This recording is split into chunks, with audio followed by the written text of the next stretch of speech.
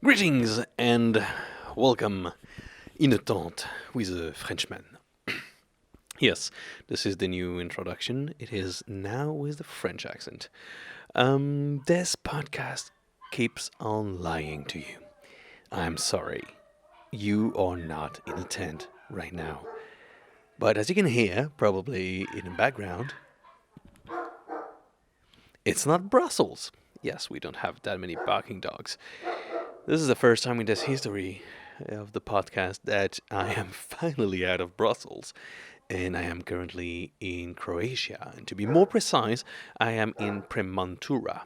Premantura is in Istra, I think, and Premantura is the beginning of the Via Adriatica. So in the latest podcast, I said that I would hike the Via Dinara. It's still the thing. I'm still going to hike the Via Dinara, but because of coronavirus, I could not enter Slovenia. So because I couldn't enter Slovenia, I had to find another way to start the Via Dinara. So I will just start in Croatia, and the 150 kilometers that were missing from Slovenia, I'm going to do them in Croatia, actually. So I'm starting in Pula. I had a direct flight, Brussels-Pula, amazing. And I then took a bus, local bus, to Premantura, and today I hiked all the way to the beginning of Via Adriatica. The Via Adriatica is actually a long trail as well, but only in Croatia. And because I don't want to stay only in Croatia, I will just hike it until it meets with the Via Dinara in the mountains, and then I will follow as usual. So for 150 kilometers or something, I'm going to be on the seaside, which was not planned, and I arrived in the seaside yesterday and spent a lot of day. It's burning. It's burning. I'm not the kind of person who likes the warmth at all. I'm always warm, so I am dying. Anyway, this is not really important. The most important is that I am hiking. Yes, it's happening. Finally, it's happening. I don't realize it at all. I took a hotel yesterday. We needed a hotel. We, as in tourists, needed a hotel to enter Croatia to have a booking reference. And now, good night. And now I'm in a second hotel. I'm actually in a villa that is a shared. That was a neighbor that doesn't speak my language. That is playing with the dogs now. Wow, that podcast is so direct. It's amazing. Anyway, so yes, I'm in this hotel now. I did the beginning of the Via Adriatica today without my bag, and tomorrow morning I will start hiking for real. And if everything goes according to plan, I should be doing around 10-15 kilometers tomorrow and find a forest where I can sleep. The problem is wild camping is forbidden in Croatia. It's mostly not that big of a deal when you're in the mountains, apparently. But on the coast, because of the tourism, it's really hard to find spots. So I'll try to do it to the best of my abilities. Otherwise, I will take just hostel. But I spotted kind of a big forest, and I hope it will work tomorrow night. Anyway, it will be my real first. The bag is heavier than I thought. I walked a little bit with it today, with the water and everything. It's still ultralight. I mean, the base weight was supposed to be 6 to 7 kilograms, but I have 2.5 liters of water plus a ton of weird food that I found in the supermarket. They don't have like dehydrated food just for hikers, so I have to improvise. Anyway, it's quite of a long one. This first podcast, I am happy that some of you are following. Yeah, I hope it will be fine. I still have many stuff to figure out, but one day at a time. It's just 1,300 kilometers or a little bit more. We'll figure it out. Anyway, thank you for joining. It's really happening. And yeah, talk to you tomorrow. Cheers.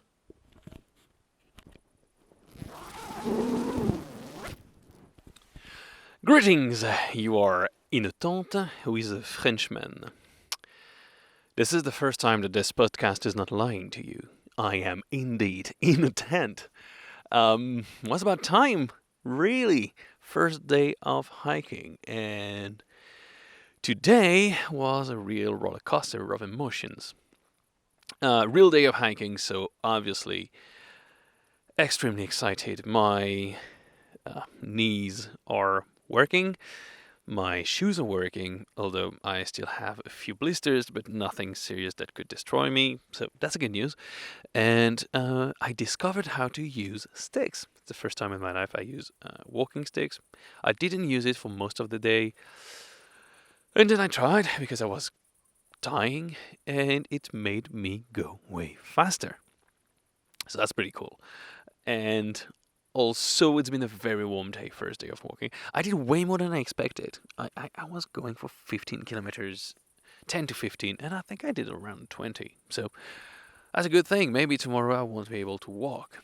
That being said, um, it was also a very, very, very difficult day. You have to understand that if I'm doing this hike, it's not just because it's a hike and it's fun.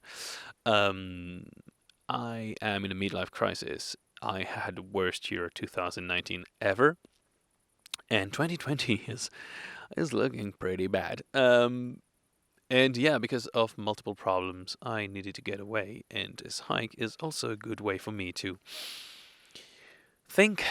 I spend hours on airplane. It's really hard for me in regular life to have airplane mode, and I'm constantly watching my phone, and it's a disease. And then in here, I don't have the choice. Although today I did, and yeah, today have been extremely difficult. I received heartbreaking news, really heartbreaking news that really, really, really destroyed me and hit me right in the guts the first day of hiking. I was I was there to just get away from those problems. I guess this bad habits of checking my phone will die with time, but it's just yeah, it's been a very difficult day. And the problem when you receive a bad news and you walk without any distraction is that it lingers. So all in all, I was in ecstasy the moment I could walk super fast, and I was absolutely destroyed when I was thinking about what happened. And yeah, all in all, I'm really happy to arrive at my camp. I'm sad, but I'm also excited, and I'm looking forward to it. It's difficult when you are really in this situation where it's really really going wrong in your mind to keep going because you're tired. The heat is terrifying in Croatia right now, and you're like, oh my god, what am I even doing this for? And the doubt is starting to creep on me on the first day. Who am I even kidding trying to do this for 3 months? Okay, I will I will stay positive. I'm really excited to be at camp. I'm really excited to be in my tent. I managed to heat up some cevapcici straight on fire, so that's nice. We'll see about tomorrow. I hope I will find a beach. I hope I will be able to get the dirt away from me and all the blood. Yes, I bleed. When I try to go in the bushes, I shouldn't go. Anyway, thank you for tuning in, and talk to you tomorrow.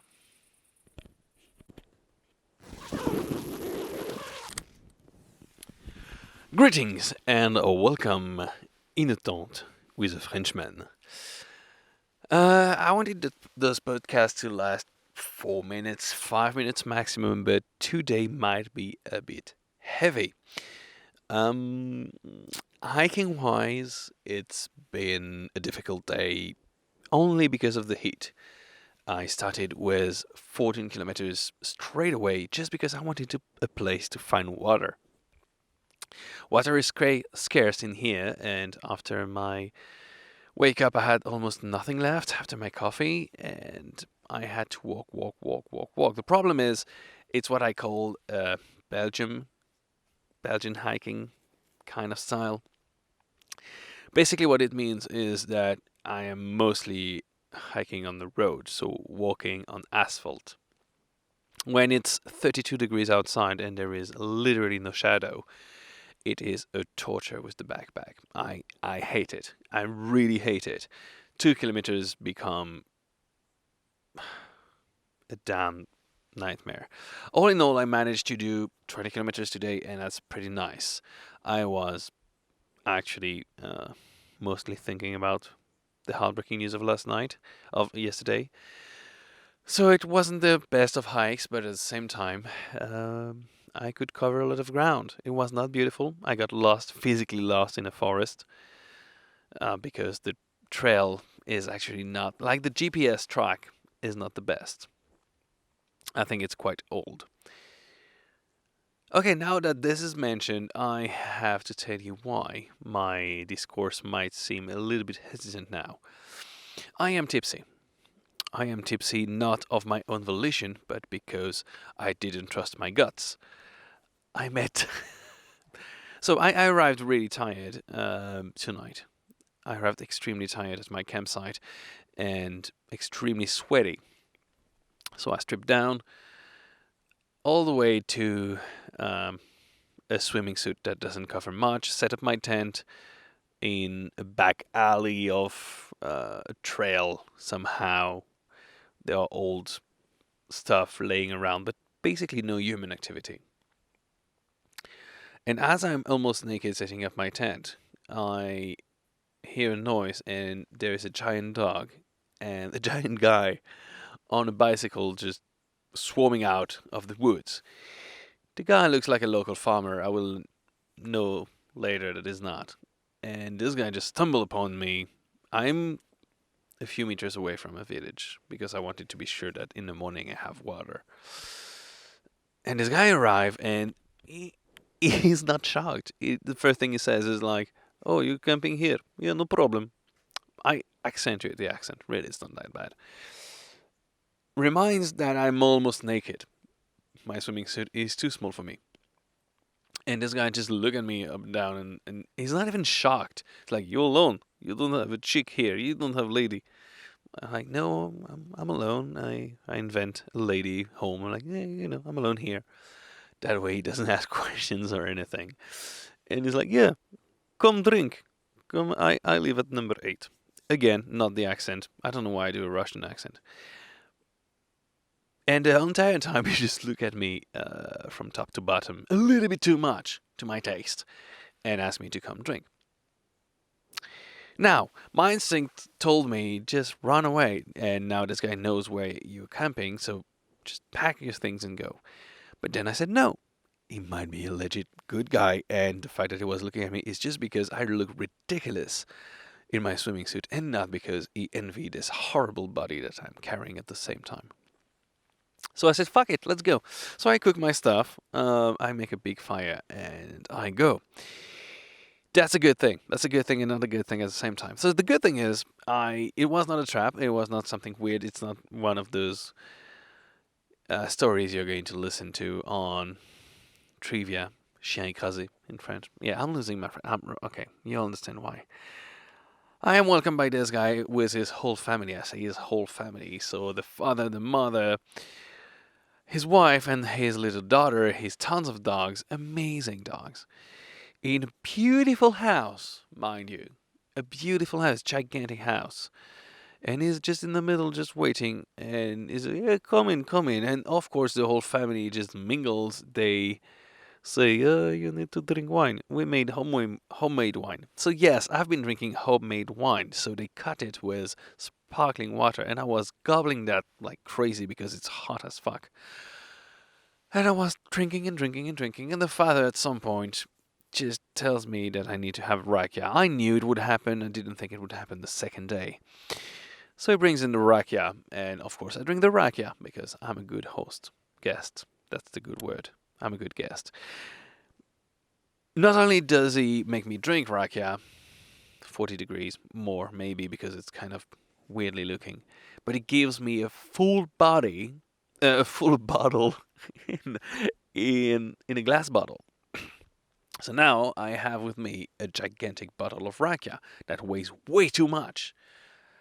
I chase every gram to be ultralight, and this guy gives me a bottle of strong liquor, and he tells me it's for disinfection. I love this.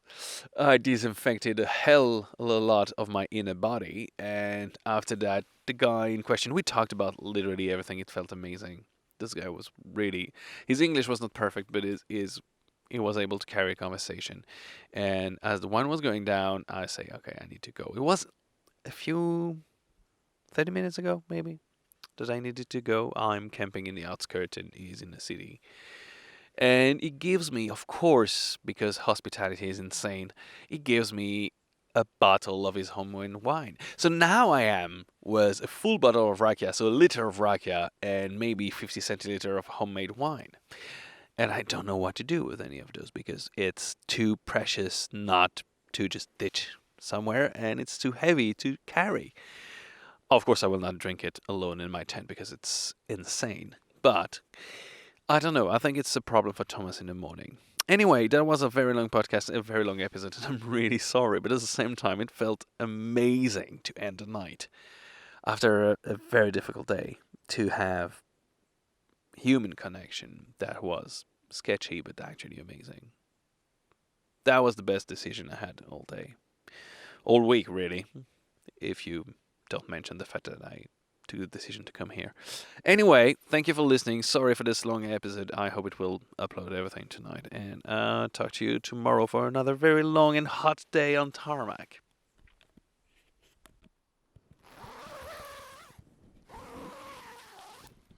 Greetings and welcome in a tent with a Frenchman. This is the burning day. I should call this episode Burning Man. It's been the hottest day. And when I say the hottest day, it's not just because it's been hot, but because I did a section today that was absolutely atrocious. The section from Puntera to Russia. It's basically a very nice descent through the mountain. Kind of the first time I see elevation and don't feel like in like a enhanced version of Belgium. That was kind of nice, and there was a fire tower. I always dreamt about going into a fire tower, so I went, and I took a silly selfie, because I'm silly. And then after that, I continued descending, and there is this stretch from, I don't know, it's maybe 10 kilometers, with no ventilation, no wind, nothing. No point of water, no point of food. It was 11 when I started, and I ended up. I don't know. It took me 2 hours to do it, or 3 hours to do it. At the worst time, it was. The sun was the worst at this point. My body is covered in sunburn. I thought I was handling it pretty well. I have a tiny bit of sunscreen, and I thought I did what I could. Apparently I did not enough, and the magnitude of the burn will probably blossom through the night as I will discover new areas that hurt. This on top of my feet becoming a blister factory of the best result, and my feet really... Let's just say that when I put my shoes, I feel that my shoes are an extension of my body to the worst possible meaning. It feels like a shell, and it's crushing me, but at the same time it heals me, and if I take them off, I feel that my skin is going to come off with them. So that's a nice feeling. And all of that, this horrible eat, I had not enough to drink. I drink maybe 8 liters more. I constantly think about drinking. This is the only thought I have in my mind. I just killed a mosquito. The only thing I want is sparkling water, cold sparkling water. This is my dream. And my water was burning in the bottles. So every time I had to drench my thirst, it was of hot water in the sun. This is a horrible day. Anyway, the good thing about that is that you're so numb that you have very little time to think about yourself. So that's good, because I'm still... I don't think I will ever be happy in general in my life. I'm at this point. Yeah, it sounds very dramatic.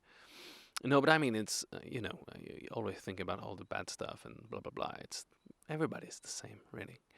But, yeah, the past days have been difficult. So, it's in the past years. But for once, it was nice to be able to kind of disconnect because of the pain.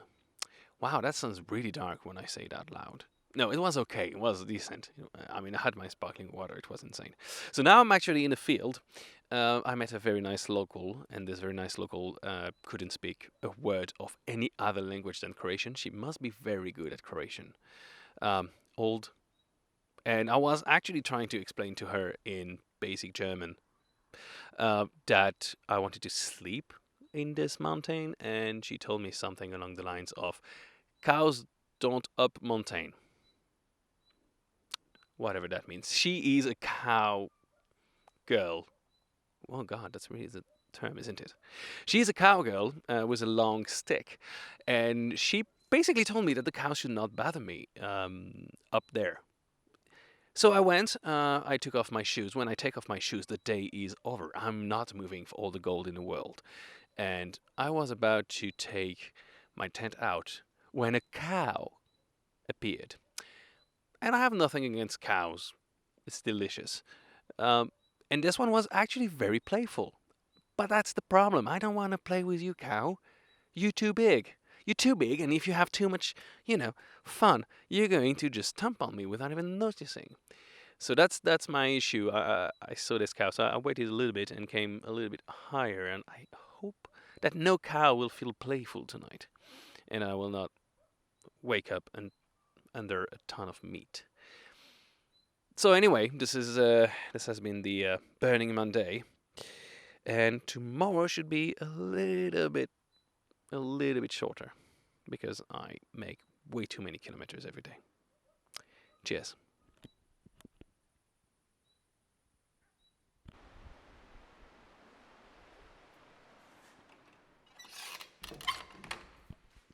Greetings and welcome in the tent with a Frenchman. The sound you are listening to is actually Burra. Burra is a local storm that the people in Israel like to have around because it makes stuff move and it makes beautiful colors in the sky called lightning. If you hear a strange echo to my voice and not the classic of the forest or the tent or the clacking sound in the background, it's because I'm in an abandoned house. Well, not house, school really. Abandoned house. I want to say that. Abandoned school. Because of the crazy storm we have tonight, I had to take shelter in a hard building. Actually, it's a local that I met on the group for the Via Adriatica hikers. A lot of people called trail angels that are helping people, and she proposed me straight away to just come because I could not be outside. Not only did she do that, but she picked me up. She made me homemade dinner to go. I ate it right here. And now I will be spending the night in this gigantic building on two couches that served not so long ago to host a party for youth people. I prefer not to think about what's engraved in the yarn, but so far so good. I'm not outside. I'm actually quite happy. It's been a very, very long day. It started really well with a stunning descent over Rabats, and the first actually source of water I found. It's beautiful. And then I dipped my ass in the sea, something I was dreaming about for days now. It was the best feeling in the world. I don't like the beach. I don't understand the beach. I don't understand why people go to the beach. It's warm and there is nothing to do once you have stopped swimming. And you cannot swim all the time, otherwise you dissolve in water, because apparently it's a thing. So yeah, I was actually extremely happy that for, 20 minutes I was in this salty water. It actually helped with the wounds on my feet. Anyway, fast forward, it was impossible to follow the GPS to find the track back. I lost myself in the mountains several times, through thorns. Then I climbed up a mountain. First mountain, beautiful. Standard. I said that with the Liège accent because of people who understand that joke. But the peak is really called Standard. I was doubled by a guy on a bicycle on the way up. He had an electric bicycle. The motherfucker. I was just hustling to get there. I was dead when I arrived. And he was just there drinking Kool-Aid or whatever. just being cool Austrian guy. Damn it, hate him. And then I started the very long descent and met with this amazing person. So that's actually a very good day, all in all, even if it was difficult at some points. My body is always in pain, my mind is never at rest, and tomorrow is my real first mountain. So it's going to be a long day, and I'm not sure actually I will end up in a city. It might be my first days of absolute solitude. I don't know. I should check it out at some point, but I'm really too fucking tired. So I'm going to sleep. She's going to pick me up at 6 or 7, and I'm going to start hiking with this gigantic backpack. And Burra outside is just slamming all the windows around me. It feels like an horror movie, and I love it. I just feel relaxed because I'm inside, and I have a cold shower waiting for me. Anyway, cheers.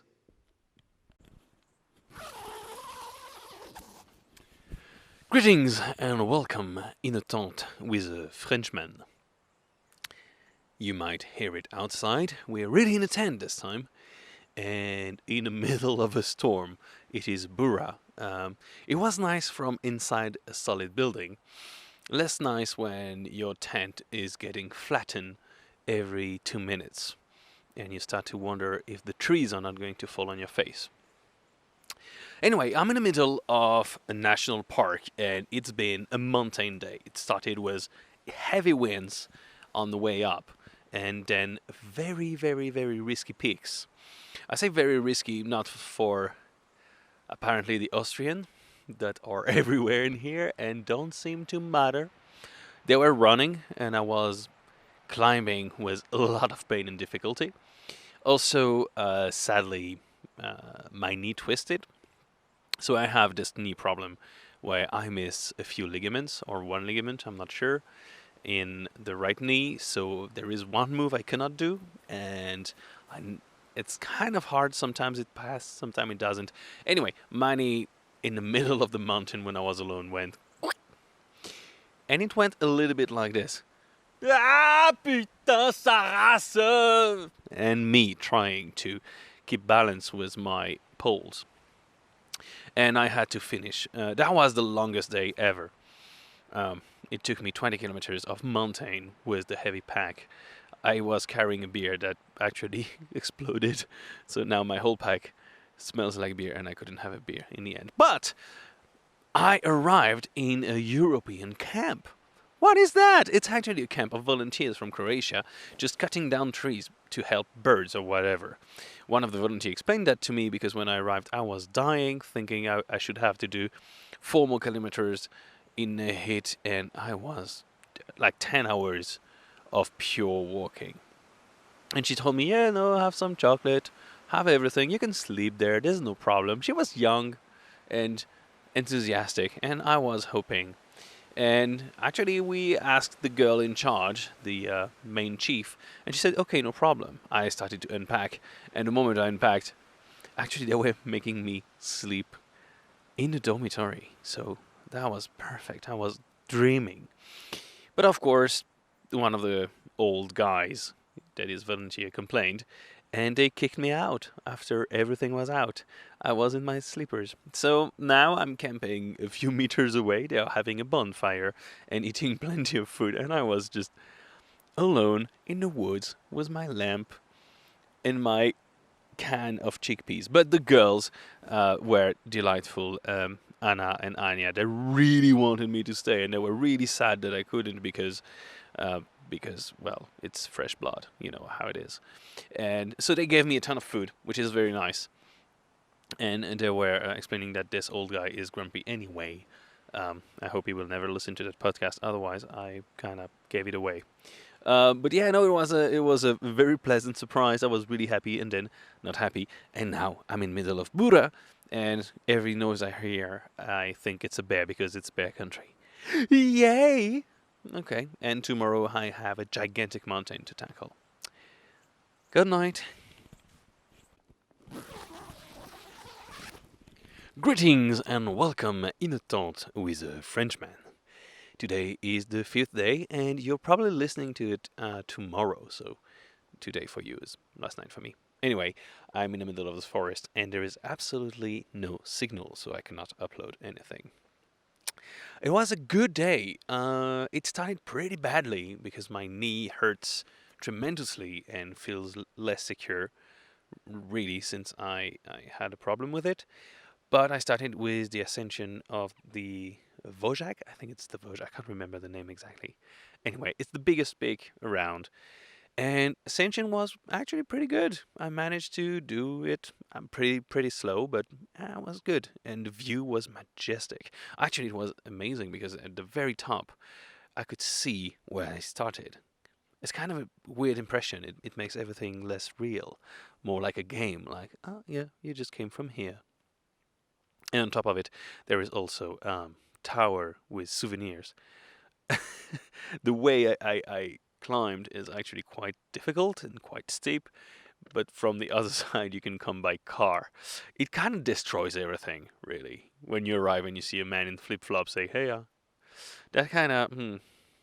Anyway, I didn't want to do a big day today, but I did a big day today. I stopped at a very posh restaurant called Le Bouclon.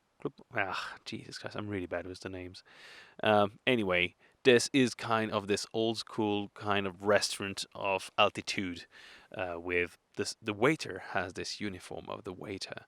The atmosphere inside is exquisite, to say the least. And there was jazz playing while I was eating, and I ate some bear borscht with gnocchi. So that was weird. It was interesting to try. It was very expensive. It's the kind of price that I would not even pay for in Brussels. So 13 euros with a glass of water. Um, but it helped me to go along the way, and along the way was pretty tough. I thought it would be really easy until I get to this place I am in now, but actually it's tons of ascension in woods, pretty hard, and Miney was like, "Hey, I'm about to fall now. Hey, no, ha ha ha, I'm about to fall now." No, that was a bit terrifying. And to speak about terrifying, I kind of heard a very big animal next to me at some point, and I'm now camping alone. Exactly what I wanted to do since the beginning, alone in the middle of nowhere, without anybody around, like anybody. And actually, my water, I have to resource, like to make sure I have enough water for tomorrow because, yeah, it's a rare resource. And I'm pretty proud of myself. I'm pretty proud of myself to manage to do that. And to be honest, I spent most of my day wondering what the fuck am I doing as I'm walking. I would say that most of the thought I have in my head are pretty bad, and this one keeps on coming back. What the hell are you doing? Why are you doing it? And it's true that I fail to see a single reason why I'm doing it, except for the fact that I am doing it. And, when you're doing something, you just do it. Otherwise, it makes no sense to do this thing. But yeah, no, I'm in this state of mind completely. Like, most of the time I think I hate hiking. And I do. Uh, I enjoy the outdoors. I don't really enjoy walking. It's kind of a weird feeling. Maybe it's because I have more blisters and I had headaches in my life. Maybe it's because, I don't know, I can feel all the little pains in my body constantly. Maybe it's the mosquitoes, maybe it's the heat, maybe it's the weird rocks I'm walking on, maybe it's the lack of water. But yeah, I have this in my mind constantly. But tonight, for once, I'm proud of myself. I found a great spot. There's probably a bear around, and I'm going to spend the night. And it's going to be okay, Thomas. It's going to be alright. Well, it better be because, well. Anyway, cheers!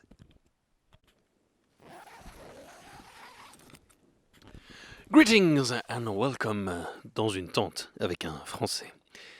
Yeah, I changed the title a little bit. Today has been a marathon day. It's been a very long day. I did 25 kilometers, and like every day when I start my day, I say, today you take it slow, think about your knee. Obviously, I didn't do that. I woke up in the real woods. That was a great feeling. Could take my time, could do a little bit of this, a little bit of that, and I had enough water to take to the next door. Obviously, when I managed to get to the next dorm through the forest, the next dorm was closed. And finally, I reached civilization. The first view of a village really filled my heart with joy.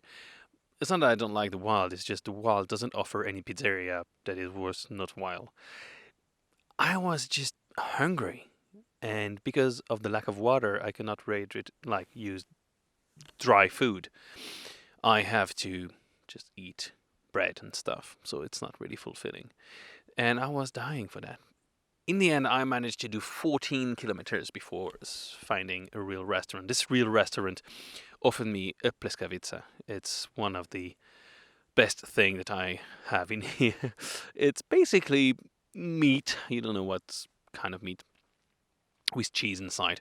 It's kind of weird. It's lovely. It was cooked on wood fire, so on a grill, with fries, a gigantic plate of fries, and a pint of beer that looked like a liter. I was destroyed, but that was the best moment in my life.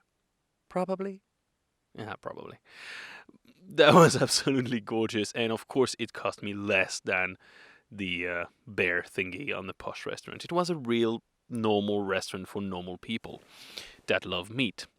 That was a nice feeling. That was really a nice feeling, and the nice feeling continued because a trail angel came. A trail angel also from the Facebook group, and I was like, I really need a shower, and this person said, you know what? I have a shower, so maybe we can match. So she brought me to her place. I took a shower. Just this shower was wow. Alexandra, thank you again. Really, this shower saved my life with hot water. It's been a week with hot water. And after that, I had a coffee, which is amazing. And she dropped me at 7 to do the last 10 kilometers. 7 is late to do 10 kilometers through the woods. I started to run, like really run almost. That was bad. I was chasing the sun, really. I didn't want to arrive after the sun. And of course, I arrived after the sun. So I arrived at a place that was supposed to be a camp, something on the GPS. It was actually nothing. So there was a field nearby that looks like the perfect field.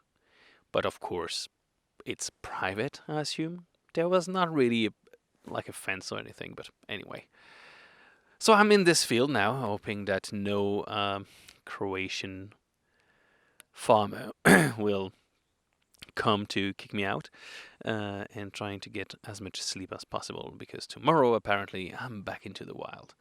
But I will have a stop in Studena, where I will probably full up on carbs and stuff just to make it through the day. That was a long day. And my thoughts were everywhere again. I still don't manage to get out of the past. It seems that I'm stuck in it. Yeah, it's everything just go on and on and on in circle in my head constantly, and sometimes I sing. Today, I was singing. What did I sing? I'm so excited, and I can't deny it. I'm about to lose control, and I think I like it. I hope I will get to this point. Anyway, have a good night. Cheers.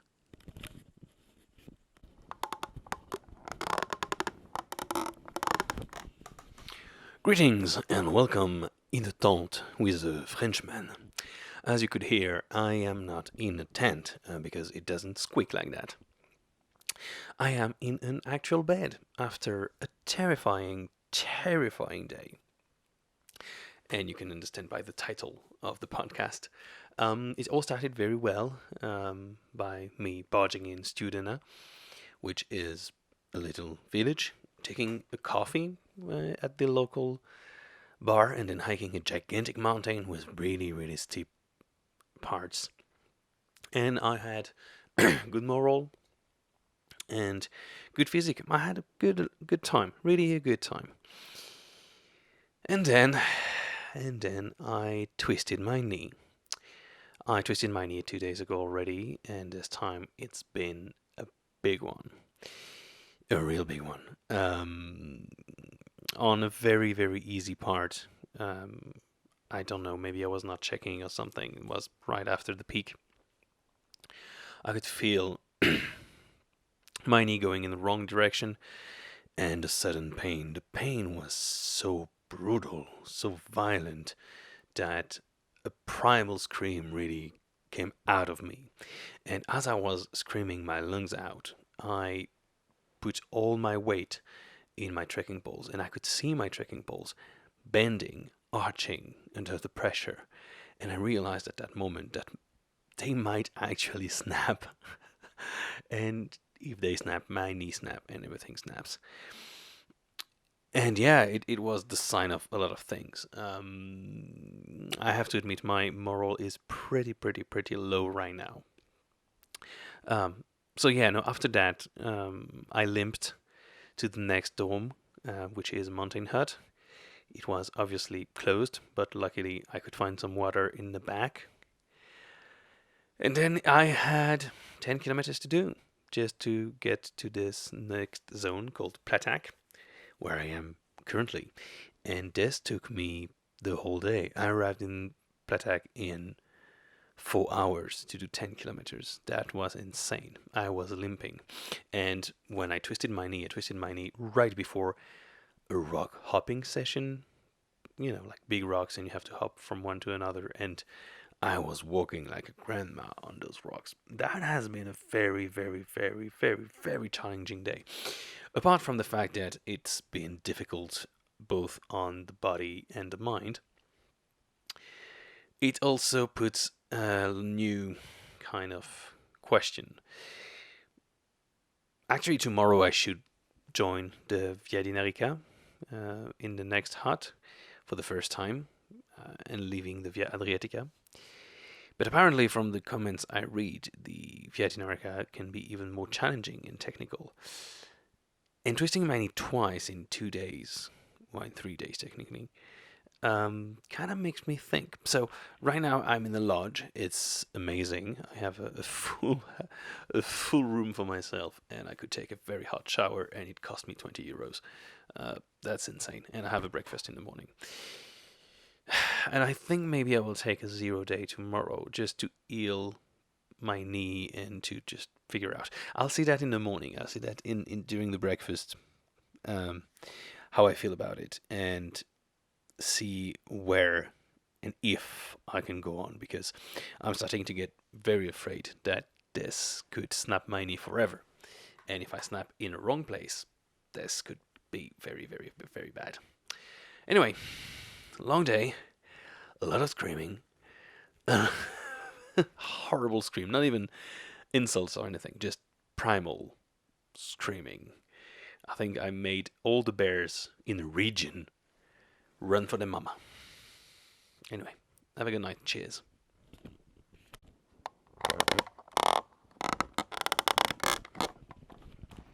Greetings and a welcome in a tent with a Frenchman.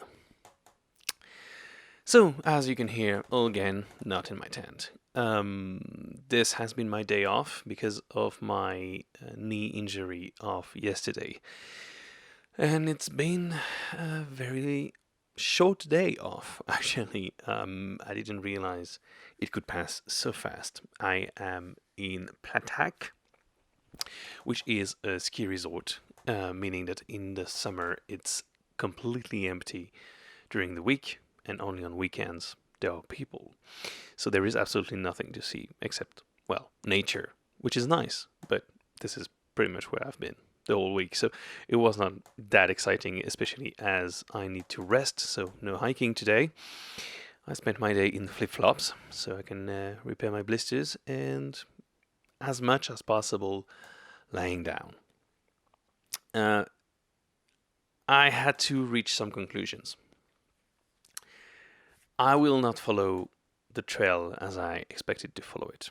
I will not follow the white line of the Via Adriatica, as it goes through many pics, and especially tomorrow the next stage would be to go to another dome.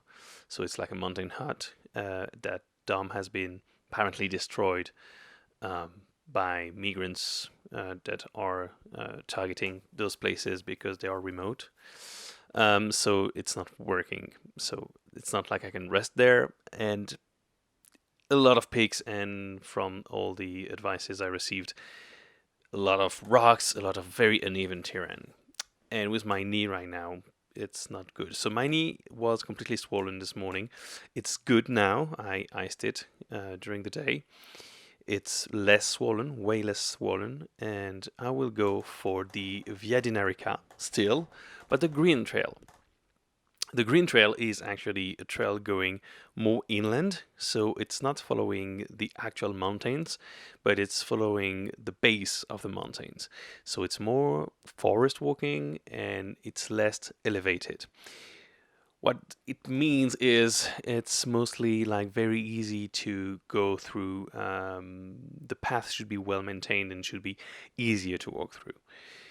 It's still elevated, it still offers some stunning views apparently, and it still goes on and on and on for a long time. Apparently I will spend more time in Bosnia now than I will spend in Croatia. But anyway, to do that I have a very challenging day tomorrow, because apparently in the city, well, the resort I am now, there is no bus.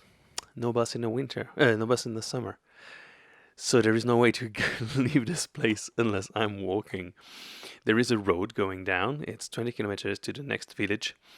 And if I don't find someone to take me down that road and take a bus there to Rijeka and from Rijeka to Velebit, only consonants. It's really a name with only consonants and an O in the middle to make believe it's a real word. If I don't find a way to get down that path, it means that I will be walking tomorrow 20 kilometers on a paved road, and it's raining tomorrow, so it's not ideal.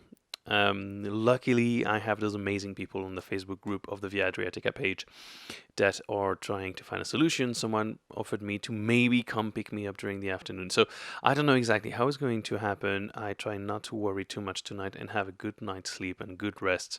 And I'll advise everything in the morning. But it's going to be maybe 2 to 3 days before I can walk again. And it will be mainly transport and maybe city.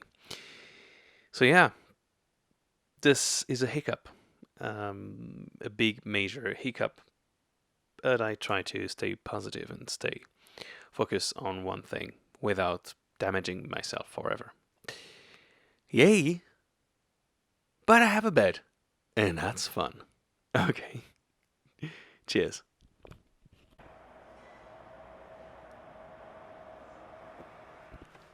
Greetings and welcome in a taunt with a Frenchman.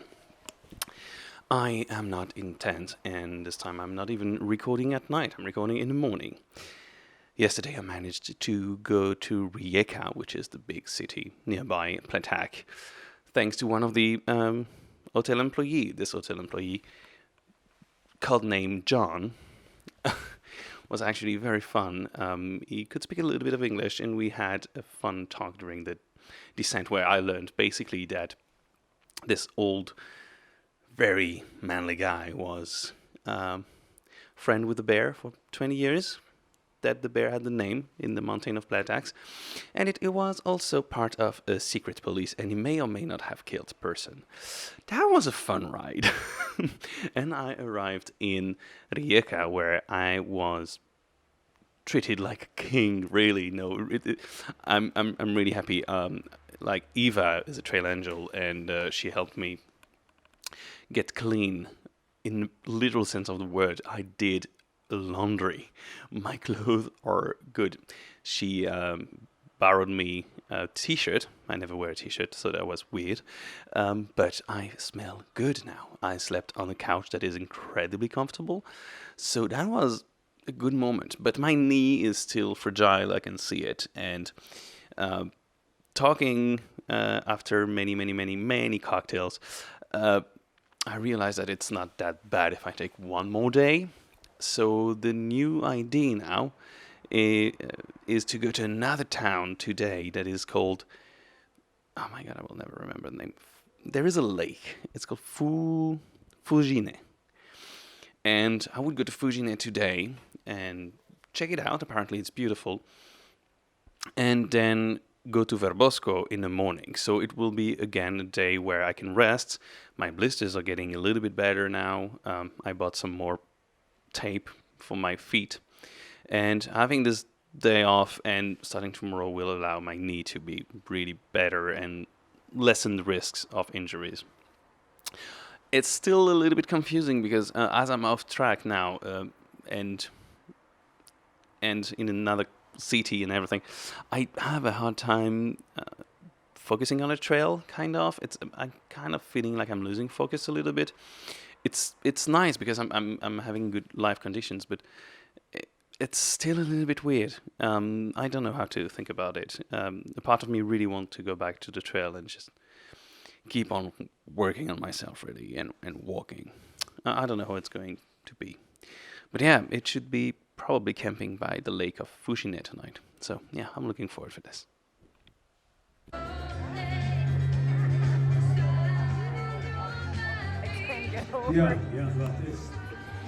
Greetings and welcome in a tent with a Frenchman. As you can hear, I'm not in a tent again, but the tent is actually coming. I'm right now at the little town of Fuzine. Fuzine is nested in a mountain and has a great looking lake that, according to Eva, that is my trail angel, is an amazing place to visit. So here I am, took a bus, came here, I ate the most delicious boar of my life. I seriously couldn't get over it. Then I did a little tour around the lake in my flip-flops to prevent blisters, so I created new blisters because I am an idiot trying to find a place to actually camp.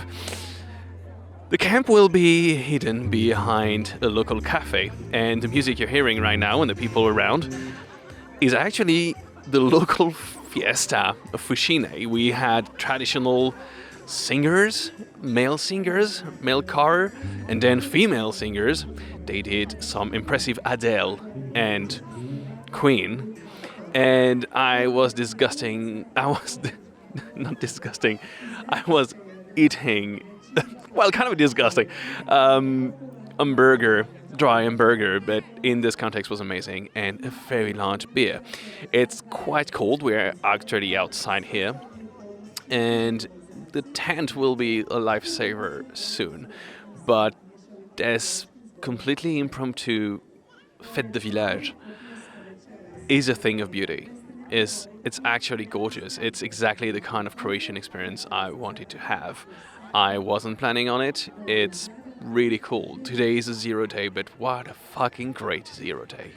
It's actually building my hopes up, and tomorrow morning at 9 I'll have a bus to go something and start to hike from there, hopefully.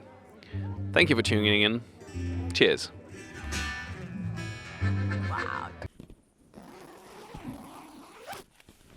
Greetings and welcome in a tent with a Frenchman. Guess who's back? Back again. Back in the woods.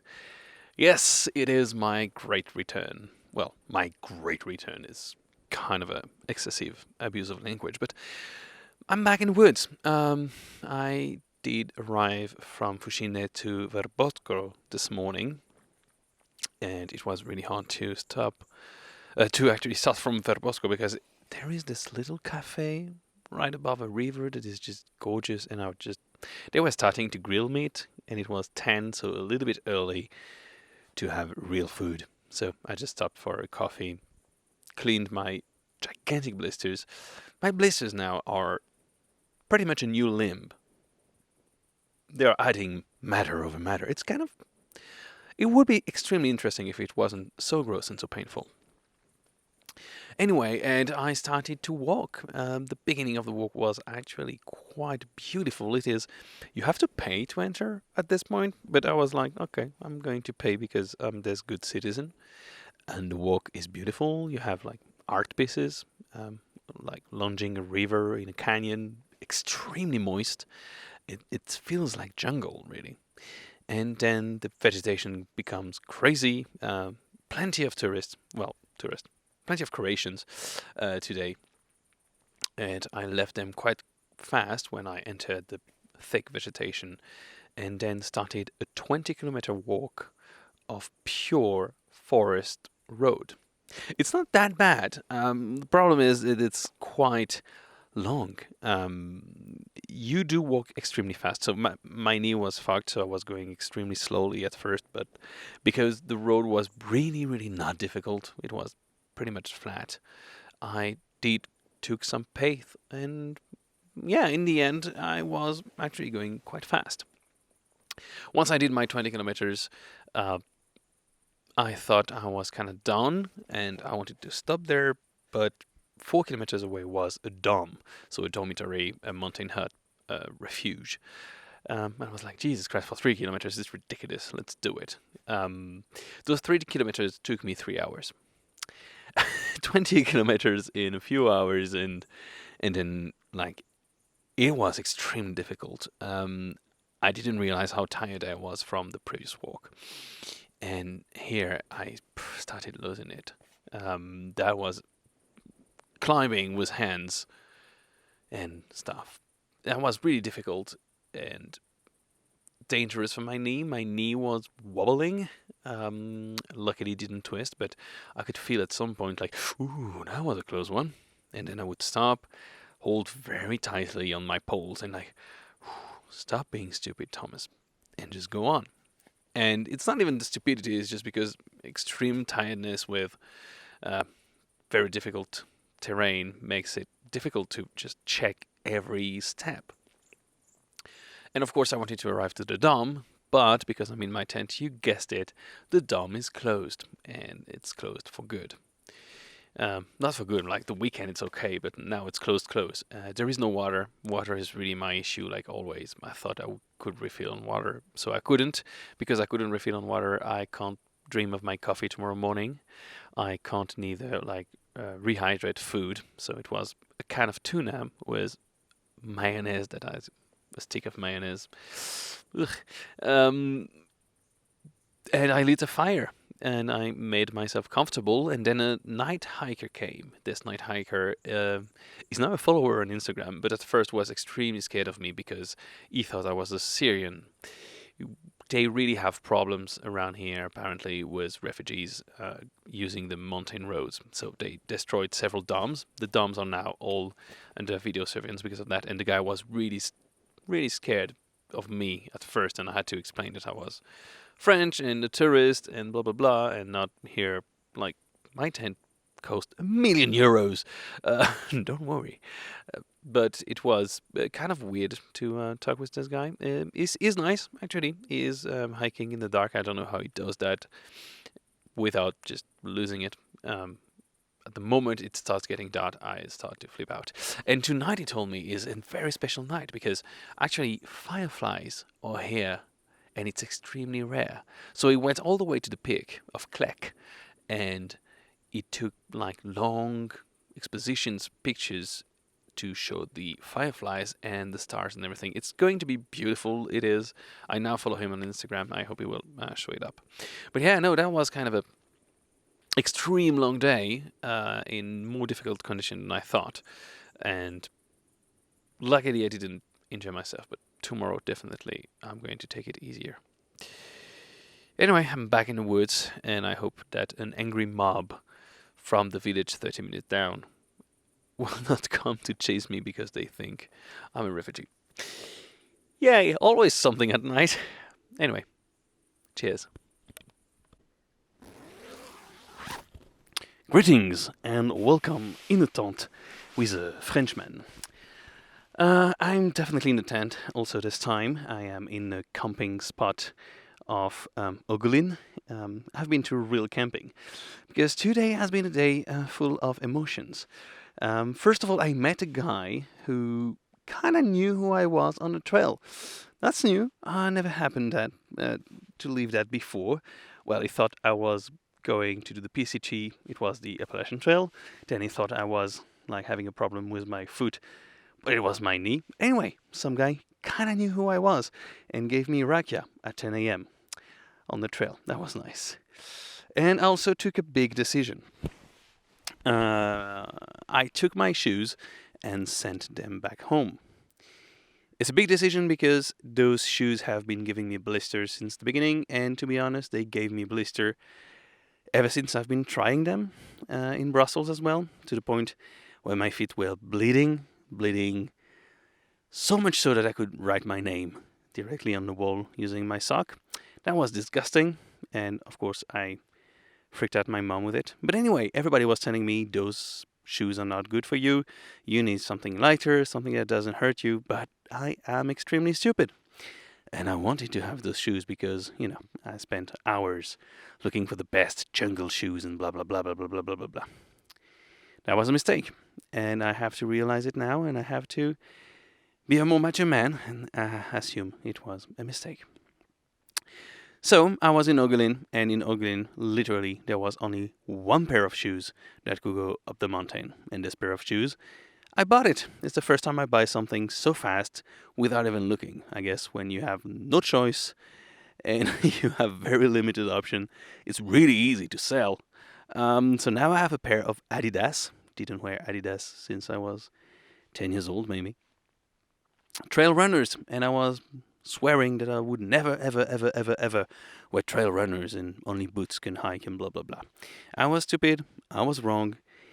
And, well, maybe I wasn't, actually, because I didn't really hike in them. Maybe I will hate them tomorrow. But anyway, now my boots are on their way to Brussels, and on my feet are brand new Adidas. That might be the death of me, or maybe the liberation. I'll see that in the coming days, but I have no other choice. Anyway, and I decided to get to Ogulin in the camping, because apparently there was a beach bar, and there was a beach bar. And surprise, at the beach bar, I could meet with a trail angel. I didn't thought that this trail angel would be in town, and, well, she didn't thought neither, but she was. That was nice. We had a beer by the lake. That was really, really fucking nice. Now, tomorrow will be a lot of road hiking. I don't know how much I will do of it, or if I will hitchhike, or I will just dye my feet. Anyway, whatever happens, happens. Cheers.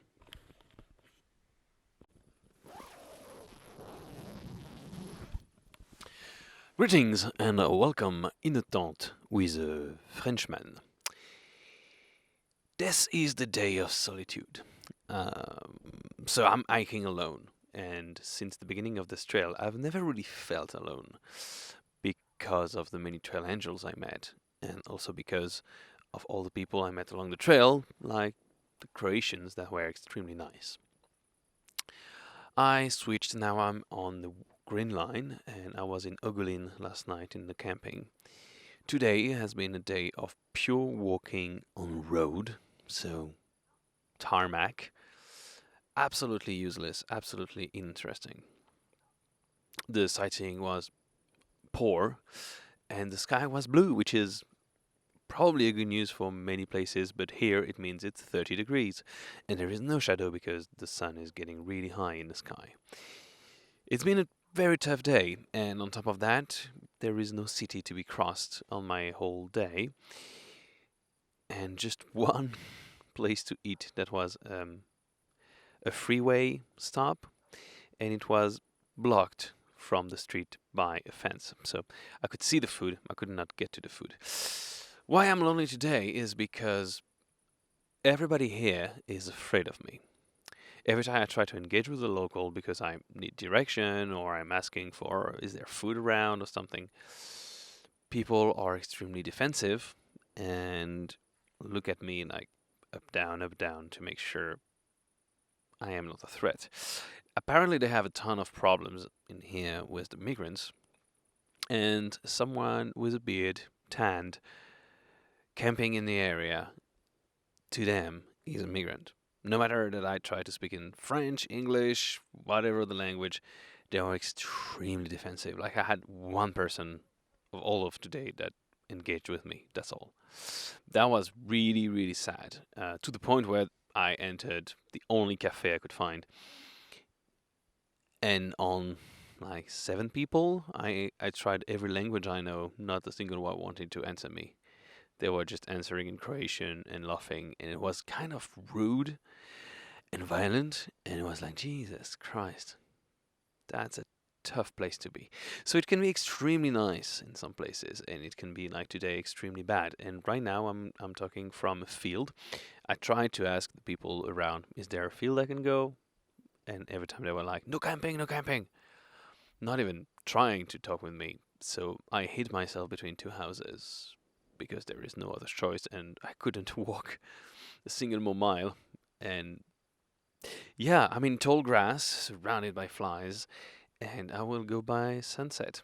Luckily, I have water. But it's been really tough. Not a pleasant day. Not a pleasant day, and really, this feeling of being alone. It's not the greatest. But yeah, no, tomorrow will be better. I will find food and I will eat like 4 people because I am hungry as fuck. Didn't eat like proper food since yesterday. Anyway, cheers.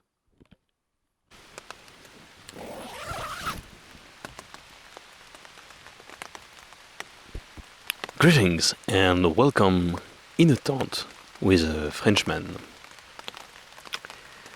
Exactly the day he wishes he was not in a tent. As you can hear around me, it is raining, but not only raining, it is also a storm. You might hear some thunder. And around me the fireflies are going crazy, which with my semi-transparent tent really gives an impression of end of the world. I had the most unexpected day. Hiking wise, I didn't do much. I went to the town this morning, so 5 kilometers of walk, not much. In agony with my feet. Again, it's kind of a cliche at this point. And I spent my whole day in Plase. That's what I did.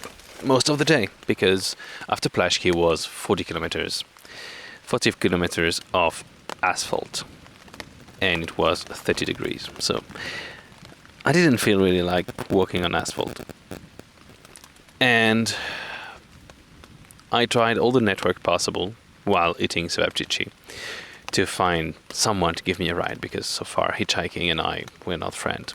Me and my Syrian face, apparently.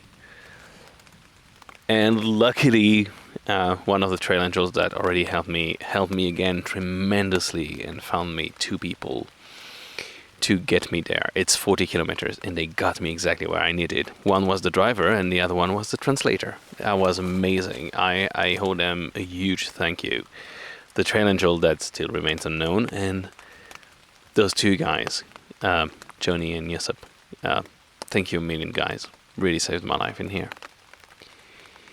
Of course, as you can hear the tone of my voice, it's not all great. I had a huge meltdown. And the dramatic effect of this storm is perfect. I visited this national park, which name I forget. It's a ton of lakes. It's absolutely gorgeous, and it's pretty much Disneyland. You have a ton of tourists. I'm not used to that, but I understand why. It's gorgeous. You have to pay the entrance, but Jesus, that's absolutely beautiful. Some pictures on my Instagram, I guess. And in the middle of the boat ride, because there is a boat ride, I was crammed in between 100 tourists. The slowest boat ride ever, because it's in a lake. It's electric, so it's really slow. I read a text from my mom explaining to me something about my grandfather, and I honestly thought at this point that my grandfather died. And I had to wait in agony for the rest of the trip to know if it was the case or not. No, luckily he just has cancer. This is, I think, the only time someone is happy that someone just has cancer and not dead already. That was horrible. That was a really horrible time. I had a huge meltdown. My whole family is gathering soon, and I will not be there because, well, here I am in the woods. I'm not a family guy at all. Never been. And I think it's the first time I felt homesick. I was just really like, geez. I had a moment of meltdown, and I almost never have one. And I mention it because I think it's important in this mental thingy that I'm doing to try to get better. I haven't cried. One tear, each eye. It was weird. I don't do that. It's not me. But yeah, here I was on this bench with all these tourists passing by, and I was like, fuck my life. What kind of life decisions did I take? And it's funny because this is exactly what I thought when I started this trail, is that I will be in a point in the forest thinking, what are the life decisions that took me to this exact moment where every time you have something good happening, something shitty is happening. So I was thinking about going to a hotel, maybe like, okay, fuck, I need some rest and everything. But I was in camping 2 days ago, and I'm like, okay, it's time to soldier on. And so I started to hike this mountain almost in the dark. The storm started, and I had to find real quick a place to lay the tent. I realized that I laid the tent on the rock, so yay me. And I'm not even like, it's morally speaking, it's kind of a weird day because I had a very good moment, and I'm really incredibly happy that those guys helped me. And at the same time, I had this bad news, and it seems like stuff are just piling up, and just a lot of stuff to deal at the same time while being basically physically and mentally lost. Anyway, I'm really happy about the people around me, and I'm not talking about just my family because I mentioned them. I'm talking about the trail angels. I'm talking about the incredible community and the guys that are helping me, and my old friends, like a ton of people that reached me to just tell me, geez, that's crazy what you're doing, and that's nice. Keep it up. I think that's the only thing that keeps me up. If I was just me, myself, and I would be like, fuck that shit, I'm home. But yeah, when I see the support, it's like, yeah, well, let's not there be for wasting, or the appropriate English structure. Yeah, a little bit of a longer episode because, well, I mean, I have such a dramatic setting. It would have been a shame not to use it. Listen to that. Wish you could see the fireflies. Anyway, tomorrow I'll be hiking in the rain. And hopefully I won't get stopped at the border of Bosnia, which is happening soon. Cheers!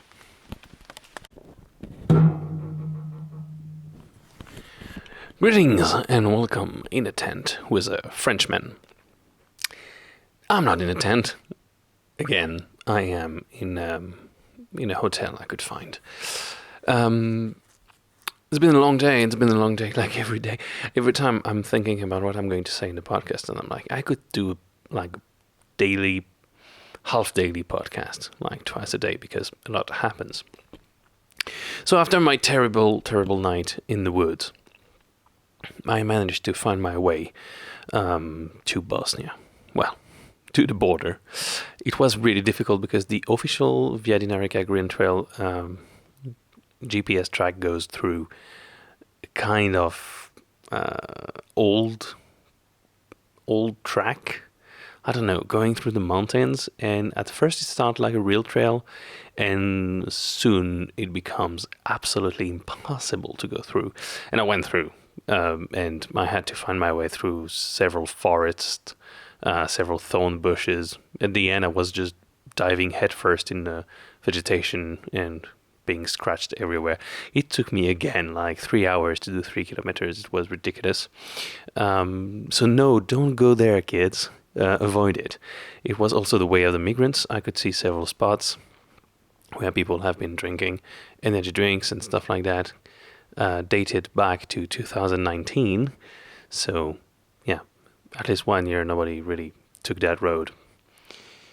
I arrived in a little village with a hostel that is closed, and I asked the woman there, just there chilling, is there any restaurant, anything to eat?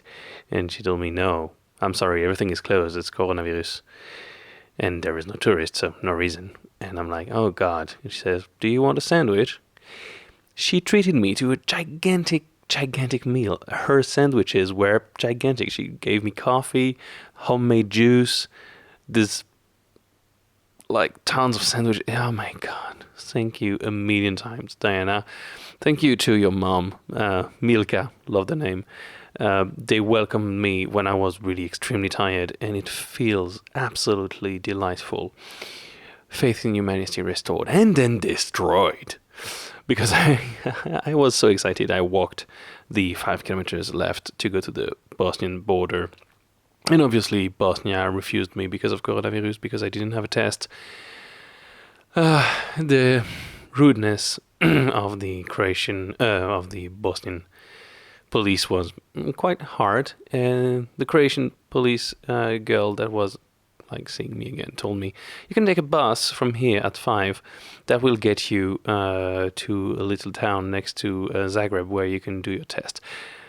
I hoped for that. I tried, and apparently when the bus arrived, it told me, no, I don't take anybody. Tomorrow, 5 a.m.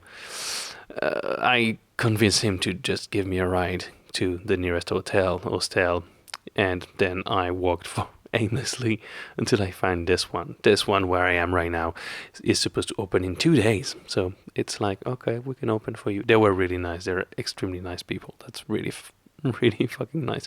So yeah, my plans are changing again.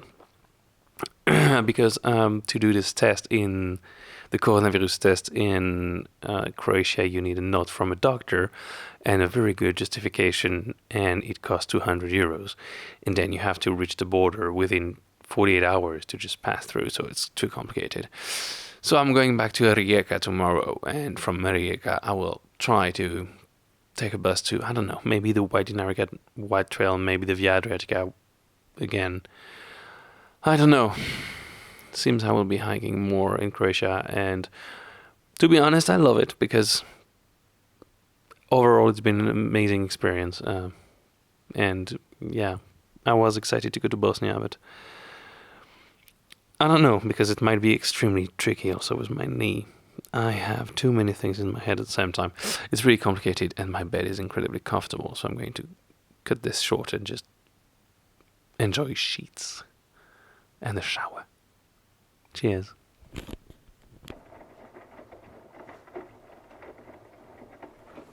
Greetings and welcome in a tent with a Frenchman. The sound you are listening to now is a washing machine, which is the best thing humanity has ever invented. I am now in Rijeka. It is not the night, but it is the morning. And my clothes are being washed. They really, really needed it. So I'm back to a big city. Yesterday has been a day of, again, it seems like I have a lot of those, a lot of reflection. I spent a day waiting, basically. I did meet someone that was extremely fun. I took a bus from Plitvice Lakes to Rijeka, but I had to stop.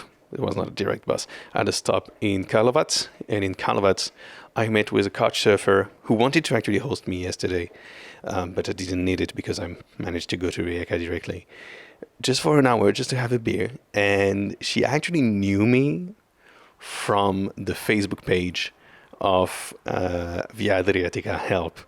So that's the second person that I meet in real life that know me from this stuff. So I got the feeling that every Croatian ever is on this Facebook page, which is really nice. And I drank a beer that was actually a very good beer in a small place. And the guy was really fun, the waiter. And when he knew I was from Belgium, he gave me another beer because he makes them himself and is proud of them. And they're like, okay, well, you will have this beer on me. And he put it in my bag. That was really nice. And also the people from the hotel where I stayed were amazing. Didn't charge me for the beer I had the last night. Didn't charge me for anything. Gave me a lift. Helped me. I mean, the people in here are just extremely nice. It is almost baffling. So here I am now in Rijeka, and I am thinking about the next steps. I probably want to go back to the Via Adriatica. I wanted to do this COVID test to go to Bosnia and follow the green line, but it's too complicated. You have to go to Zagreb. It costs 200 euros. You have to have an appointment. You have to have a good reason, and then you have to find a bus 48 hours to go back. And still, they can say no because you need documents or whatever. It sounds too complicated. And I'm having too much of a great time with the support of people in Croatia. So I'm like, okay, fuck it, let's try it. I will try it slowly. because my knee is still fucked. And on top of that, with my new shoes and the very wet conditions, I developed some kind of, I don't know if it's athlete foot or something. Anyway, it's kind of bad. My feet are in a very bad shape. So I will take this day in Rijeka and maybe tomorrow as well in Rijeka to air my feet and to go to a pharmacy and to try to get like an cream or something to just get rid of this, because it's just painful to walk every day. And the point is, and I will quote my friend Victoria, you're not here to suffer only. That's right, I'm not here to suffer only, and I need to remember that from time to time. So trying to make this more enjoyable than just suffering for suffering, which is kind of stupid. So this is kind of the plan now, is to have kind of a rest in Rijeka for today and maybe tomorrow, and going back on the trail on probably into Hobich. I hope I don't butcher this word. And then hiking on the Via Adriatica, because this community is absolutely amazing. And for me to say a community is amazing is kind of a big deal. But really, the people are extremely nice, and it's really hard. And it's beautiful. I mean, come on, just the pictures. I'm the worst at taking pictures, and everywhere I just shoot is just beautiful. So anyway, that was the idea. We'll see how it goes. Cheers.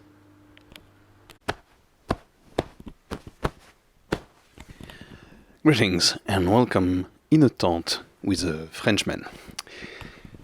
A Frenchman that is actually right now in his home base, kind of home base now, of Rijeka.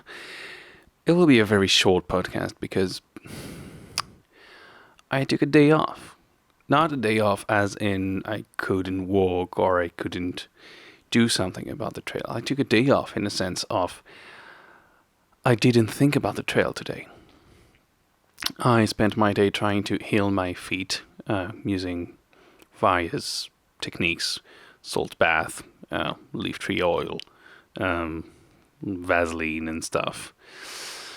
And I didn't think about the trail today. I didn't think about the trail. It feels good.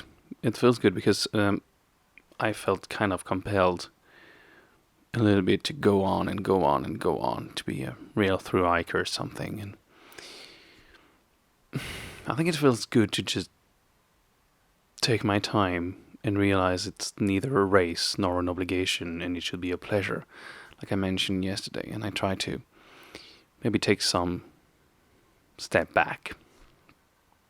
So today was just a day off in a beautiful city where I could barely walk in my flip-flops because the pain was terrifying. But it felt good. It felt good. Hopefully tomorrow we'll take better decisions and go back in the mindset of the trail. But not for today. Not today. Today I was a Frenchman in Rijeka just doing random shit. Like grabbing coffee. Tomorrow I will be to the roster of coffee because they have a coffee roster in here. So I will have good coffee to take along the trail. Yeah, that's about it. Sorry, it's quite an eventful today. Cheers.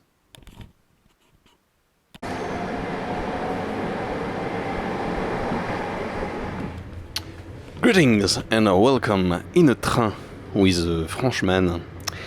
Yes, I deliberately postponed my recording last night because I knew I was taking the train this morning and I really wanted to make this ridiculous pun. So here I am. I am taking the train from Rijeka to Plase because Plase is actually one of the beginning of the Via Adriatica. And I'm back on the Via Adriatica today. I don't know how much I'm going to do. I still wanted to keep it slow because my knee is good now. But this is the problem when you have torn ligaments, when you don't have ligaments, is that it doesn't matter if it's good or not. It doesn't matter if it hurts or not. It is always fragile and it can always fail. So actually, when it hurts, it kind of gives me this constant reminder that I am not okay and I should go easy, but when it's not, I can get carried away when I start to walk a little bit faster. But this time I have new shoes, so my Adidas Terex. Hopefully they will help me get a better sense of the terrain and not get carried away than my big boots where I was just crushing everything without even trying. That was fun. But yeah, a new approach. We'll see how it goes. Hopefully I don't hurt myself too much. And yeah, my feet are not completely healed. I'm kind of certain I have athlete foot or something like that. And I've been using a lot of treatments in the past 2 days and a lot of rest. I hope it did as much as possible. We'll see about that. And yeah, it's also back to being absolutely alone with myself and my thoughts. Let's see how it goes. I'm trying to embrace the philosophy that it doesn't have to suck. It can also be nice. I hope it will be. We'll see about that today. And I should be live from a tent tonight. Back to smelling. The joy of thru-hiking, really. And those trains are really nice. You have little cabins and stuff, and it costs nothing. I love it. Anyway, cheers.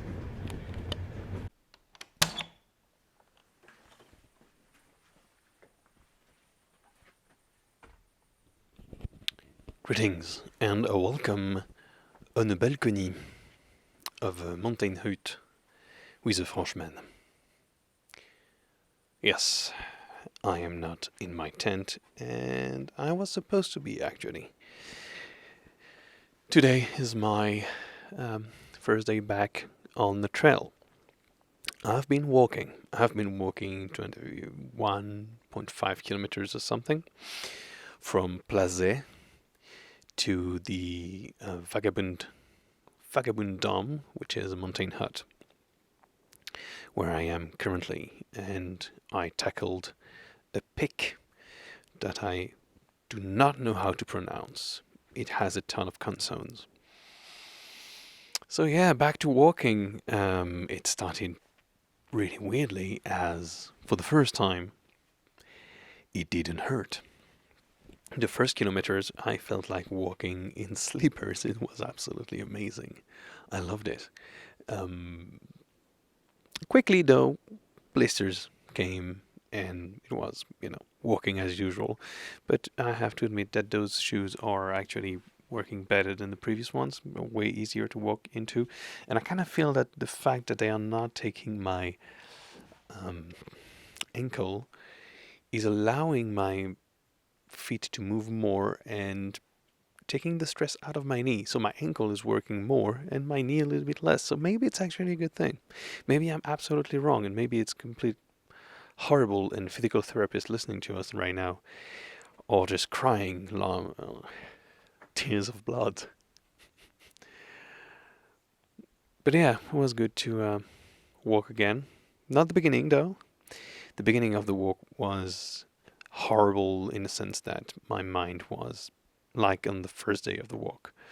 I was thinking about what happened on the first day of the walk, and I was thinking about all the bad things in my life, like going on and on and on in circle. And then, I don't know, like the rhythm picked up and I managed to think about other things. I even managed to take a nap, which is something I never do, especially not on the trail. But there was this picnic table at some point that really was feeling comfortable. And anyway, I walked on those horrible stones again to get to the peak. This is something that I do often on the trail. I like to arrive places. I hate to get there. It's always the journey, not the destination. It's definitely the destination for me. I am complaining so much on the trail. I'm happy I'm alone. It goes like, ah putain, c'est pas vrai. Mais non. Because I do it in French and sometimes in English. Ah, Jesus. This is me every time I see the little red arrow pointing towards a field of wobbly rocks. because I know that when I see the wobbly rocks, my knee is trying to commit suicide. It's like, yeah, I'm sorry, buddy, but the first rock that is even tiny wobbly, I twist myself. I don't care. So yeah, this is this is me just complaining a lot. Also, the Croatians have a weird way of calculating the time. So you have those signs telling you like the peak, the name of the peak, and an estimation of the time. The estimation of the time is always at least half of what it takes me. So either I'm extremely slow, but I've been talking to another Croatian, it's not just that.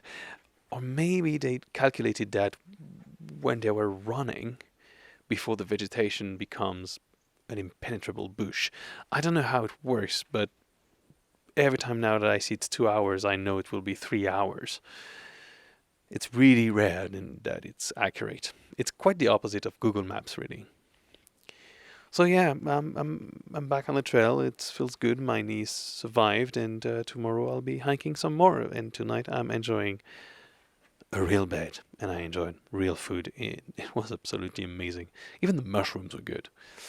But anyway, thanks for tuning in. Cheers. Greetings and welcome in a tent with a Frenchman. I must say that this is probably the proudest I've ever been of setting up my tent. It is extremely shallow of me, but I really wanted to have this beautiful Instagram view, as I call it, which is just simply having a tent, just looking at the void. And right now, I managed to put my tent on top of a mountain. So can't remember the name of the place, but checking on my GPS at the same time. Kolovrat.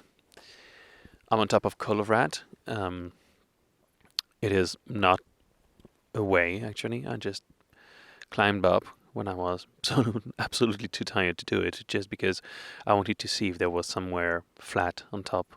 There is something flat, and it has a beautiful 360 view all around, and from within the tent I can see the sunset directly onto the sea. It is absolutely gorgeous. Right now, I'm just enjoying the colors, which are changing constantly. It's blue in the sky, it's yellow in the middle, it's orange on the contours, and the shadows of all the creeks and the reflection of the sea as everything gets dark. It's absolutely gorgeous. I try to have this podcast as a single medium and try to avoid directing you to Instagram, but yeah, sometimes it's really just absolutely gorgeous, and yeah, it's worth checking it.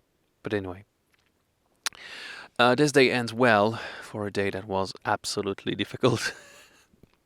There is no reason, but this was the day that I was the most tired of the entire trip, since I woke up and I took a great breakfast and I had a great meal last night, and I woke and I slept into a bed, but since this morning I just want to sleep. It's been a struggle all day just to put one foot after the other. I wanted to stop every 10 minutes, and I was looking at the steep hill and I was like, nope, I don't feel like it. It's been hard. Today was 30 kilometers, should have been a 30 kilometers day to reach Prut, something. Oh my god, I'm really terrible with names. But I knew I would not do it. As soon as I started, I found in the wild a random chair and I sat there for half an hour. I think 30 minutes after starting, it was. This day was not about speed. And I managed to find water on the way, and I did 17 kilometers out of 30, and I knew I would stop somewhere to sleep and just found this place. Whenever it's struggling, my mind goes to dark places when I hike.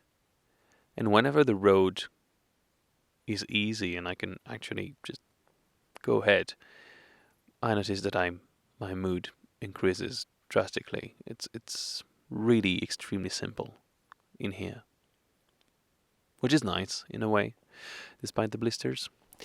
Um, anyway, I'm dead. The sun is almost down. I'm going to sleep now. You didn't hear it, but around me actually are tons of wild horses. It sounds extremely romantic, like, oh my god, he's sleeping on top of a mountain with wild horses. It sounds really cool. Trust me, horses are fucking terrifying. They are gigantic and they make a ton of noise. And if they start running because they're afraid of anything, and my tent being camouflage, I'm kind of afraid they will stomp on me, which is not a word, but still using it. Stomp on me. It's a word. So yeah, it's as romantic as it is terrifying. Thanks for tuning in. Cheers. Greetings and welcome in a tent with the Frenchman. I am right now in Krivi Put. I say that by insisting because apparently in Croatian it means something like the dead end or someplace you should not go. How I understand Croatians. So, I wanted to hike a little bit more because yesterday I was blessed with a perfect space. I took my sweet time, started at 9:10 because, I mean, come on, it was so gorgeous. And in the end, I did only 15 kilometers, and I was in desperate need for, well, first food. Didn't have a proper meal in 2 days, and a ride to get to an ATM because I was out of cash. This is actually quite nice because Bruno from the Facebook group actually came and picked me up in his Jeep while gloating about his AC, and goddamn it, he was right, and took me to Senja, which is the nearby town. It took a lot of time, but luckily I could actually get into an ATM, withdraw cash, and get some groceries. Now I have a ton of food, but it's like weird food. Still food. Anyway, that was the good part. The weird part is when I arrived in Krivi Put. So it was supposed to be a dormitory for hikers. When I arrived, there was just one gigantic house in the middle of nowhere. I was hoping for a restaurant, a shop, maybe an ATM. There was literally nothing but just this big house. And when I entered this big house that had no door, just like mosquito nets, I was greeted by a Chinese sign, all in Chinese, and another Chinese man talking to another Chinese man who was not wearing a top. And the other Chinese man was wearing his top, but his belly was noticeably poking out. He was in a very relaxed position. And all those Chinese, actually it was a ton of Chinese, just Chinese everywhere. Remind me of the song by the Monty Python. I'm not going to sing it now because it's 2020, it will sound racist. But this dormitory for hikers was actually just filled with Chinese workers. I know now they are workers, but by then I didn't know. They didn't speak the language. Not a single one spoke English. So I assume they were not speaking Croatian neither, like Chinese Croatian. And I learned later that this place would actually be taken now for the people installing the windmills, like the wind, solar, like the wind, éolienne. I don't know the English word. Anyway. So yeah, they come from China and they send their workers, which makes sense. They were nice. They tried to help me. They gave me water. One of them really felt bad when I was insisting, like, restaurant. He gave me chips. That was nice. All in all, was pretty fun. Yeah, there's Chinese, like a ton of Chinese, and really nobody, even in the group, knew that Krivi Put was actually like taken over by China. It has a very weird thing when you've been walking for hours in the mountain to arrive in this place in middle of Croatia. Anyway, I could do everything I wanted. It was nice to get a lift. He gave me a lift back to Kriviput, so I was back with the Chinese. Sadly, it was almost nighttime, so didn't have much choice. So yesterday I had the best place to sleep ever. It was gorgeous. Today I'm in the worst. I'm in the middle of a field, a random field next to the road. I was actually cooking straight on the road because the field I am is with very tall grass, so I had to lay down a ton of grass to put some space for my tent. Not the best, will be a lot of conversation. But yeah, tomorrow apparently I'm going to someplace close to Velebit. And Velebit, this is where the real shit is happening apparently. Like everybody since the beginning of my trip talk about Velebit, Velebit, Velebit, Velebit, Velebit, Velebit. It's going to be scary, scary good. Anyway, sleep tight. Cheers.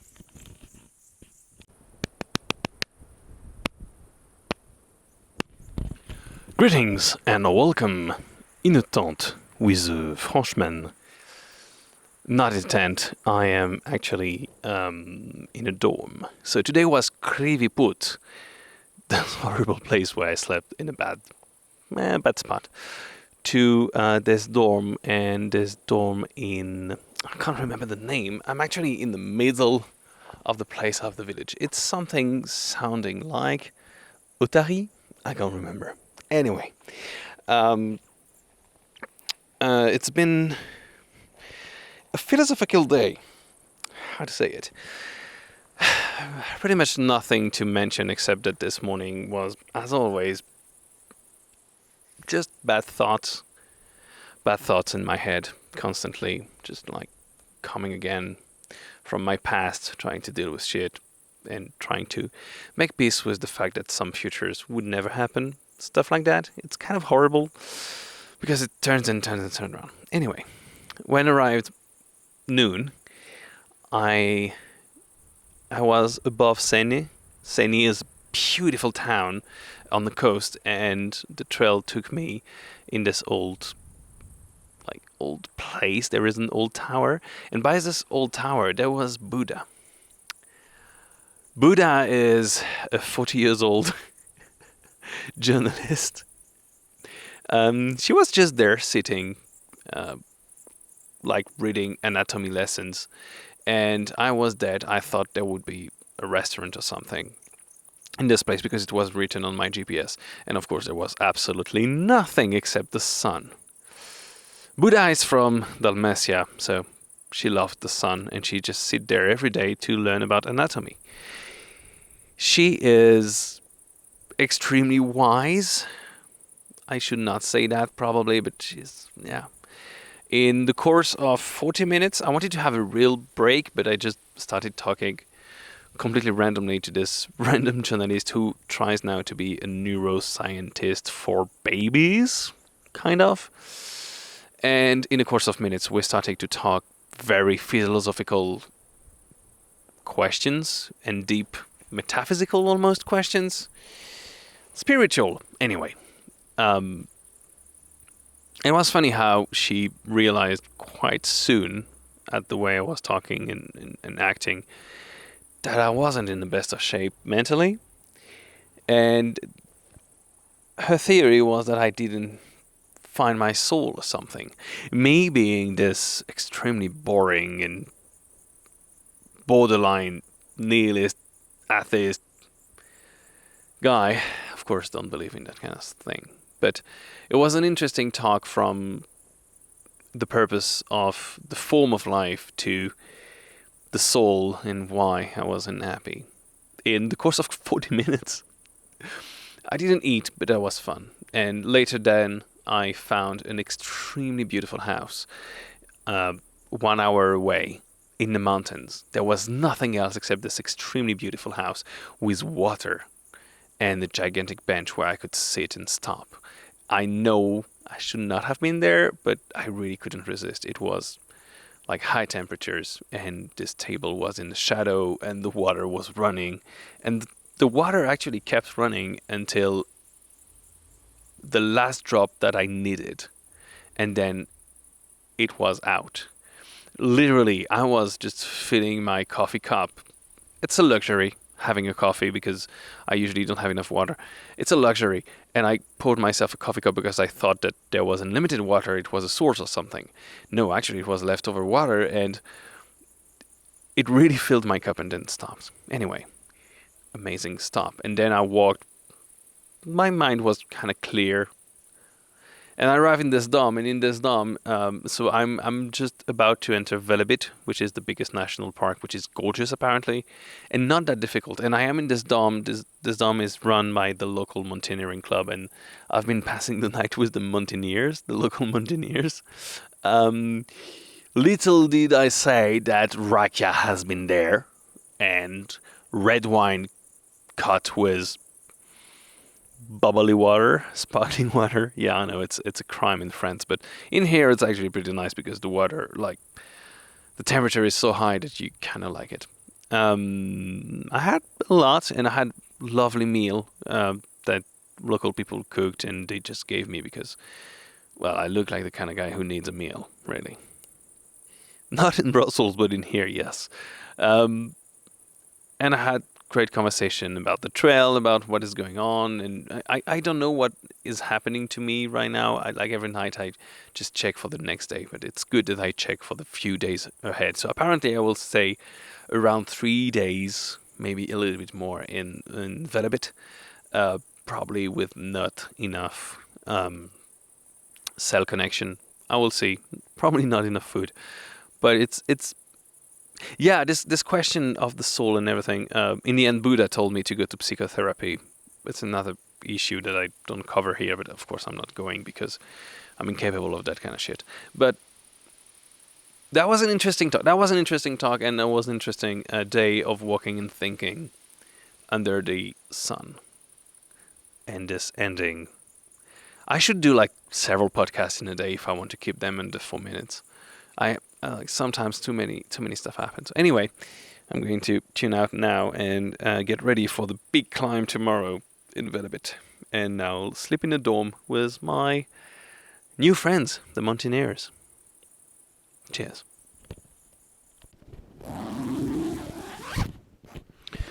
Greetings and welcome in a tent with the Frenchman. And if you have followed a little bit, and you know that I'm in Velebit and in a tent, there is a problem because it's actually illegal to camp in national parks. But more on that later.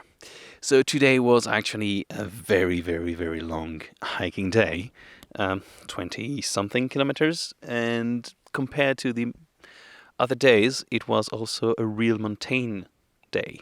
So it started in Oltari.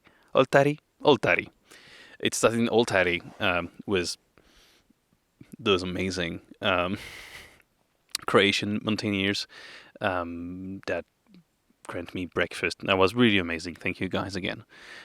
Like Croatian hospitality at its finest. Hiking 600 meters positive in like 7 kilometers, so quite steep. And then this amazing trail that I forgot the name in Velebit. So I arrived in a dorm where I could just eat. And then I had the rest of the trail to the other dorm that was 16 kilometers.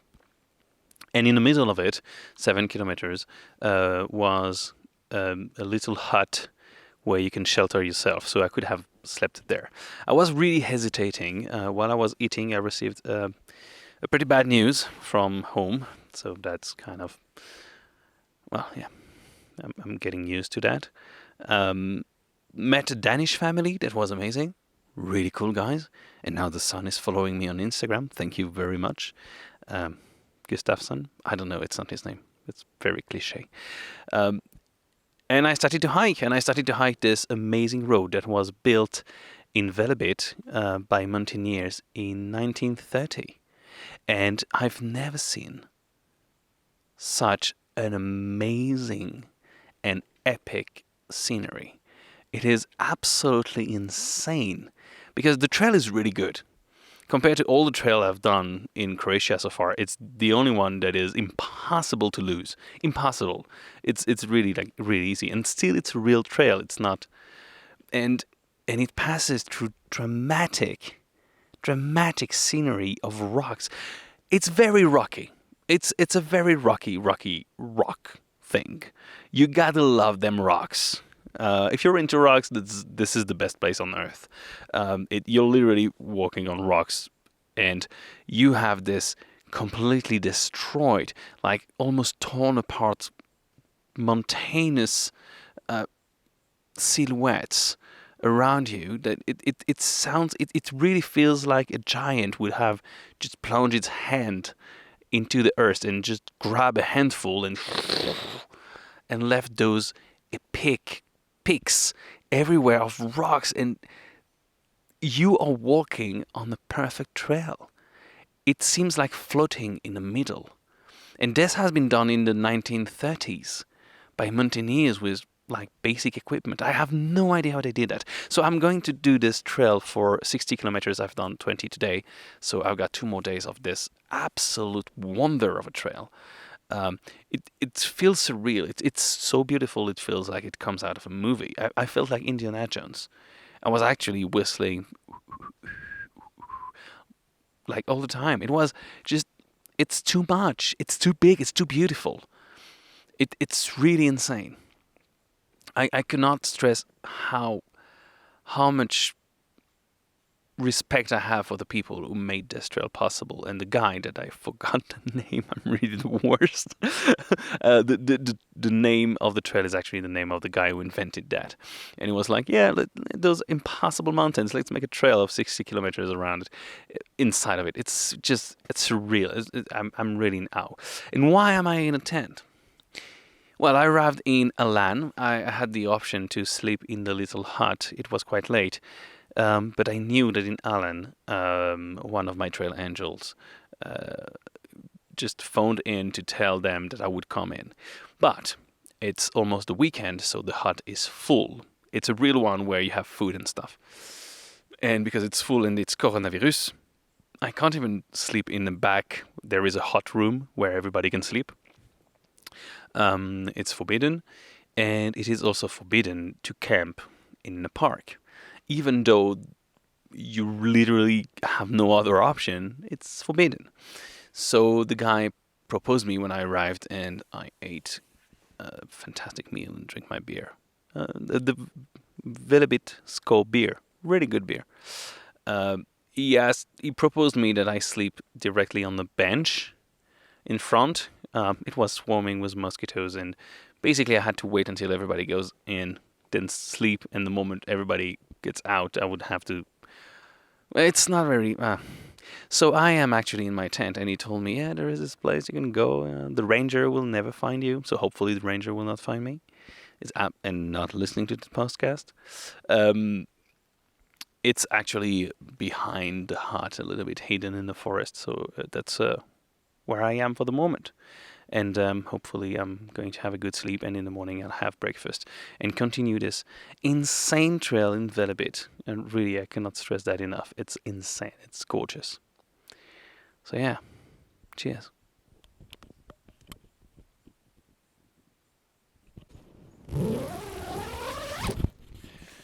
Greetings and welcome in a tent with a Frenchman. Second day on Velebit, on this trail that I can't even remember the name, that was designed in the 1930s. Yada yada yada yada. You've been here yesterday, you know it. You weren't, well, just, it's like this big 60-kilometer trail in Velebit. I'm live from Skarpovac.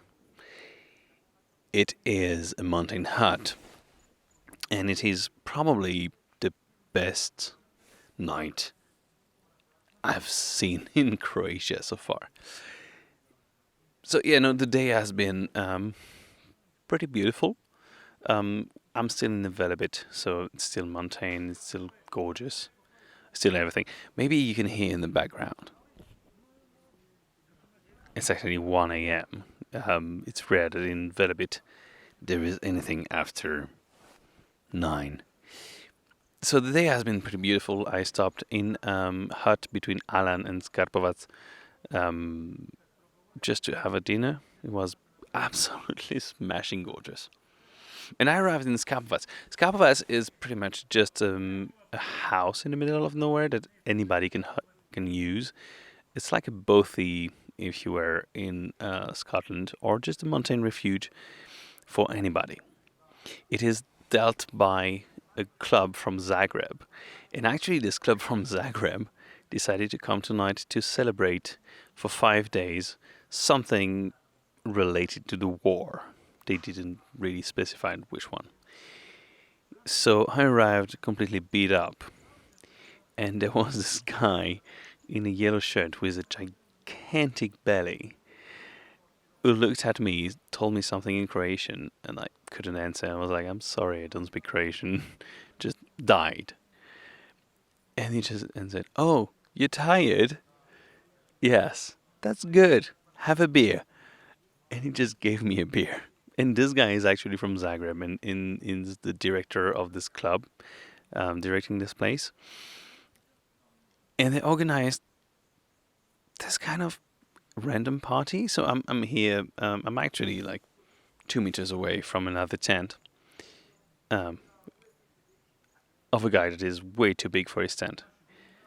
Um, and we've been drinking and talking all night with Croatians. So we is a big word.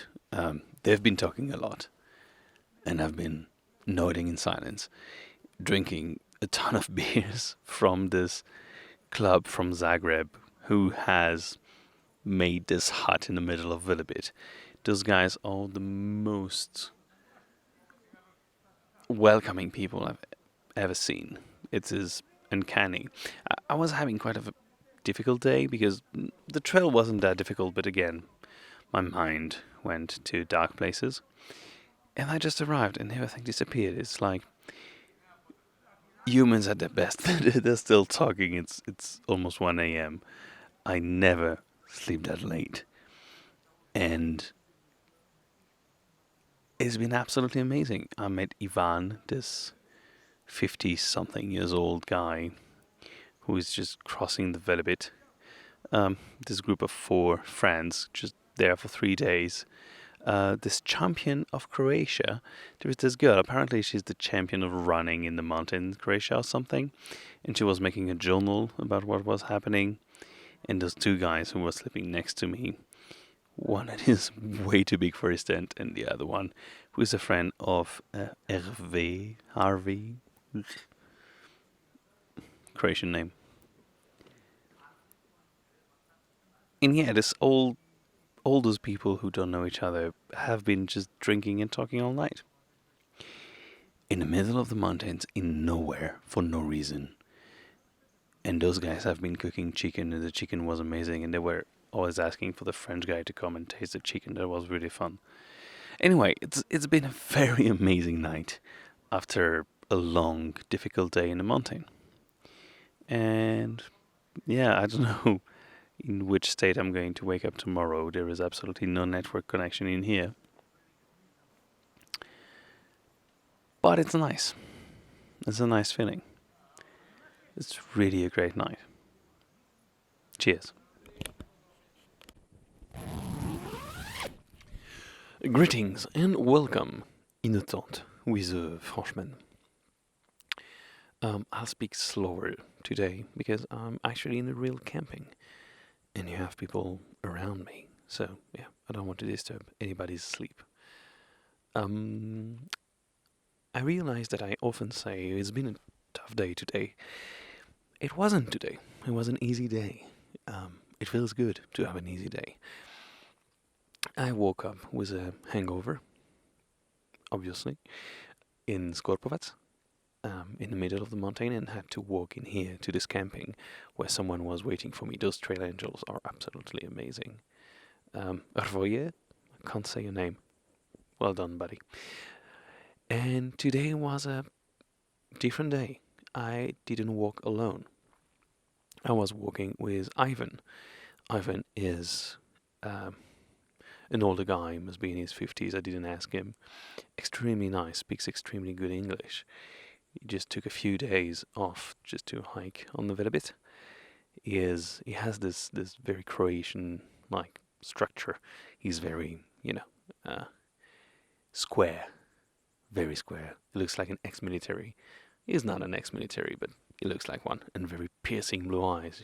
He's got this attitude of don't fuck with me, and he's one of the nicest guy ever. He's got a million stories. So yeah, I hiked with him today.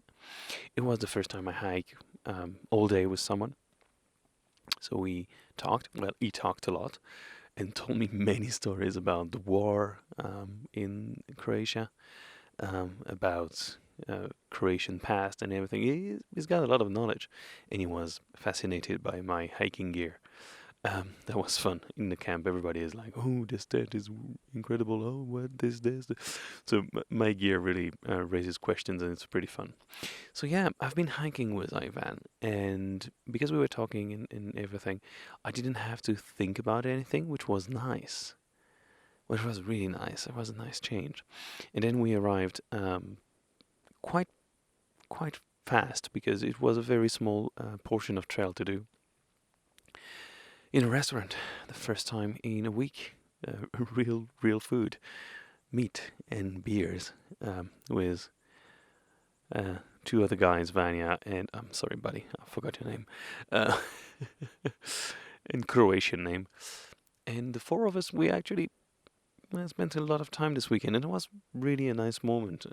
Many beers were had, and many animals were used in those plates. That was a very nice moment. And now I am in a camp where I took a shower. So it's I've been walking, but it's been still quite relaxing and quite nice. I like it, and the shower was amazing. Now, though, it's pretty late. I have to wake up tomorrow. Maybe not too early, but still, because I'm entering the second section of Velebit. This is where the real shit is happening. It's 90 kilometers without any towns in a mountain where you really go up and down. I checked, it's like 5,800 descending meters and 5,400 ascending meters on 90 kilometers. So that's quite steep. And of course alone, and you have to carry all your food. You have water along the way, but still. So yeah, that's going to be interesting days, but damn, it felt good today. It felt good. It was a very good day. It's rare I can say that, and I'm happy I'm at this point where I can say it. Anyway, we'll see that. Cheers.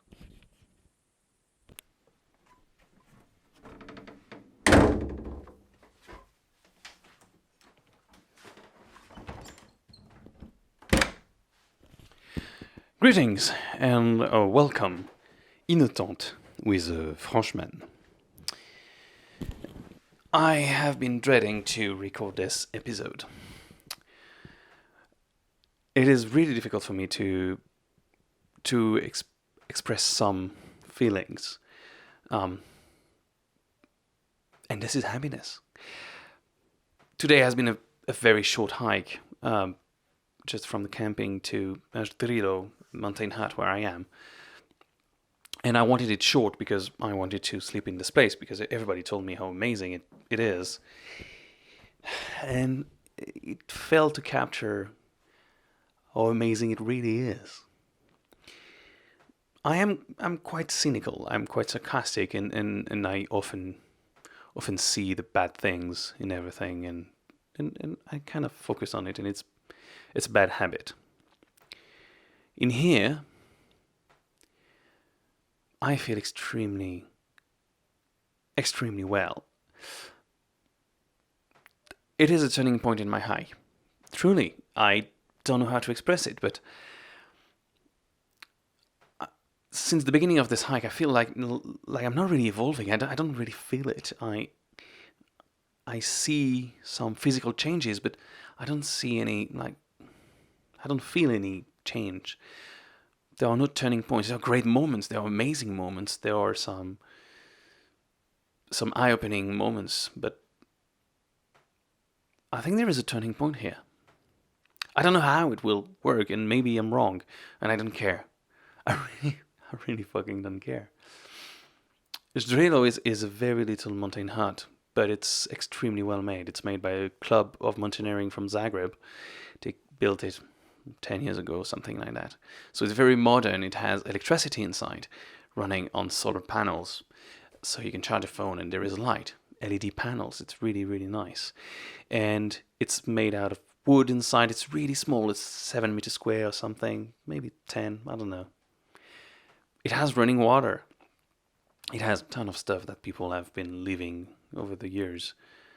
And their record book. But most importantly, it is small and difficult to access on top of a mountain. And I arrived at it right before a storm hit. And I've seen the mountain unleashing its power against the hut. I've seen the clouds washing over the land right under the hut. And I was outside and I saw it and I had to get inside. And there is this extreme cozy feeling being in a safe and secure place when hell breaks loose outside. This is the feeling I have, like, if I want to calm myself, I can think, for example, of being in a little spaceship or something like that, the void being the worst possible environment for a human, and a few centimeters of metal and some machine, and you can live perfectly inside, and everything can get crazy outside, but you don't care because you have your little safe space. It has to be small enough so you can control it, but not claustrophobic. So there is a perfection to this moment. And I don't understand why. I don't understand why I am happy now. I don't believe that happiness is something permanent. I do believe we have happy moments, and we must be able to know how to grasp them. And I think this is what is going on right now. I can appreciate a moment without thinking about like the horrible possibilities, because the field I was mentioning was my second option if ever like someone or like too many people were in the hut, and I put my tent, and I was thinking, oh my god, if I was outside, and then another voice in my head said, shut the fuck up, you're not, just enjoy, just be there. And I started to relax, and I started to enjoy, and I started to actually feel better than I've ever felt. Felt drunk, like euphoric of nothing. I was so euphoric, I was actually dancing while I was eating my overheated ham. And it's difficult for me to record this podcast because I'm not used to explain this. I'm not used to those moments of happiness I had before. But this is the problem when you have this tendency to focus on the bad things, is that you forget them and more bad thought just take over. And for once, here in this little hut, right now, I just feel good. I just feel genuinely good. And I feel there is something. I'm sorry, this is not talking about hiking. If you are in here, if you are in Zdrelo, like in this region of Velebit, just pay a visit. This place is incredible. Maybe I will live that again. Maybe it's not now. Maybe it's, I don't know. Maybe it's just a contrast because I've been suffering and hiking and being in the wilderness for a long time, and now I'm in a cozy place. Contrast is what makes things nice. Otherwise, if I was living in this place forever, I would probably find it boring and dull. I don't know. I'm trying to put my finger on why this is so good, and can I replicate it more often? I don't know. There is many more things I want to say, but I want to keep this short, and it was already way too long. I'm really sorry. But yeah, right now, it feels good. Cheers.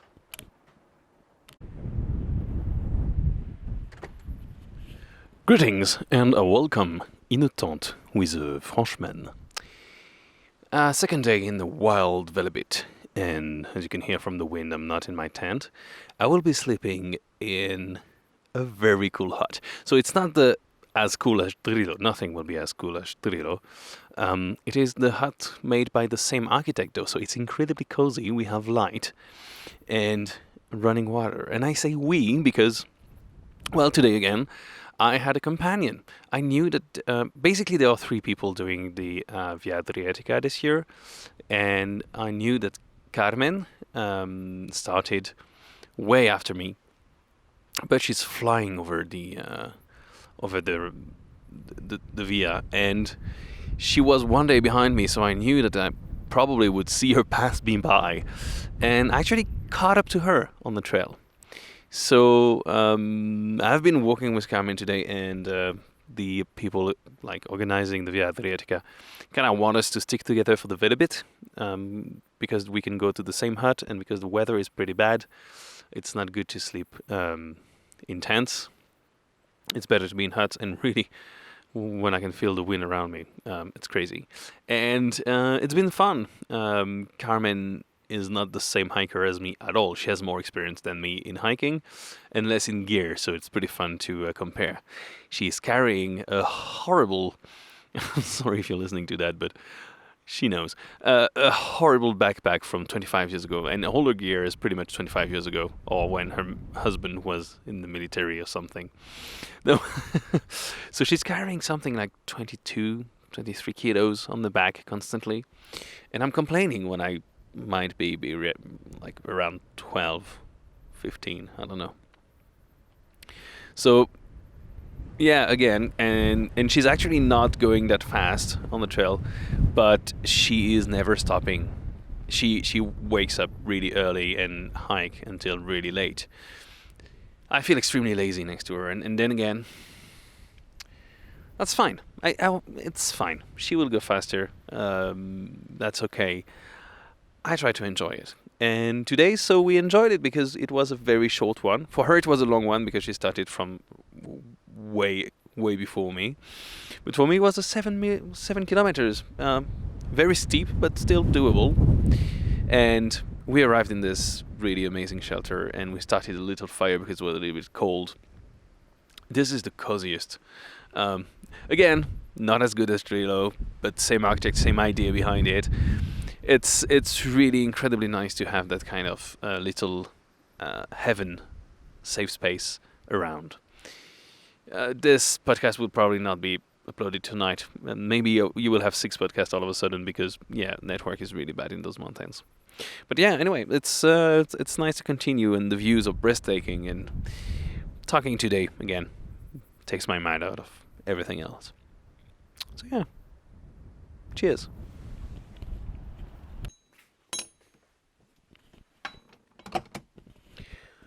Greetings and welcome in a tent with a Frenchman.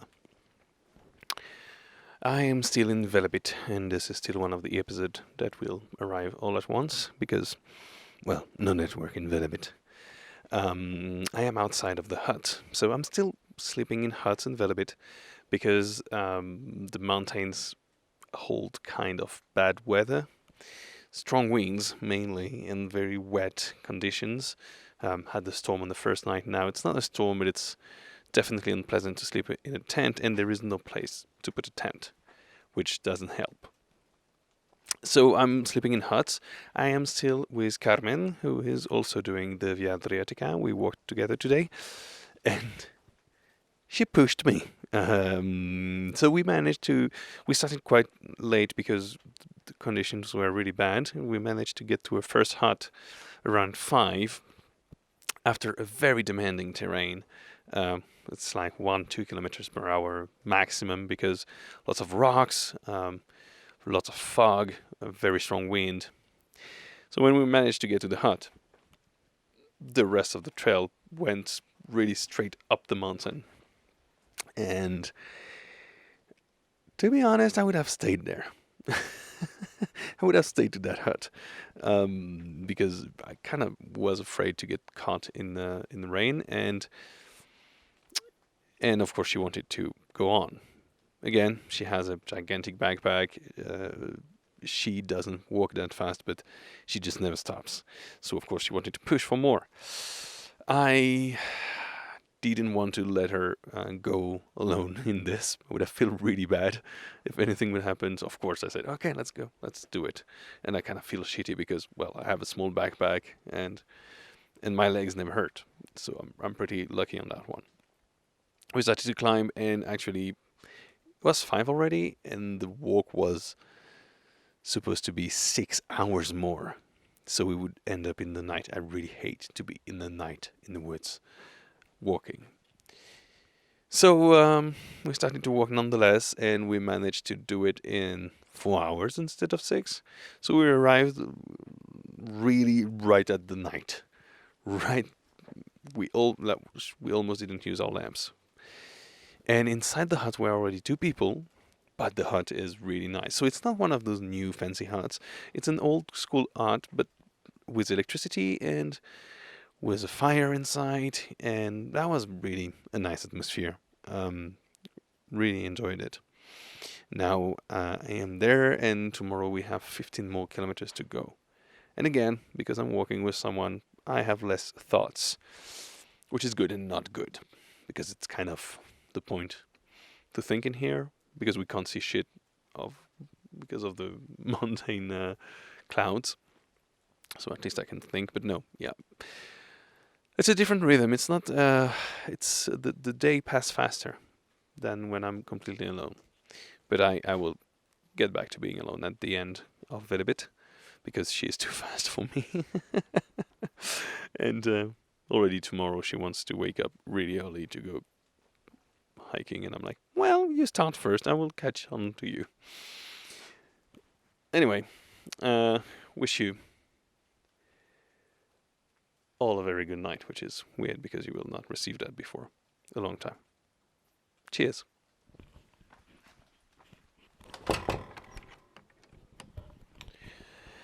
Greetings and welcome in a tent with a Frenchman. Small voice today. Small voice because I am extremely tired. It is really late now. I am at the dorm Struge, 1400 meters. And today is the shittiest day. We all have like one day like this that is just awful. Awful everything. So basically we've been walking still with Carmen in the Velebit. And 14 kilometers to do. It's not that big. But because we're in altitude, the weather was actually just one gigantic cloud. So the whole day what we've seen is 2 meters in front of us and nothing much. It is horrible. It is horrible because it is destroying the morale, and it is just not enjoying. You make a lot of efforts to get somewhere, and in the end, this somewhere is just white everywhere, not seeing anything. On top of that, it's been damp the whole day. The grass we've been walking on, so my shoes were wet constantly, and I was walking in puddles that were inside my shoes. It's been raining. Like everything that can go bad went bad. Carmen fell twice, and one pretty bad, so I had to help her get up. And we just couldn't take it anymore. We were cold. We had a very, very small stop in a very small cabin that was used during the war. There was a little sign handwritten on the door like this: cabin was used during the war. Watch out around it. Might be a lot of mines. And inside it smelled like puch. Puch is basically a flying squirrel, basically a rat, and a lot of puch shit inside. It was 1 meter square. It was horrible. It was drenching outside, so we went inside and had a small break. It was, all in all, a very long and absolutely horrible day where we didn't see anything, and we were just blindly following the map because, of course, like the signs were almost inexistent in many places. And to finish well, I twisted my knee. Third time. I twisted my knee in a moment, of course, I didn't expect, on wet dead leaves in the forest, climbing up. Luckily, I twisted my knee when I had no weight on it, but it hurts. It hurts like a motherfucker.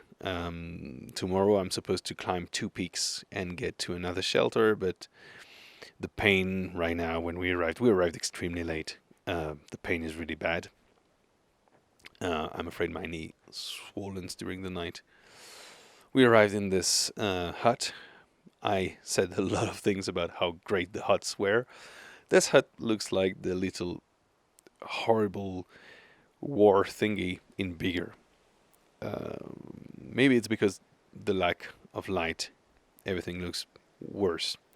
The good part is when we arrived there were a lot of people, so that's not the good part. But the good part is that 3 of those were Czechs, really fun Czechs, coming here to hike like crazy people.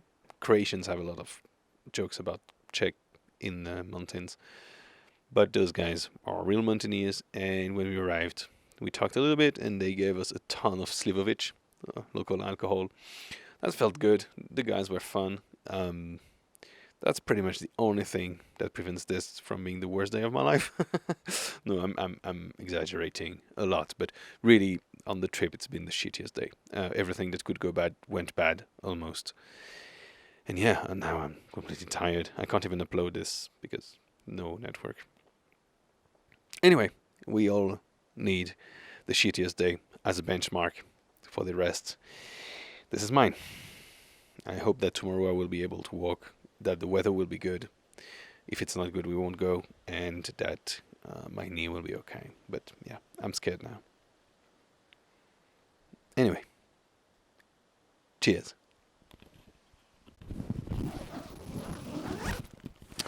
Greetings and welcome in a tent with a Frenchman. Indeed in a tent, despite being in the Velebit and next to a hut, because I learned yesterday, after a horrifying night, that it is not good to be the snoring guy in a tent. A guy basically proposed me to go sleep outside in the wild rather than listening to me, and then proceeded to wake me up gradually every time he wanted. That was a horrible, horrible night. Anyway, today has been a good day. Despite this, I was in a very bad mood today because of that. It started really, really bad. I felt extremely unfair. This is old, like almost nobody agrees with me because nobody is a snorer, and everybody, the snorer, they're like, it's okay to hate them. They're the only one. It's not their fault. They never decided to snore, but it's okay to hate them because snore. Anyway, I could talk that for hours, but today I hiked. And I hiked with a magical H. It's been a beautiful, gorgeous day. First of all, the weather was there. Beautiful sun, with still enough wind to cool you down, but not too much to make you fall. And the Velebit part, the northern, we were the southern part. We climbed 2 peaks today. Quite a big one. 2 peaks, only 15 kilometers in total, but 2 peaks at 1,700. So you get the first one, and then you go down, and up, and then the second one. I've never seen so breathtaking landscapes. It was difficult on the feet. My feet were still wet. My socks were still wet from last night. So I have new blisters, and it was really a lot of up and downs. But it's the kind of up and downs that you forget and forgive, because it is so gorgeous. It's so beautiful. It's the pure mountain in the best colors, in green and gray for the rocks. And when you get on top of the second peak, you see almost all of Croatia like a table game. Everything is so tiny, everything is small. You feel on top of the world. It's kind of a cliche to say that, but it's really I had this song in my head. I'm on top of the world, on top of the world, the whole time. Uh, it's just gorgeous. It's just absolutely amazing, stunning. And I know I'm using way too many superlatives. Um, I heard that critic before, but okay, today I think was the most beautiful day. After yesterday was the most horrible, today was the most beautiful. So it was kind of the terror of contrast in French. It was a great day, and on top of that, the colleagues of Carmen surprised her at the last peak, 3 of them, and they did some groceries for us. So that was amazing. I have new pasta, instant pasta, and speck.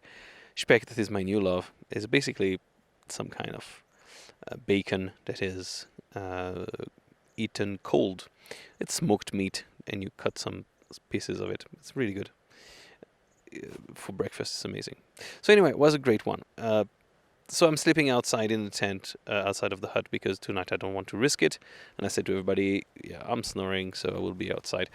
There's been a storm before, and as you can hear, my tent is, under heavy stress. But I prefer that, so that way I know that I will probably have a longer night than last night.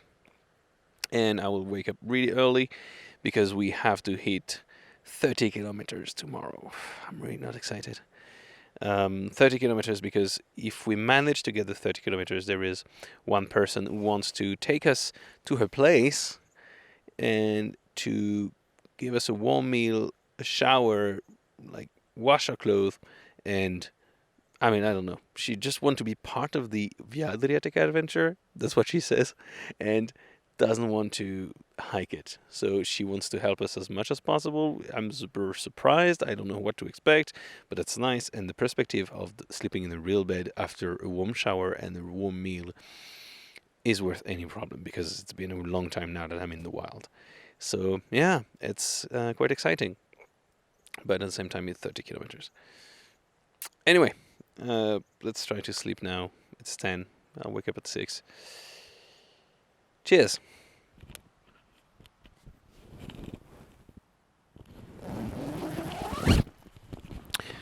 Greetings and welcome in a tent with a Frenchman. Welcome for one of the last days of Velebit, and a day of extreme intense emotions.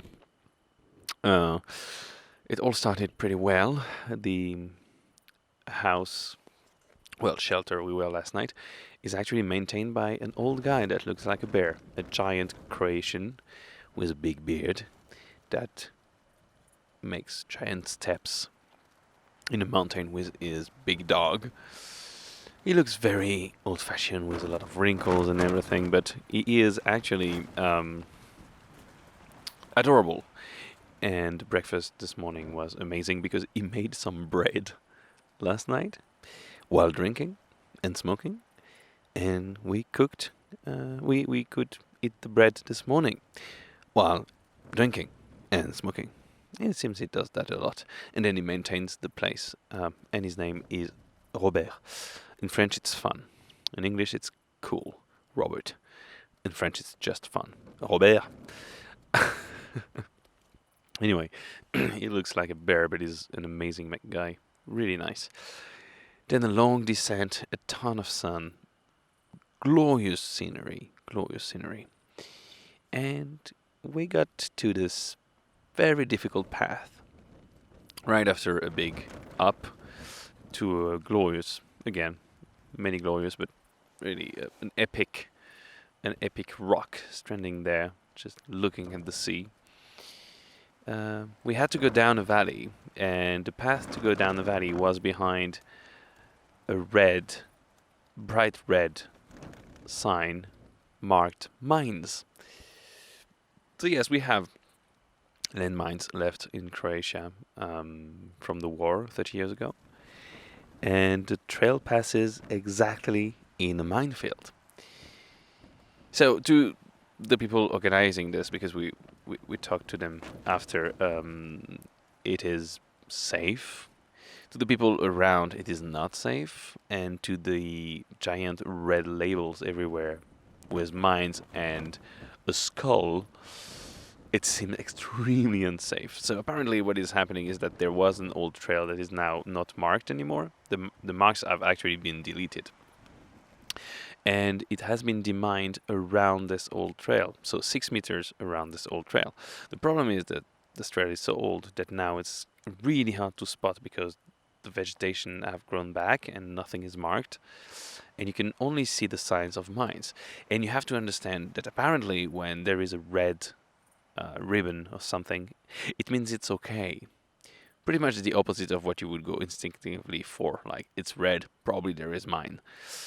So that was a very difficult moment. We were stranded in this for a good 1 hour, 2 hours. It's quite small, but it's every step is scary because even if you're in the corridor, sometimes in the corridor there are trees fallen, and you have to go around them. And to go around them, you go out of the safe corridor. Apparently, it has been demined more, according to the organizers. But then again, who really knows, and why do we still have mine everywhere if it's really demined? And why do people we talked before said don't go over there because there are mines? So that's the thing, is you don't really know, and you don't really want to bet your life. And the trail is really difficult because no markings whatsoever, and you have to go down a very steep mountain of rocks. So with my injured knee, it was not the best. And then mines, everything. So it's been very stressful. And on top of that, in the part that is supposed to be demined, I found the tip of a shell bomb. Apparently, it's 120 millimeter tank shell that didn't explode. And I thought it was a tuna can that is rusted, and I picked it with my hands. And then I made pictures because I'm a stupid tourist. And I sent it to Ivan, a guy I met earlier and was in the army, and he told me, yeah, it's an unexploded tank shell. So it's really dangerous. Don't touch it. And I touched it because I'm stupid. And this I found in what should be demined. I mean, if you demine a place, but you forget on the rock a shell that didn't explode, how well did you demine? This is the question you ask yourself. It's a kind of a gigantic piece of metal, and it's still there. So yeah, it's been a very intense day. Apparently we don't go through those landfills again, but yeah, lots of emotions today. And still the place is absolutely stunning, and you have the view on the sea in the distance and all the crazy rocks everywhere. It's epic. It's beautiful. It was a lot today. So now we are in a very windy field, as you can probably hear, and trying to sleep. Actually, I'm so completely destroyed that I will sleep like a baby anyway, but we are on a grass flat surface, so that's cool. Yeah, we'll see what tomorrow reserves. Apparently tomorrow we will finally get the beer, shower, and bed we deserve. Anyway, cheers.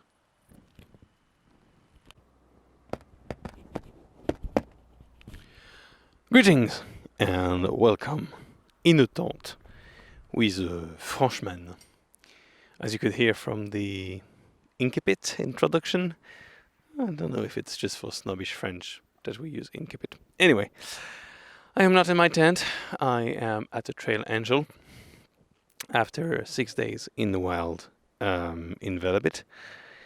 We finally finished with Karen the Velebit part.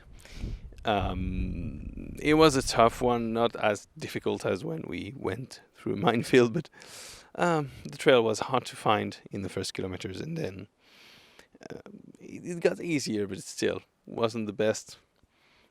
At any moment, it was just a walk. It was always like above big stones or destroyed fallen trees, stuff like that. So not the easiest to walk on, but we managed.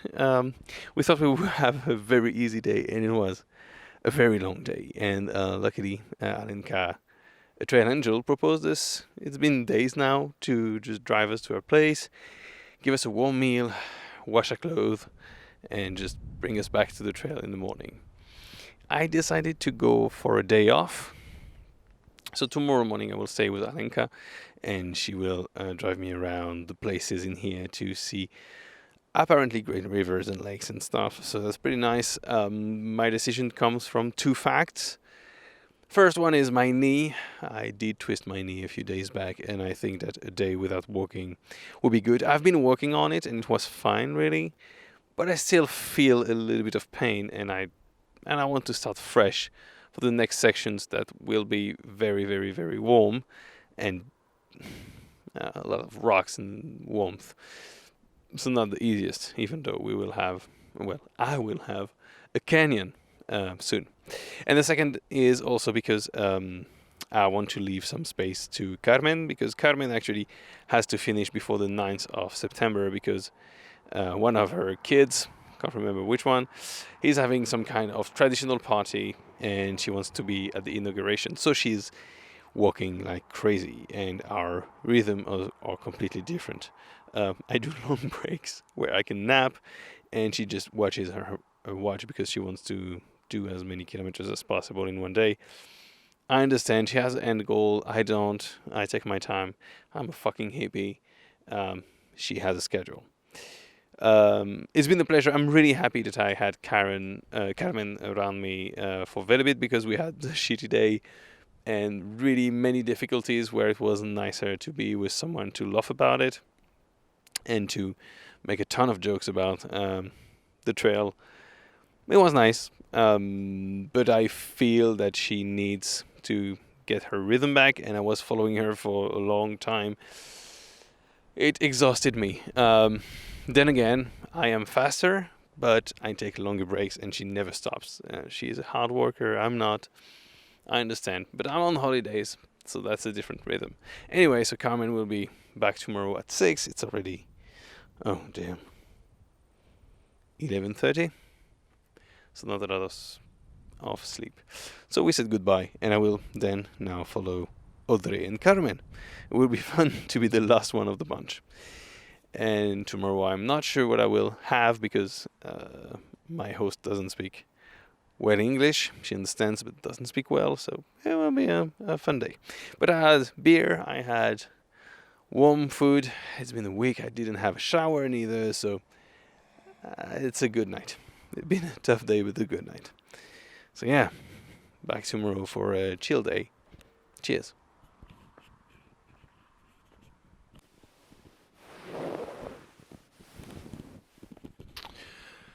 Greetings and welcome in a tente with a Frenchman. What you just heard is the nice sound of a real bed where I'm sleeping again tonight. It was my day off. I'm extremely happy I took a day off. I mean, everybody's happy to have day offs, but it's been very warm, and it's starting in the morning. I had a ton of internet things to do, bills to pay, agencies to contact, and also all my podcast to upload, and some pictures to upload, and blah blah blah. So I'm happy I could do all that. And after that, I went to swim. I went to swim with my amazing trail angel and her family. It was pretty fun.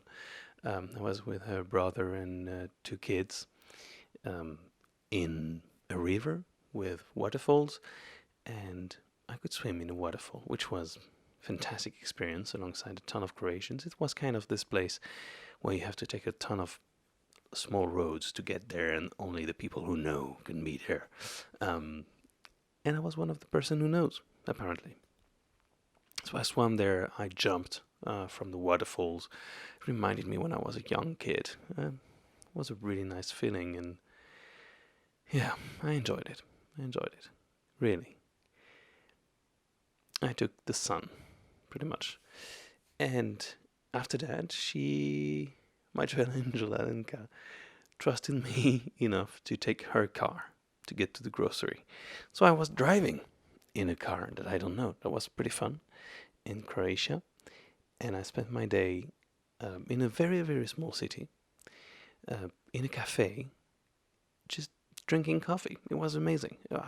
I really, really chilled. I was talking with the bartender that was chilling there too, student from Zagreb, and he told me, yeah, doing nothing on those days is pretty much what every Dalmatian do. So you're living the real life from people around here. It was fun. I am enjoying now because tomorrow will be difficult. Difficult not because of the terrain. Terrain should be quite okay. I'm going through a canyon, but because it's going to be 34 degrees and there will be no shadow. Carmen, who was hiking this part today, told me, yeah, go early because it's going to be really hard. And there is a little bit of via ferrata to do, which is basically this kind of suspended cord stuff going above the river. Should be okay. It's just 10 or 20 meters, so really easy. I just hope I won't fall into the river with all my gear. It will be a nightmare. But anyway, I will try it. It will be fun. And there is this place, Krupa was a monastery. It was a great place to put a tent, but it seems a little bit too close, so I will try to push a little bit further to be able to get to Knin quite fast. I will see in the morning how I feel and how I want to do it. Anyway, day off is over and it's been nice. It feels so good to swim and to drink cold beer. Really amazing. Cheers.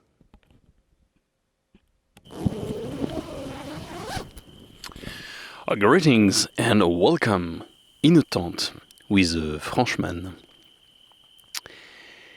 I'm back on the trail.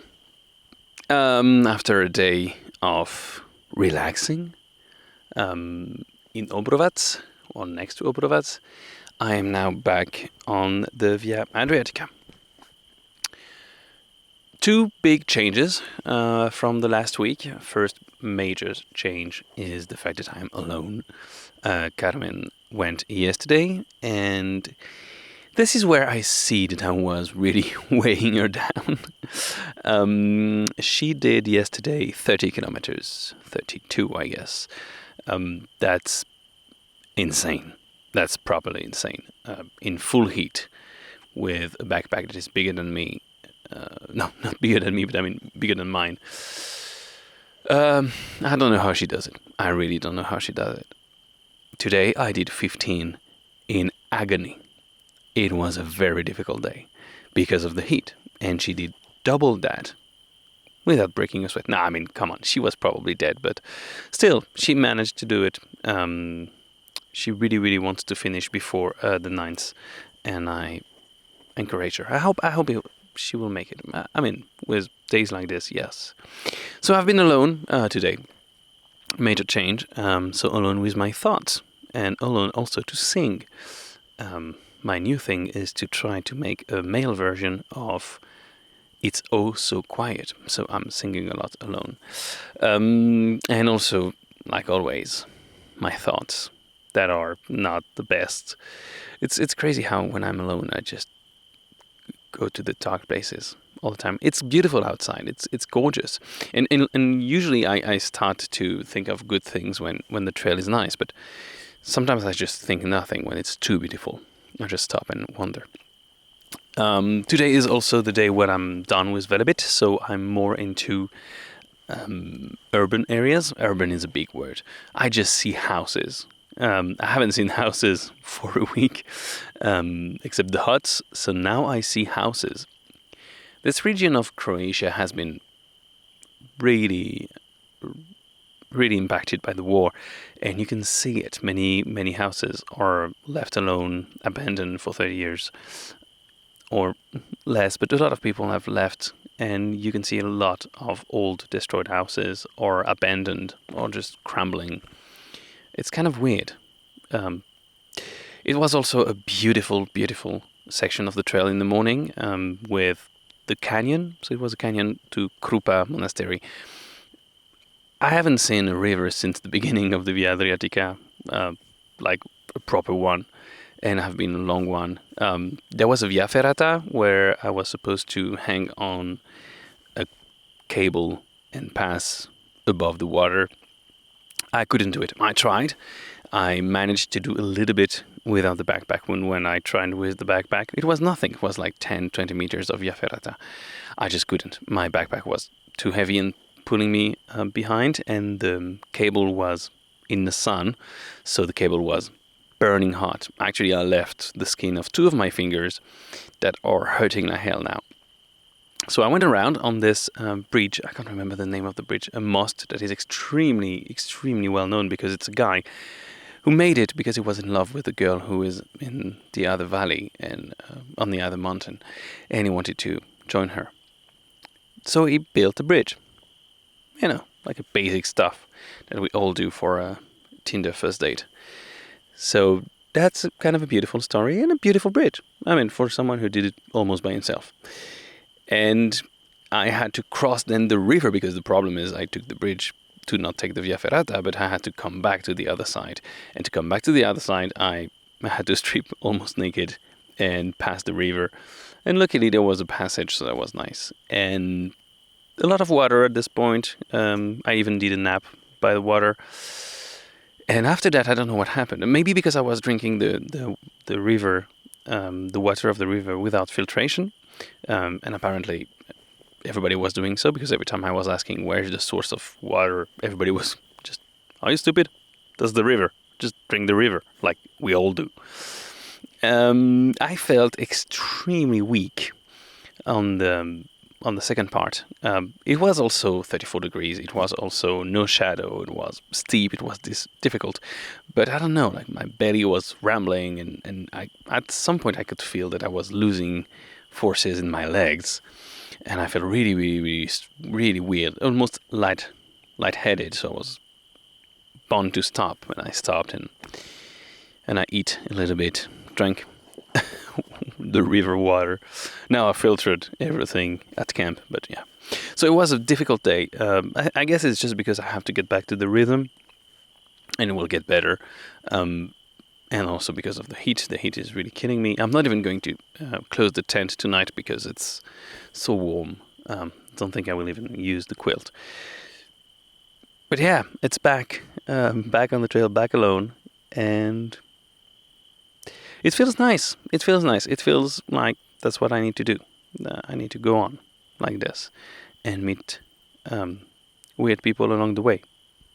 Like this grandmother who was doing the same trail, but doing a siesta at the same time. That was fun. Anyway, we'll see what tomorrow gets for me. Cheers.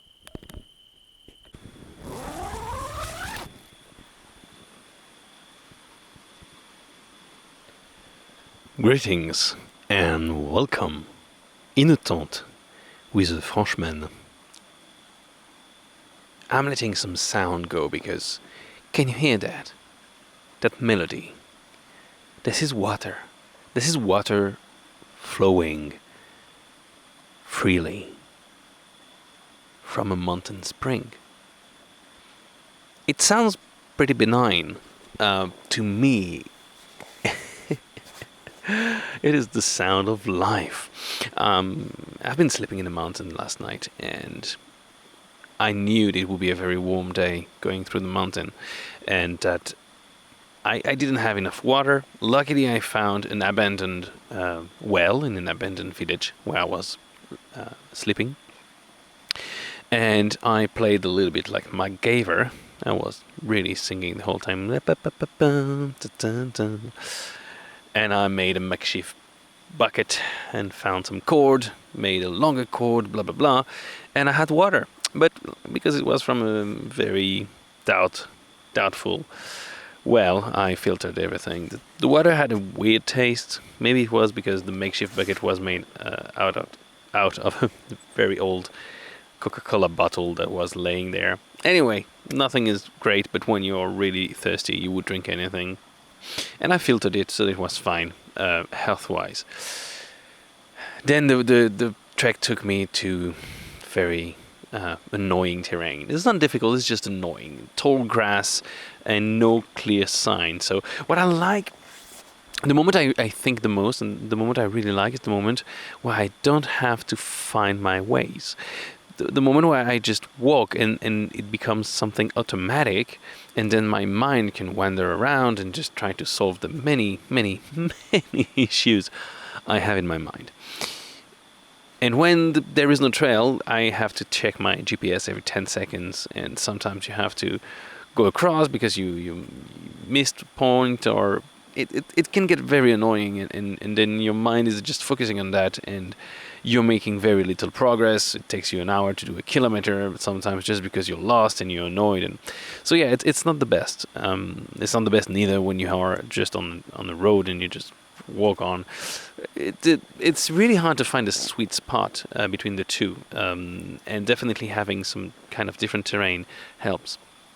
Anyway, so it started with this annoying grass that is really tall and takes forever to walk on, and suddenly at 11:30 the sun decided to punish me and it became extremely warm.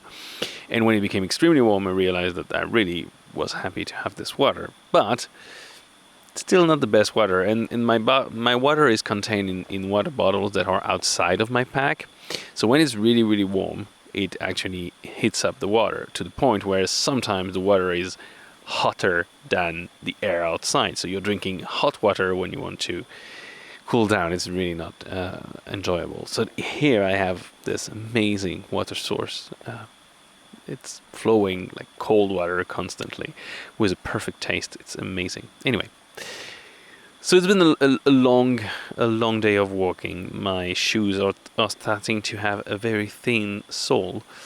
So I'm afraid for Dinara it won't be enough. Maybe in Knin, which is in a few days, or maybe tomorrow, I don't know, I didn't check. I will have to change them for something better because my feet are starting to hurt again. Yeah, I mentioned to someone I would stop talking about my feet. Well, too late. But all in all, it wasn't that bad of a day because of the rain. It was very impressive to see all those old destroyed houses in the middle of nowhere, houses that people fled, and you have a ton of them. I actually did my lunch break in one of them, and there were tons of old records that were scattered around in the middle of nothing. It gives an odd feeling. It's fantastic to discover that because you have this exploration sense, but sometimes it's terrifying to imagine the conditions in which those houses were left. So it's kind of a mixed feeling. It's interesting. It's very interesting. And now I'm next to a river. So what you're hearing is not really the river, it's really the source. The river is a little bit further. I hope that in the morning I will be able to swim there and get the sweat out of me. Otherwise it's going to be a very long burning day tomorrow as well. 4 degrees more than today, and full sun again, and a little bit of climbing, or a ton of climbing. I didn't check. I don't want to check at this point. I just want to surprise myself because I will walk it nonetheless, whatever it is. Anyway, we'll see that tomorrow. It will be a surprise. Wake up early. Cheers.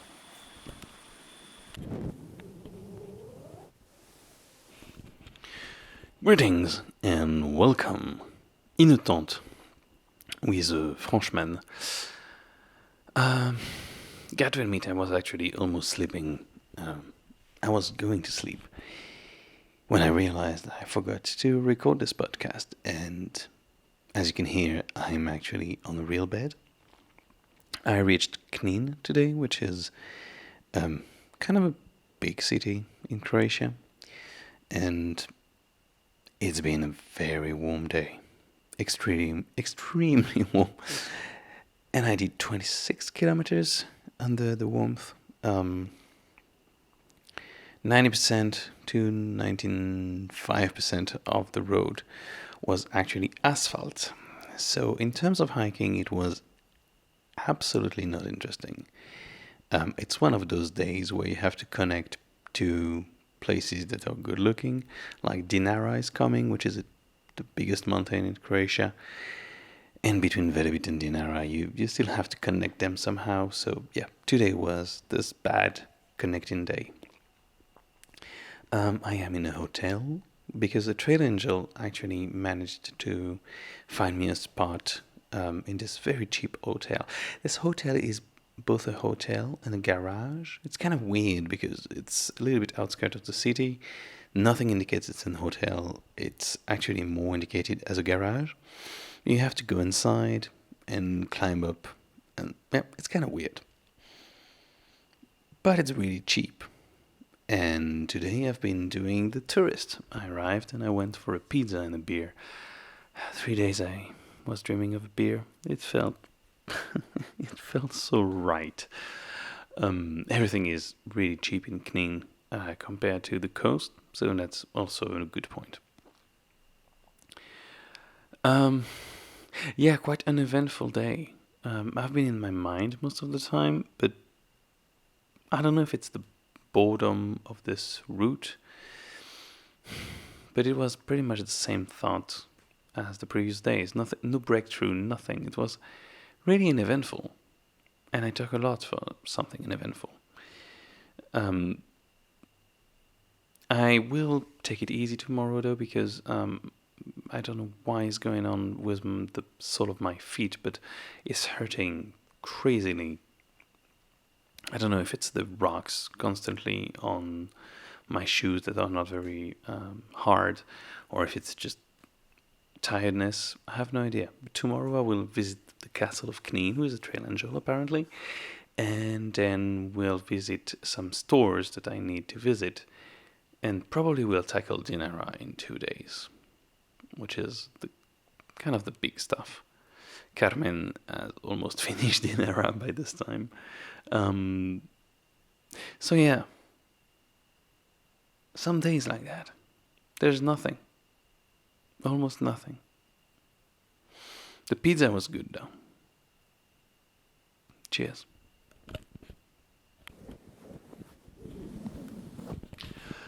Greetings and welcome in a tent with a Frenchman, a tipsy Frenchman. Second day in Knin. I didn't really plan to take a day off, but it's a day off. Tomorrow I'll be hiking up Dinara. It's quite late right now. It's around 1 a.m. I wake up at 6. So yeah, that's not a lot of sleep actually. And I'll try to hike up to Dinara. The reason I stayed today is because the trail angel from Knin proposed me to go for a coffee this morning and a visit of the Knin fortress. I know nothing about Knin, so I was inclined to do so. The coffee was actually closed at 9, so I had to wait 10.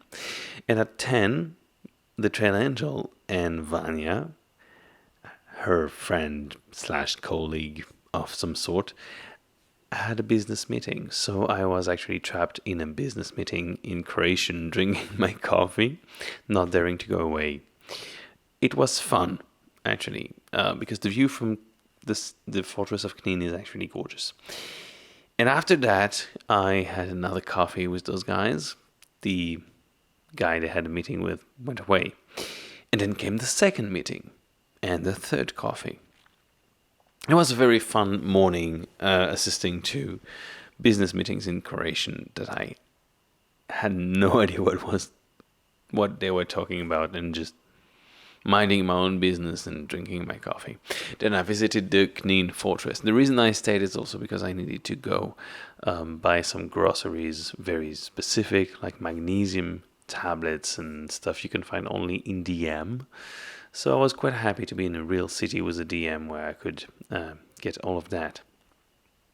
But I was on top of that invited this afternoon to go swimming. I'm really lucky with that one. Swimming in a river. So I was with Vanya, 41, Croatian, and Emil, 21, Québécois. So a French-speaking guy. Really, the three of us, like 21, 31, 41, in one old Mercedes from 82, sounded like a joke. We had a great time. swimming in the afternoon, and tonight we were in a concert. The concert of, I'm not sure of the name, Via or Jeva or something like that. It's a traditional band from Istria that mixed traditional sounds with modern sounds. Absolutely brilliant. It was held in a place where everybody knows everybody. Basically on someone's property, but with a professional setting. So much professional indeed that only 100 tickets were available because of laws in Croatia against coronavirus, and more than 100 people, it falls into a different category. Even the police was there, and to get there, it was really in the middle of nowhere in the countryside of Croatia, and the music was absolutely amazing. I was thrilled, absolutely thrilled by the music. It was not such an easy day, had other issues to deal with, and really bugged me, really downed me, but this concert was absolutely fantastic. I know I'm using too many superlatives, but it was a very good concert, and I felt good. Really, this moment where I was drinking my pivo and watching this small, chubby, bearded guy singing in traditional Croatian, it felt good. It felt really good. I will hate myself tomorrow. Hate myself for staying up that late and drinking that much. But yeah, today was a good day, despite anything else. Today was a good day. It felt good. It felt good to be a tourist. I don't say that often, so you better be recording. It felt good. Tomorrow, back to the wild. Cheers.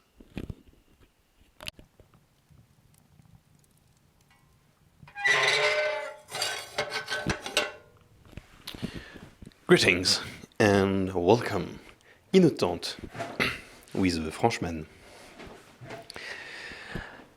Actually, I am next to a fire, which is one of the best feeling in the world. I am in a mountain hut, the mountain hut of Mihovil, that is directly below the peak of Dinara, that is the biggest mountain in Croatia.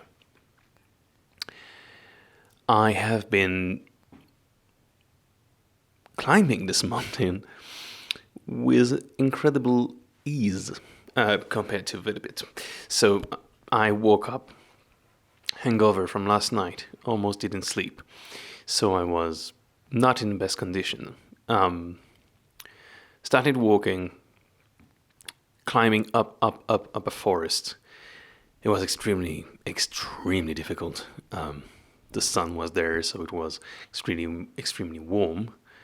I was sweating a lot, and I even forgot my hat in the taxi. So it was quite difficult to begin with. And then I arrived at a hut that is 1,100 meter.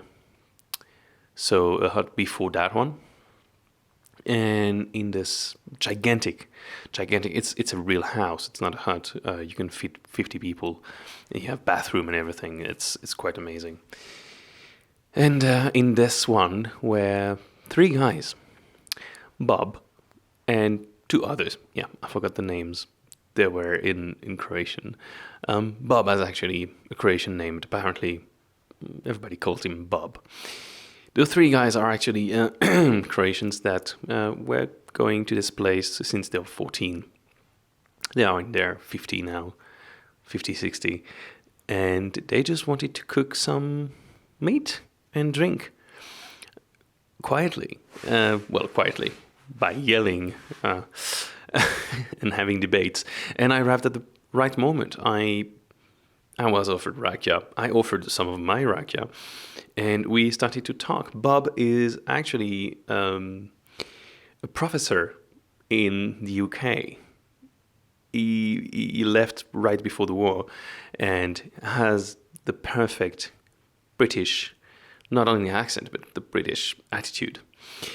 it was fantastic because the difference between him talking in English and him yelling in Croatian showed two different versions of the same person. And we talked about many things. He's actually a Brexiter. He voted for the Brexit, and he defends it. And he is a very, very cultivated man. So me coming from Brussels, obviously, I'm not crazy about Brexit. It was interesting discussions. It wasn't a fight. It was really like... And we drank. We drank a lot. Rakija, beer, wine, all of that just for lunch. And after that, they left. After 5 hours, I wanted to just stop 1 hour to eat and go to the summit. And after 5 hours, they left, and I went to the summit. I was quite tipsy, to say it nicely. And it went super fast to get here. Dinara is the tallest mountain, but the way to get to the top is actually quite easy.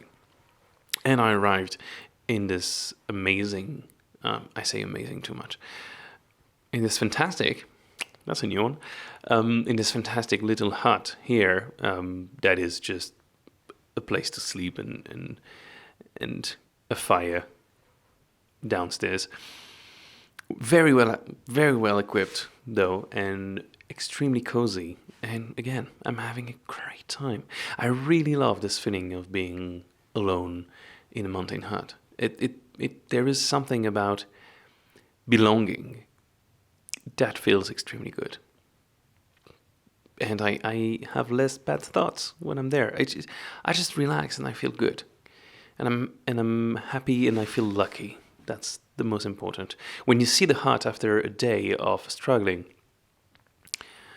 the relief is absolute. It's fantastic. And tomorrow I will be able to see the valley and drink my coffee. I'm really excited.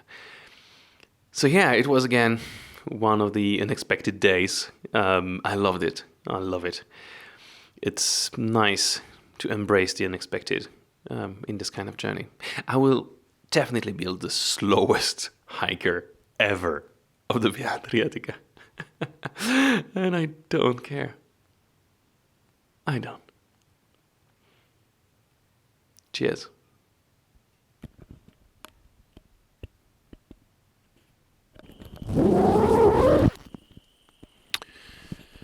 Greetings and welcome in a tent with a Frenchman. I was on Dinara. That doesn't sound that much said like that, but Dinara is actually the highest peak in Croatia. So, technically speaking, the highest peak I will walk. So that's done. It kind of sounds like old downhill now, but I know it's not downhill. Dinara was quite easy. Well, the part where I was to climb. The way down was longer. I was actually planning on going down and up again to get to another shelter. The problem is when I arrived completely tired at 1, where I wanted to have my... Not 1 actually, I arrived at 3. So I walked in the horrible heat. I was so fried. When I arrived to eat, there was this family reunion of people that saw me completely exhausted and burnt, and they immediately proposed me shevapchichi. And a few minutes later, a beer. Once again, like yesterday, it degenerated. I wanted to just have a quick stop and just go back. It didn't went like that, obviously, and yeah, I could not reach my goal of the day. That's okay. The heat was really problematic, and now the part that I need to do is really steep, so I will do it in the morning. And I don't know if it's the heat or if something is changing in me, but it's been a few days now that I realized that my thoughts are incoherent. Usually I have this bad thought process, but it's kind of coherent. It's kind of focused on one thing. Now, it seems that my mind is going a little bit everywhere at the same time. I can't follow a single point, and I am singing a lot in my head. I wonder if it's the heat or just where I am. But it's weird. Usually, I like to think about what I'm going to say in the podcast at night, but now I feel a little bit blank. I wonder why. Maybe it will pass. Maybe it's for the best. Actually, maybe I'm finally not dwelling over anything and just enjoying the moment. I don't know. I have no idea. I just know that tomorrow I'm going to climb like a mofo. But it's going to be gorgeous. That's the thing with Dinara, really. It's like Velebit, but easier, but the views are absolutely stunning. I really love the mountains. I miss the mountains. More mountain tomorrow. Cheers.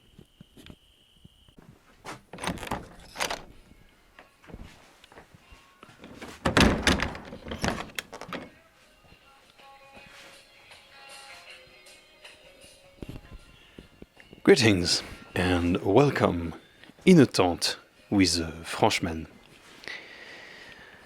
As you could hear, I am again in a hut. This is what happened when you hike in the mountains. There are a ton of open huts where you can go.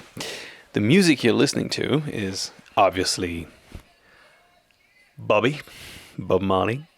So this hut where I am right now, is actually very poorly indicated. I started in a valley, climbed up this big mountain into this hut called Rupe, where I took a nap and ate like a king. I'll come back to that. And I arrived in this hut that is only on my GPS. There is no sign whatsoever telling that this hut is here. This hut is basically a big container with wood inside. They put like wood in the walls to make it more cozy, a table, and just a space to sleep for, 6 people that know each other very well, and a big fireplace so you can burn a ton of stuff. It's a mess. I think that nobody came after a month, really. But surprisingly enough, there is a solar panel, and the sound you're listening to is actually an auto radio. And I found it in a corner. It was not working. And then I plugged a cable to a battery car that was there. And it's actually what I needed to do. And now it's working perfectly. And the CD that was inside is Bob Marley. So it's been 2 hours that I'm listening to Bob Marley. I'm extremely chilled. This hut has a ton of stuff that I don't understand. There is this big bottle of 2 liters of beer that has the label completely faded away by the sun. There is no date of expiration, but it was sealed. So guess what? I'm drinking it. I've never seen that beer in the shops, but it's drinkable. Let me check. Not dead. Also, there are dying wasps inside this shelter. I'm mentioning it because one just stung me. I was minding my own business and I didn't realize that one fell onto my wrist and I felt a gigantic pain on my wrist, and of course a wasp bit me, sting me. So far it seems that it was just like nothing. I don't have venom because nothing is swelling or whatever. It just hurts like a motherfucker. I did stop in Rupe. That is a gorgeous, pretty big mountain hut where I stopped for lunch, avoiding the rain and taking a nap. So I spent quite a lot of time there. And I had pasta, which felt like the king's meal, on the best view possible. And I realized that not many things bring me happiness in this world. Not many things. Most just ease the pain.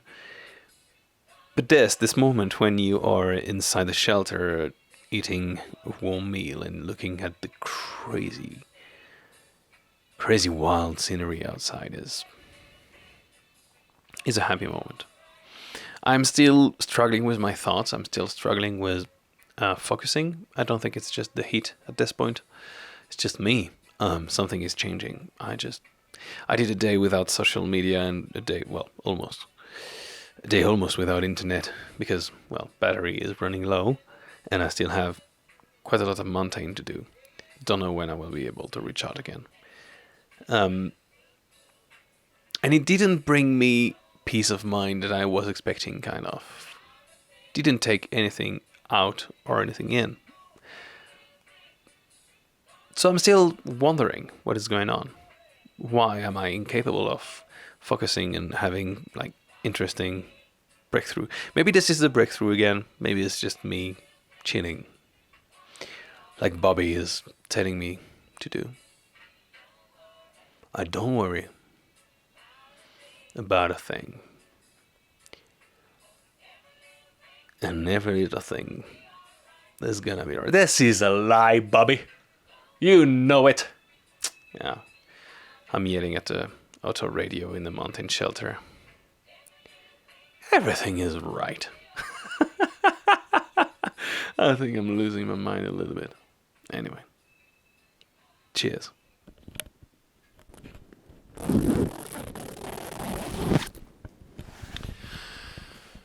Greetings and welcome in a tent with a Frenchman. I should record a podcast in the morning and one in the afternoon. This has been a very roller coaster of a day in many senses. I wanted to talk about why I woke up probably the saddest that I was during this whole trail, but it's so many other things to say after that. I won't go into details, but let's just say that I've been attacked by dreams since I'm on this trail of better days, kind of, other days, past situations, and when I wake up it's just, I'm alone in the hut. Anyway, I started my day quite early, quite sad, and arrived in Puma, which is an amazing hut. And as I was eating, Land Rover Defender arrived with 2 Rangers inside. Land Rover Defender is a car, it is a 4x4, one of the most iconic cars. I'm not a car guy at all. I don't care about cars. I just love that one. My mom used to have one, and I used to drive around like a little crazy boy. But I never went on an off trail with it because she was scared it would damage it. Jesus. So those guys arrived. As always, they shared food and drinks with me directly. And they are rangers, so they're like cool people.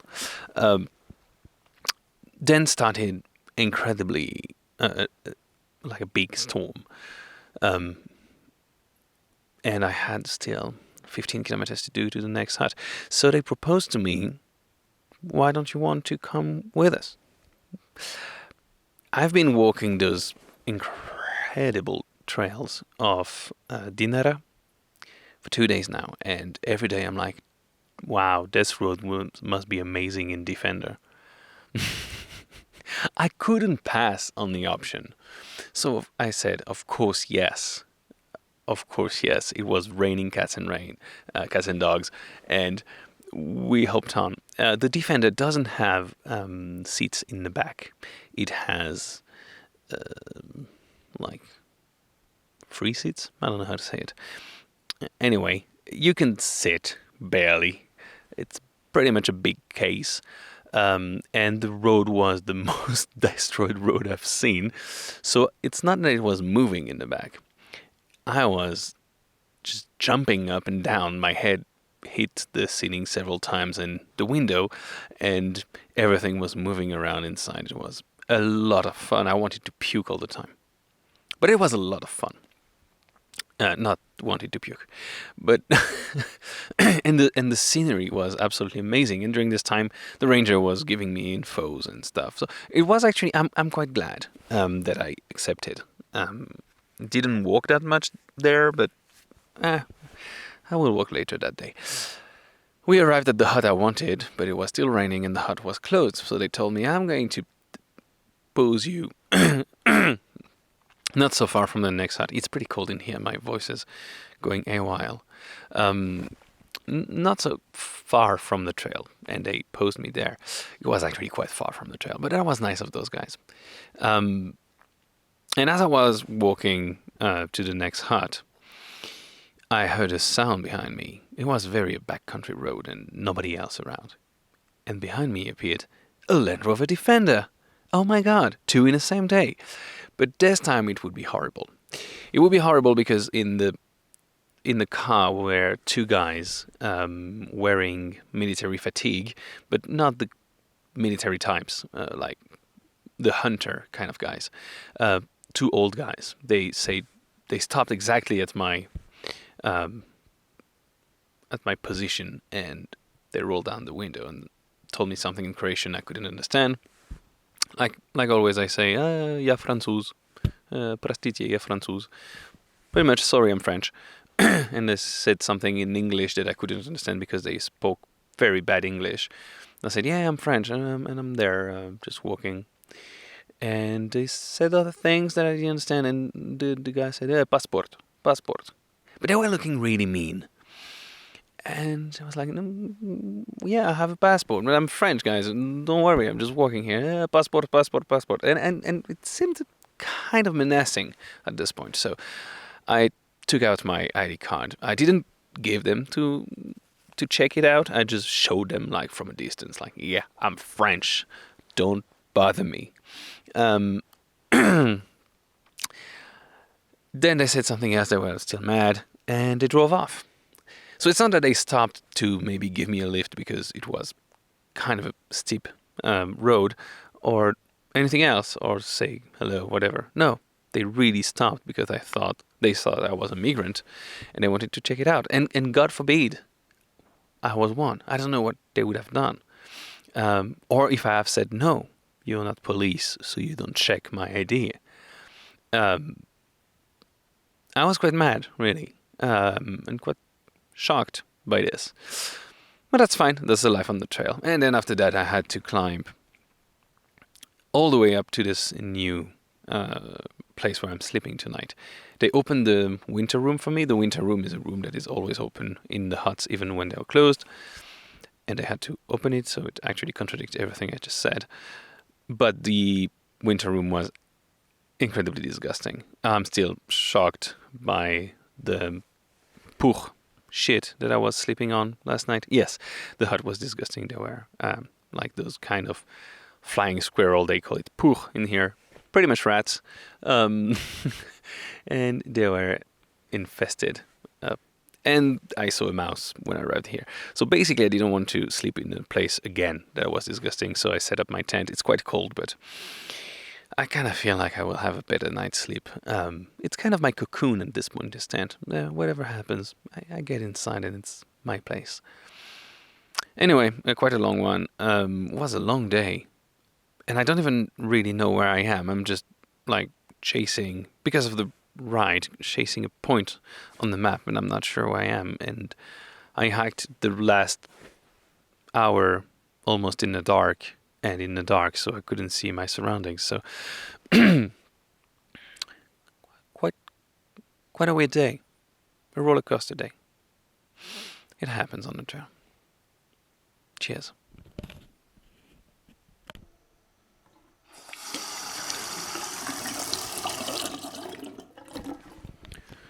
Greetings and welcome in a tent with a Frenchman. This glorious sound you listen to is running water.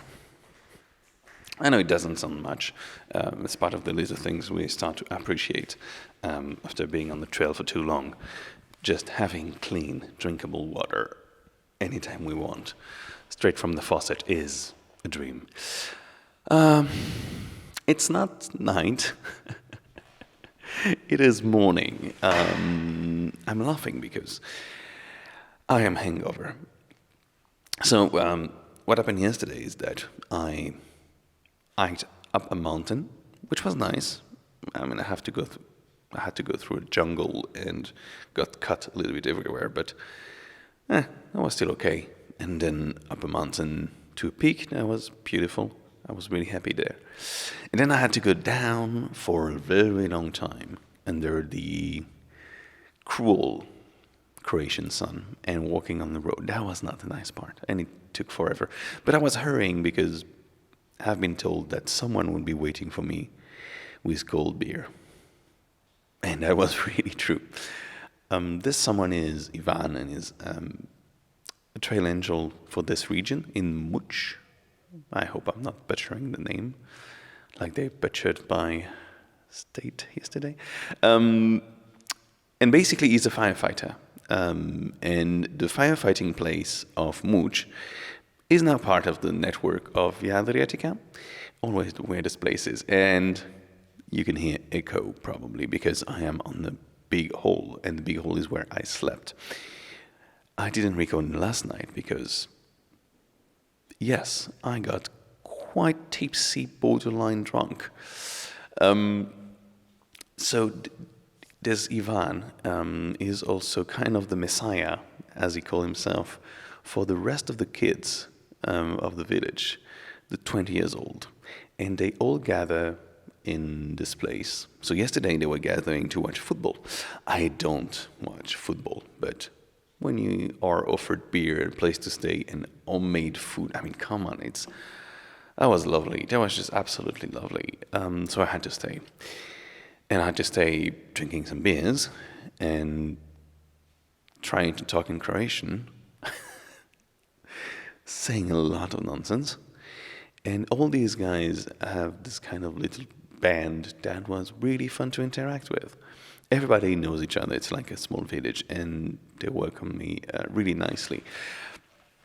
The thing is, I finally, in my trip now, learned some bad Croatian words. That's pretty nice. Some insults. Like, it's not an insult, but pishkindim. They were all very happy when I was saying that. Literally means pussy smoke. So that's when something is easy, like this mountain was not that big. Pishkin din.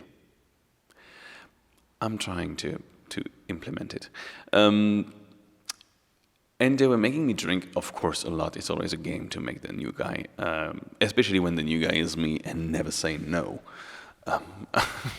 When I'm on a trip, I would drink anything and eat anything. I don't care. It's just part of the fun of the place. Like the local rakija. So rakija is already local as Croatia goes, but there is local. And they make this rakija with some walnuts that macerate in it. It makes for a dark black rakija. It was really, really good. And they all try to make me drunk as well because they want me to stay for tonight. Because they have a big celebration tonight and they will roast a pig and have way more alcohol, etc. It was tempting, but I think I'll still go on. The day will be atrocious, though, because they all said that the next part is not marked, and it goes up the hills, so it's going to be very annoying. And I have 30 kilometers before the next hut, where I am expected. I will not make it in one day, that's for sure. I will probably camp in the middle. They all told me, why do you want to camp? There are wolves and stuff. And wild cows. I mean, that's fine. So yeah, I will probably camp in the middle. And anyway, those guys, this little band was really, really nice. And I could sleep on a real bed, take a shower, and that's priceless. So yeah, I missed my appointment with the podcast, but embracing the unexpected. Cheers.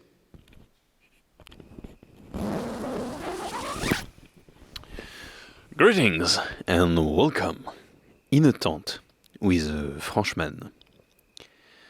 Life on the trail can be extreme.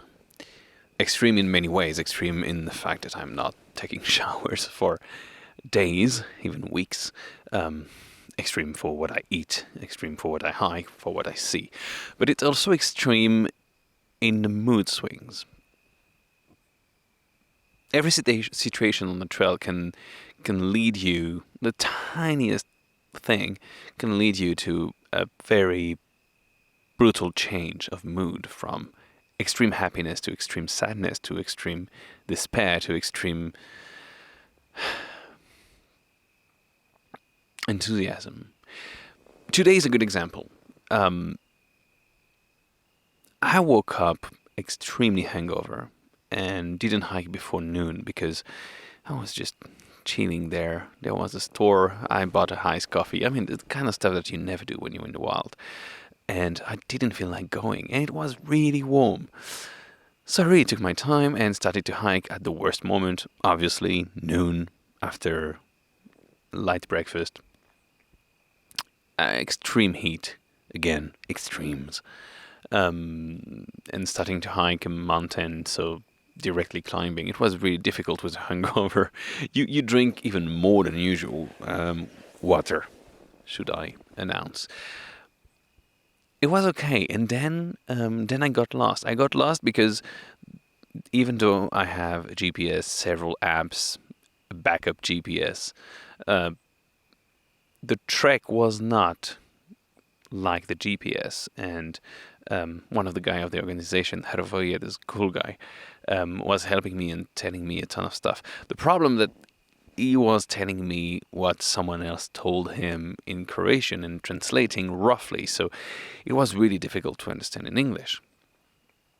And when what is happening on the ground is not what you have on your GPS, you really lose focus. So I was actually on the good way, asked him, told me I was on the wrong way, turned back, and I lost 3 hours, really 3 hours, in a place where I should have never been, and just to cover 1 kilometer that I had to go back. I hate to go back. I am slow, but I don't go back. When I have to go back, it's really the worst. So that's what happened. And really, I was in a very bad mood. Extreme bad mood. I was even kind of cold to this poor Hrvoje who was really helping me, despite his impossible to pronounce name for anybody else but Croatians. I was really, really mad. Then Carmen, with whom I hiked, sent me her track, her GPS track, because she tracked it when she was there a few days ago. And I could just follow her lead, and it was extremely simple then, and I could rush. The trail was really bad, to be honest. After a dirt road that was kind of easy to hike, it was an old track with very little marking and directly into vegetation. And when I say directly into vegetation, you have to imagine a tree next to another tree, so close that you see just one big tree with kind of 2 trunks. The trek goes directly in between the trunks. So it's not that you have to push a branch to go. No, you have to put your whole body directly against vegetation and put all your weight into it and just go through somehow. It reminds me of a gif of Homer Simpson.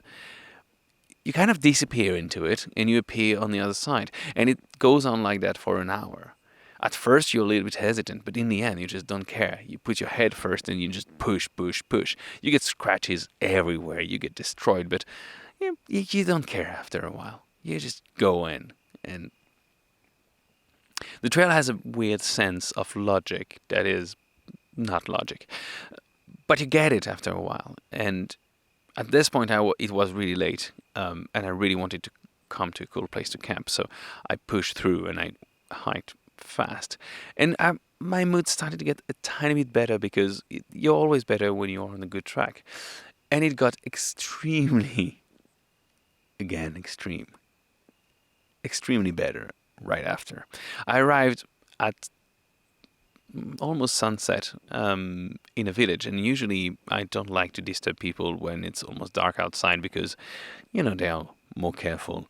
But I didn't have enough water, so I just arrived in this literally 3 houses village and saw a guy and asked him in Croatian if he has drinkable water.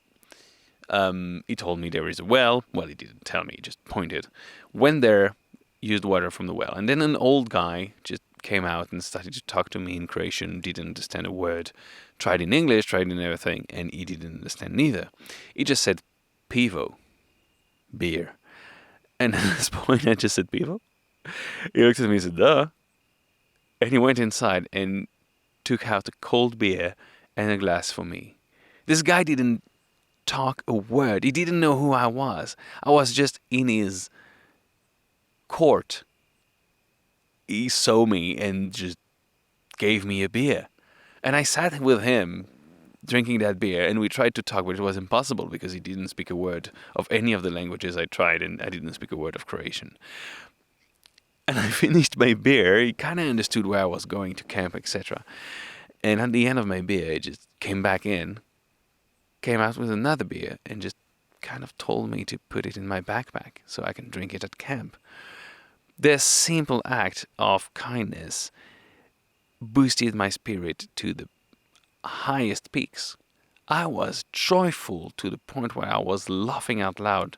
I was walking in the night, not seeing a thing except the road in front of me because it was white. And I was laughing and chanting and joyful. After a day where I almost thought about quitting, so mad I was to be lost and not knowing what was going on. And here I was just singing. So I arrived in this campsite. It's apparently beautiful. I will see that in the morning. Some wells, like open wells where you can probably swim. It's supposed to be beautiful. It's really great for a tent. The lawn is really short. So I will see the wonder in the morning. But I was so happy when I put my tent up and I just drank my cold beer.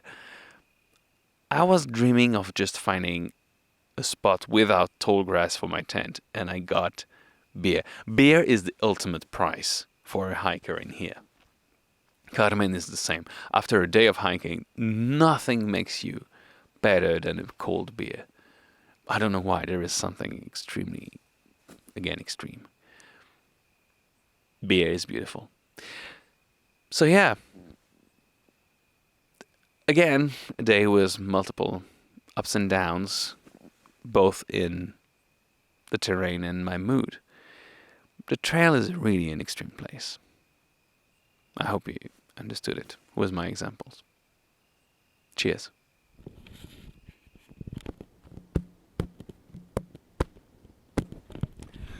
Greetings and welcome in a tent with a Frenchman.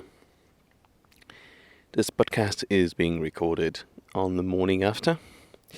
I am currently sitting on a chair above the city of Split in a mountain center called Malashka that probably has the best view of all the mountain shelter so far. It's basically not really a mountain shelter because there is a gigantic road that gets there, and it's on the mountain that is directly above Split and other cities, and these are maritime cities. So basically what I'm looking at right now is a gigantic view of a city under me and the sea. It is uncanny. And you have this long mountain going all the way across the coast.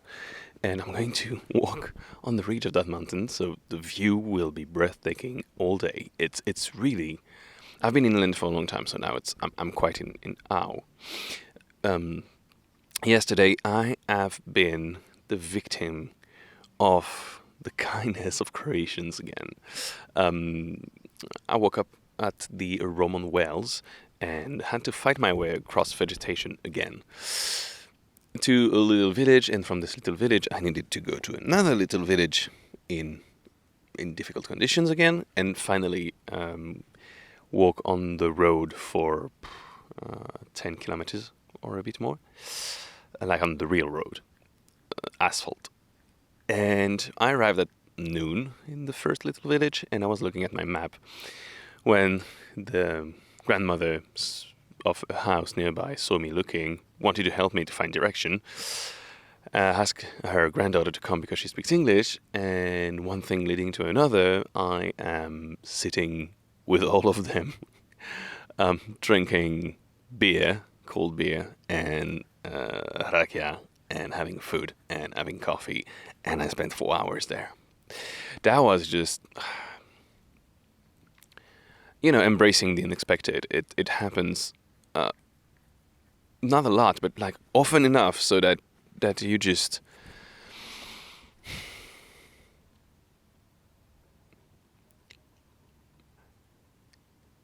you cannot get used to that kind of kindness and generosity. It's impossible. Every time I feel so awkward to see people just really, I didn't ask for anything, and just being dragged in to enjoy life. I'm so happy. I'm so happy, really, about that. It's really, it's hospitality to the max. And after those 4 hours with this incredible family, I had to go. in the sun, it was difficult.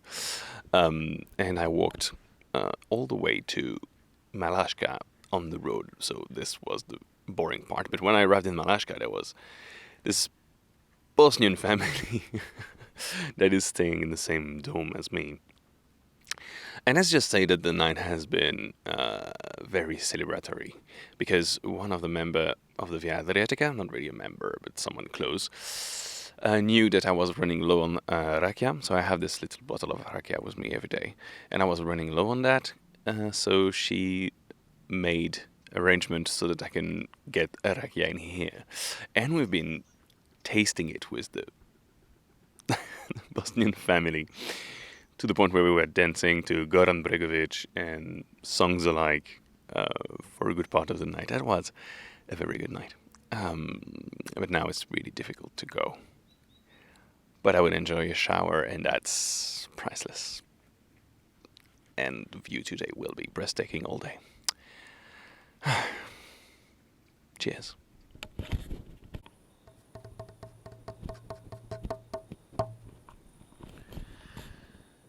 Greetings and welcome in a tent with a Frenchman. Yeah, he pushed the accent a little bit far there. I'm currently still above Split. Split is this gigantic city from the south. Well, gigantic for the country. Oh, now the dog knows I'm here. I'm actually in a mountain. There is a chain of mountains that is going parallel to the coast where Split is. So I was walking today on the peaks, well, the ridge, kind of, on the top of the mountains, and having always this gorgeous view of the city and the sea on my right, because I was going south. It was absolutely amazing. What was even more amazing is that I woke up at the Marashka, had a glorious breakfast, had coffee, and Marco, the guy who was like handling stuff there, the responsible, he just proposed me all of that, and I was just saying yes to everything because I was completely hangovered. Last night, the two other clients, mother and a daughter who come from Bosnia and Herzegovina for years, were here as well, and we were celebrating the fact that I had a new rakija.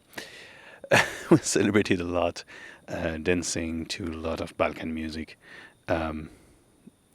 including Goran Bregovic, that apparently they love as well, and Disco Partizani that I didn't hear since Ucka festival 10 years ago.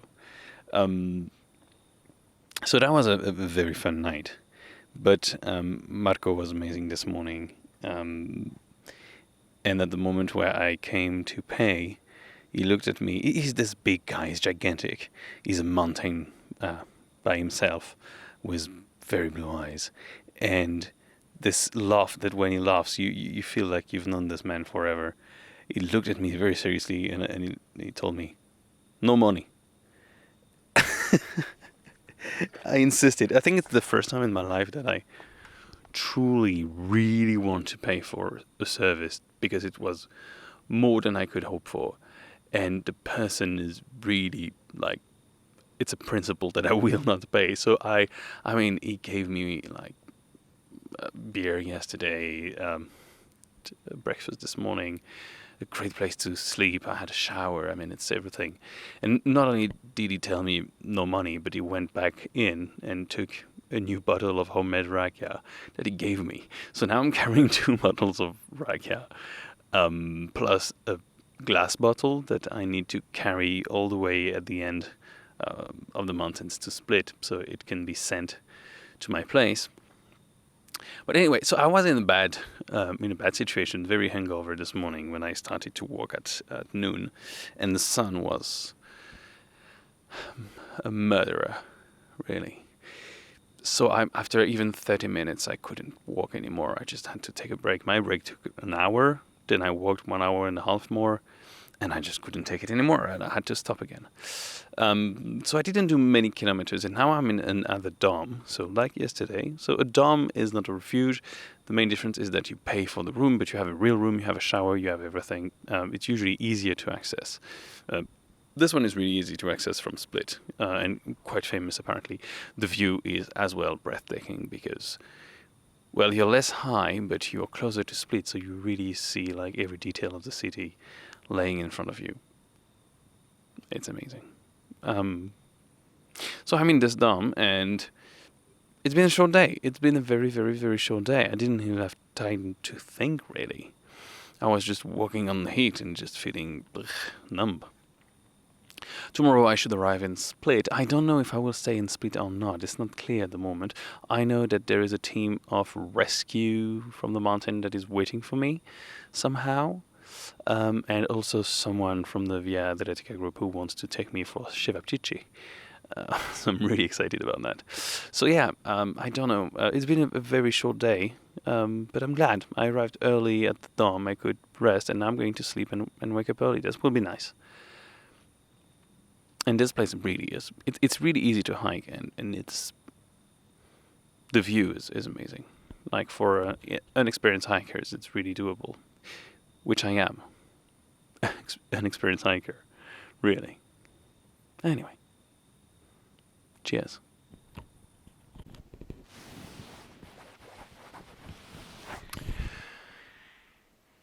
Greetings and welcome. In a tent with a Frenchman and a weird animal screaming outside. Probably a cat. Apparently there are cats around. You hear an echo and you're hearing wildlife of a suburb area because I'm actually in the suburbs of Split. Or how they say Split.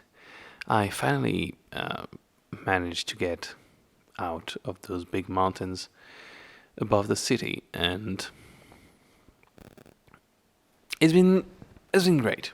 I won't lie. It's been gorgeous. Oh, I just had a big problem today. I twisted my knee again. It's the 4th time in the middle of a rock terrain. It hurts like hell. And I know that when I twist my knee now, I need to walk on to make sure that it doesn't get stuck somehow. So that's what I did. It was 34 degrees outside, and I was plain sun, so it was not the most pleasant moment. But I did. I ended up covering 18 or 19 kilometers. Despite having a shit knee, the last kilometers I did was a car from a guy, Mate, who actually is part of a mountaineering association, and I'm sleeping in a place where most Via Adriatica hikers slept. Everybody that passes by Split, has the opportunity to stay in this place. It used to be apparently a horrible, horrible apartment on the outskirts. And Tayana, who is part of this mountaineering group, changed it over the course of 7 years into what I could describe only as a perfect Airbnb. I have a real bed, a real shower, more alcohol that a full garrison of soldiers after battle would need. It is It is gorgeous. It's just gorgeous. I have no idea where I am because I've been driven around in the night and after the hike, so I didn't care about anything. But yeah, it's a great place to rest for my knee. I'm also next to Split, and tomorrow I'll try to go in the city. Someone he's to offer me cevapcici, so I'm looking forward to that. And I need also to buy a pair of pants. My extremely expensive Fjällräven pants that were brand new at the beginning of the trail have now a gigantic hole where are located my balls. I'm sorry, I don't know the crotch, but it's beside. Anyway, it's almost impossible to repair. I will still try. I will probably wash it and send it to my grandmother. She is kind of the savior of old pants. Whenever I have like real problem, she always manages to find a solution. I'll still like try to talk to Fjällräven about it because it makes no sense that after a month of hiking, this pant is already good to the trash. Because really, I don't know how to save it. It's ridiculous. It's absolutely ridiculous, and I'm quite ashamed. So tomorrow I'll try to buy a new one. So yeah, I twisted my knee and it was extremely hurtful. It still hurts like hell right now. Fourth time. I'm trying not to be pessimistic about it and thinking that it can happen. I can still hike on. I know people without those ligaments who can hike on, so I hope it's still doable. We'll see after a time of rest. Usually it's harder at first and gets better, but I don't want to jump the gun, really. So we'll see. So yeah, it was a long, difficult day because of the knee, but gorgeous, absolutely gorgeous day thanks to the view on the city. And this ending with all the people from this mountaineering club. I was interviewed by one of them for a local newspaper. That was an amazing night. Those people are absolutely brilliant. I had a very good time. And tomorrow night I will probably see them again, so I'm excited. And I'll sleep like a baby now. Cheers.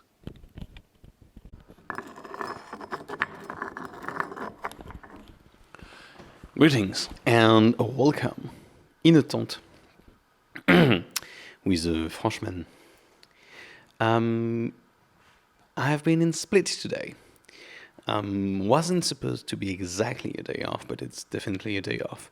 I needed to go for some grocery shopping, and I slept in this amazing place. I don't know how to define it. It's kind of a local association where they managed, rebuilt a place so that it doesn't feel horrible, and it actually feels like the best Airbnb ever. It's a gorgeous place, and I slept there, had a breakfast, have so many amenities. It's really a fantastic place. I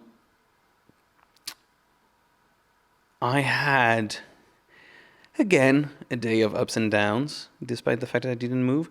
So I went for shopping for a pant because my very expensive Fjällräven pants got absolutely smashed in only a month.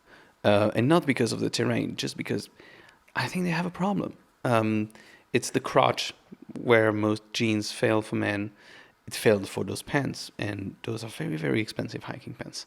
So I went to shop for new pants in this place that is very special for equipment. First, I went to the mall. The mall was a horrible experience. It's usually not my favorite place to begin with, but after living a month and a half in the woods, it was too much. Too much light, too much people, too much points of interest. It really got me. And when I arrived in this other shop downtown in Split, Igloo, that everybody knows in here, I started to talk to the saleswoman, telling her basically that I'm doing Via Adriatica, so I needed strong pants, and I was wearing my coronavirus mask, so like a face mask like everybody. And she asked me, can you take off the mask a second? Take off. And she says, oh, you're the guy who does the silly faces on Facebook. So she actually knew me from the Facebook group Via Adriatica Hiker's Corner. That was extremely fun because I have kind of an image of a joker. I make like silly faces and silly pictures, and I make silly comments. So she was quite pleased to see me, and I was extremely surprised to see someone who knows me. And she helped me tremendously finding a new pair of pants. I literally tried all the pants of the shop. And now I have a new pair of pants. I hope they will be good enough to hold until the end of the trail without being too warm or whatever. I had a very good time in this place, and to be honest, like the program of the day was very good. Like after that, another trail angels wanted to take me to eat cevapcici, and after that, I had to. I love how it's an obligation. Drink with the people who were hosting me, and enjoy my night in here. And as I was like finally choosing my pair of pants, I received an extremely bad news from my family, something about the health of my grandfather. And I was in the middle of the shop, like ready to pay, bantering and making jokes with the sales person, and I felt so weird, so empty inside, and I had to keep smiling because I couldn't explain the situation, and I had other people to meet and everything, so I had to make the best of the day, and there was nothing I could do in this moment anyway. But it was really like looking at myself from a distance and seeing myself making those jokes and everything, and just being dead inside. It got better because the night goes on, and I had more news on my phone. It's still bad, but I know a little bit more, and there is no reason to just like fuck up one of the very rare rest days. So I visited Split. I drank some beers with cool people, showed my gear and stuff like that. But yeah, always with in the back of the mind is this bad news, but not bugging me that much. It's just it was there. It was like hovering over any good moment I had. So yeah, up and down. It's extremely late now. I've been drinking until again 3-4 a.m. And I'm supposed to wake up in the morning to go hiking. I don't know. I will start again at noon and do a shit day. But that's fine. That's okay. Taking my time, and I am not breaking any record. But yeah. Really ups and downs and ups. Again, I used the expression roller coaster before, but it really felt like that. And still not knowing exactly what I'm doing with my life right now. I've been talking with people about this, and it's pretty funny how most hikers have a motivation. They are driven by something, and I'm just driven by I can't do anything else. Being afraid of giving up. That being said, I had a very good day in Split. I'm scratching my beard and I realized I forgot to go to the barber shop. But I managed to go to D16, which is a specialty coffee place where I could buy some very good coffee, so I will have good coffee on the trail. That's actually something I was expecting since the day one in Croatia. But yeah, a weird day was good and bad stuff. I don't know how tomorrow will be.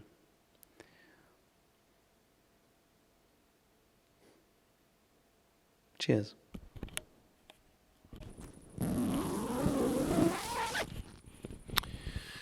Greetings and welcome in a tent with a Frenchman. I am currently sitting in my tent, watching outside. I have found a very good looking place to tent.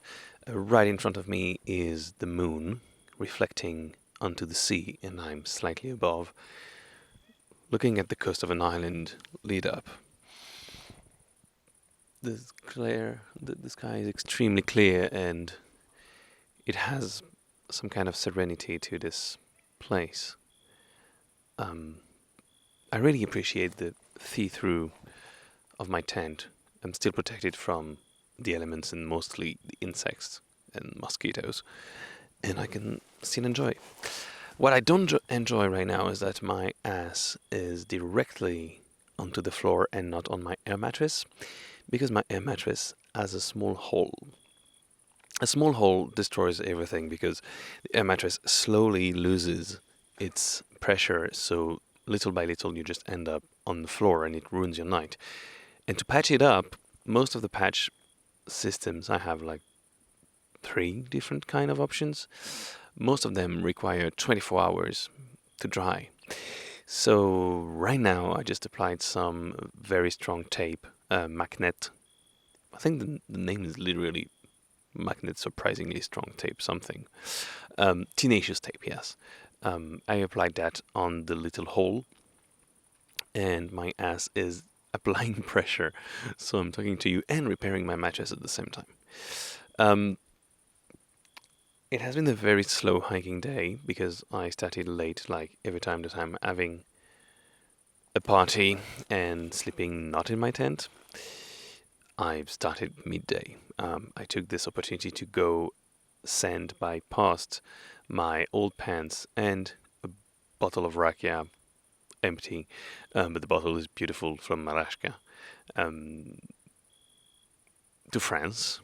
So that way I don't have to carry it.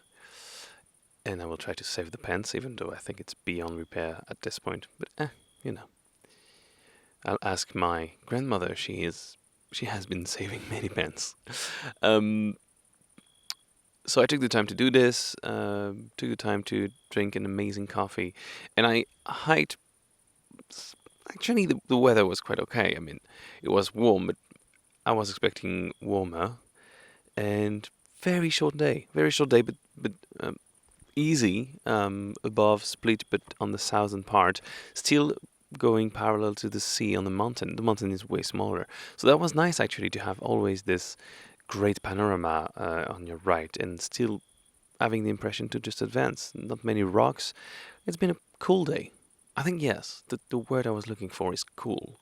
It was cool. What was cool as well is that Srečko, who is the master of this trail, he is the head behind the path and many things, actually heard about my podcast, thanks to Hrvoje. A lot of things are thanks to Hrvoje, but and decided to just broadcast on his page, and it actually made a lot of people arrive on my podcast, and I was not ready for that neither. The episode of I recorded yesterday is actually the second most listened in just one day, just because of the power of Srečko. So that's nice. This is very nice, and I thank him. It is not. I mean, the purpose of this podcast is still. The main idea was to have a way to tell my family and my mother that I was still alive every day, despite the fact that I would not have connection. It was a bad idea to begin with because my mom doesn't speak a word of English. So she's been trying to listen to it, and she's been struggling a lot. So I have to do like a separate one just for her, because otherwise she just, she's concerned.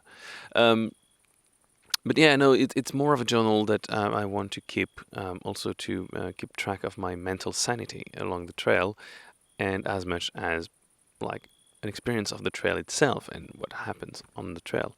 So I don't know. I'm really happy that I had like a ton of new people and had very good comment and very like heartwarming comments about it. But just yeah, I'm surprised. I'm surprised about a lot of things on this trail. Today has been a good day for my morale, and I think that's one of the reasons as well. It's just some kind of recognition somehow of what I'm doing, because I don't realize by myself. This is, I think, one of my issues, is that I don't realize by myself what I'm doing. People have to tell me, you're doing this, and I'm like, oh, am I? It is something I need to work on quite a lot. And this is one of the reasons I'm doing this alone as well, because I'm working on it. But yeah, it has been nice. It has been very nice. And now I hope that during this time my hole has been patched, and that I will be able to sleep on a non-deflating mattress. And tomorrow I have literally no idea where I'm going. I love it. Cheers.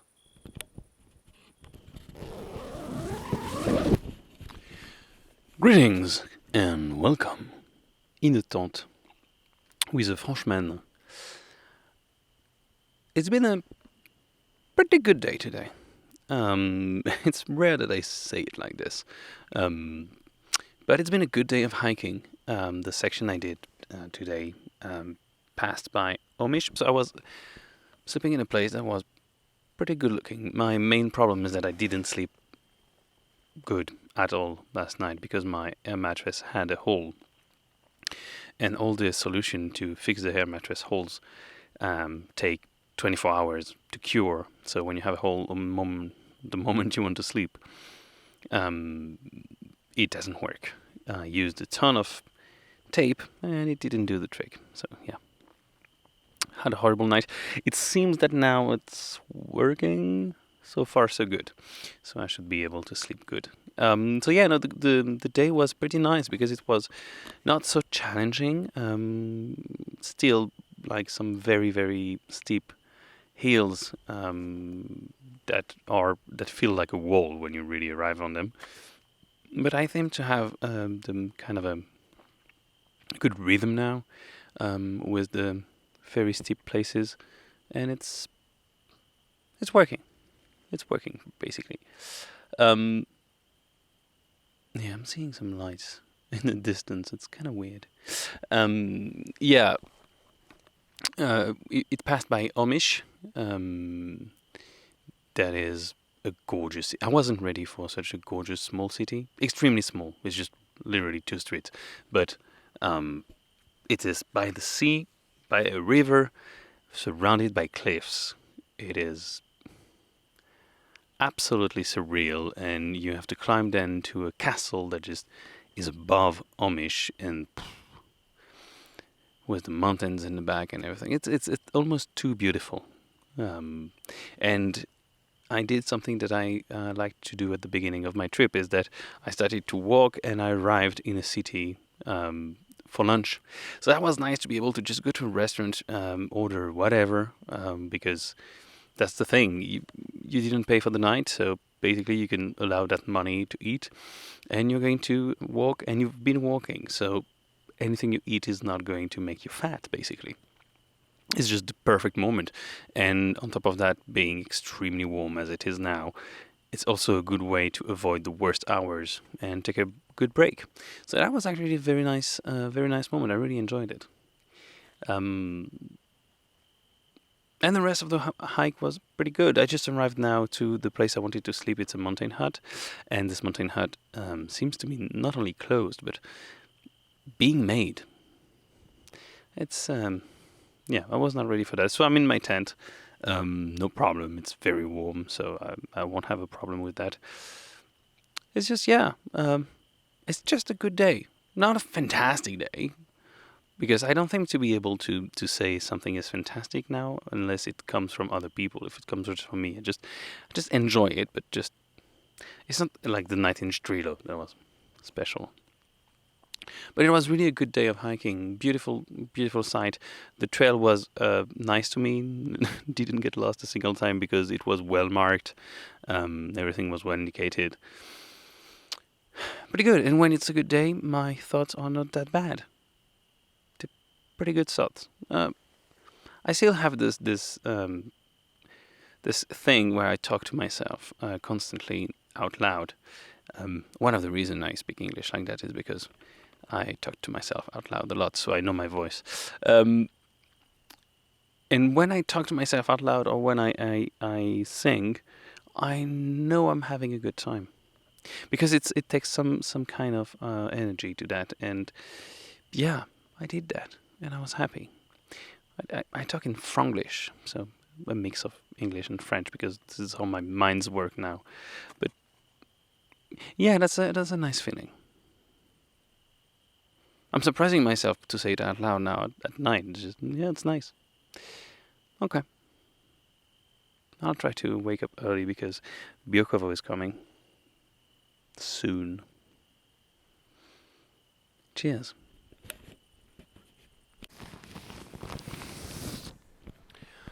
Greetings and welcome in a tent with a Frenchman. Obviously not in a tent. I am now not in Burra, in something Voda, next to Burra. It's a city by the coast where a trail angel took me. I'm actually at her place. She took me yesterday at the end of quite a long day. So yesterday I was just going by the coast through a mountain, and instead of going on the ridge all the time, the trail took us down on a very steep path down. And when you look at the map and you see that you have a very steep path down and that later on it goes up again, you're a little bit mad. You're a little bit mad because, I mean, you're already up, so, why going down? I was happy to go down for just one reason. Getting closer to the coast means, as well, getting to the civilization so I could eat for lunch. I made a huge mistake because I ate for the first time in a touristic place because nothing else was opened. The view was beautiful because I was literally on the beach. So I went from the mountain to the beach, so sea level, and I ate the worst burger ever. I was dying for a burger because I haven't had one in a very long time and I really love burgers. That one was really a mistake. Completely dry, etc. But being down in Mimice, I left my stuff at a cafe, and the cafe was actually a pizzeria, but it wasn't open, and the cuisine wasn't open, and the chef, the owner, sorry, I'm a little bit confused. It's the morning and not right before sleeping, so my head is still not completely booted. And basically, I could spend a lot of time in this pizzeria, chill, talk with the waiter, the young local waiter that was really cool guy.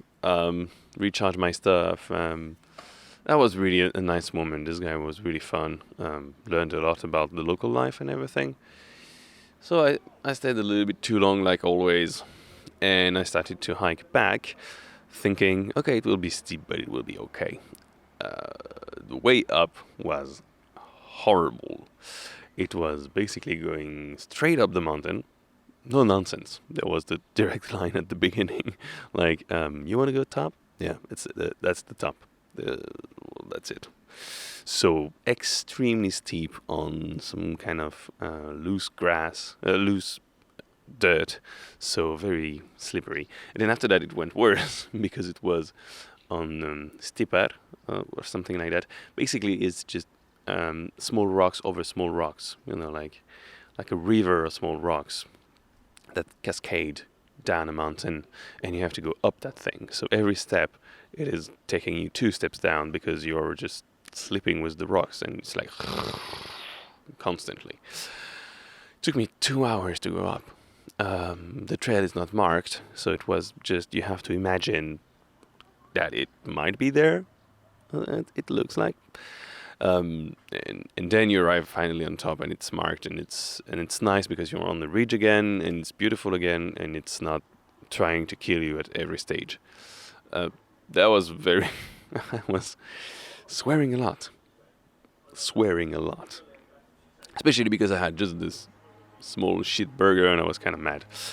And I was about to tent at the end because I couldn't reach my destination, but it was impossible to tent anywhere because it's purely rocks and it was on a mountain, so not even like a tiny space of flat, and let alone some lawn. So it was about to be a very difficult night, but this trail angel Nina asked me if I needed a pickup. I did the, like the polite stuff and say, no, I don't want to bother you because I'm slow. She just answered, shut up. Well, I'm coming. And she came and she picked me up, and it's really nice because I spent the night with her family. So she was literally all her family in this house. It was really fun. We went for burgers without even consulting each other, and the burgers were oh my god, that was so good. There was an egg in a burger. You have to know I would eat anything with an egg in it. Usually I ask to add eggs, and everybody's like, why? Like, I eat pizza, full cheese, I want an egg in the middle. That's it. That's my thing. I like eggs. And this burger came with an egg in it, and really good. And on top of that, they had hot sauce. They had, but like not Tabasco, real hot sauce from Carolina Reaper pepper. I am a huge chili fan. I grow Carolina Reaper in Brussels, and I have the hottest sauce in the world, Blair's and stuff like that. So I was so happy to find real hot sauce, real burgers, real people. I had a very good night. Didn't drink. Had a beer and stayed up on like really late just talking. It was really, really nice, and I was so tired. Forgot to record the podcast. So today will be a slow day. I will just finish what I couldn't do yesterday with a small pack, and so it will be like I have like less than 10 kilometers to do, and it's apparently beautiful. It's a creek or something like that, and then I will go to the beach. I can't believe it. Yes, and it's good that I rest because tomorrow is the worst day. Tomorrow is Biokovo. Some say it's the worst, some say it's the best.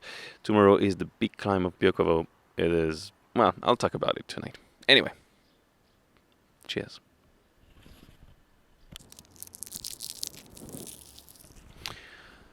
Greetings and welcome in the tent with Franchman. This is the day before Biokovo. So it's a cool day. I picked up right where I stopped yesterday, but with a lighter load. Luckily, the trail angel here could give me a pack just to put my water and my swimsuit. It will be relevant later. And I could just hike probably the highest, like the easiest part of the trail so far, because it's basically just walking alongside the beach in touristic areas. So everything, like you have water, you have everything, you have showers along the path. It's never a thing in I don't know how many kilometers I've done. Well, in all this time. A beautiful scenery, because this place is like the I always say there is the mountain and there is the sea. This is the highest mountain and sea at the same time. It is epic and breathtaking. And I was so pleasantly surprised to walk without the pack. This is where I see how much the pack weighs me down and made me even doubt my steps. Without the pack, I feel much more assertive on the trail. It was really weird to arrive on this playa in my full gear when everybody is just in swimsuit and flip-flops. I arrived at the restaurant, a friend of the trail angel and Nina, to name her.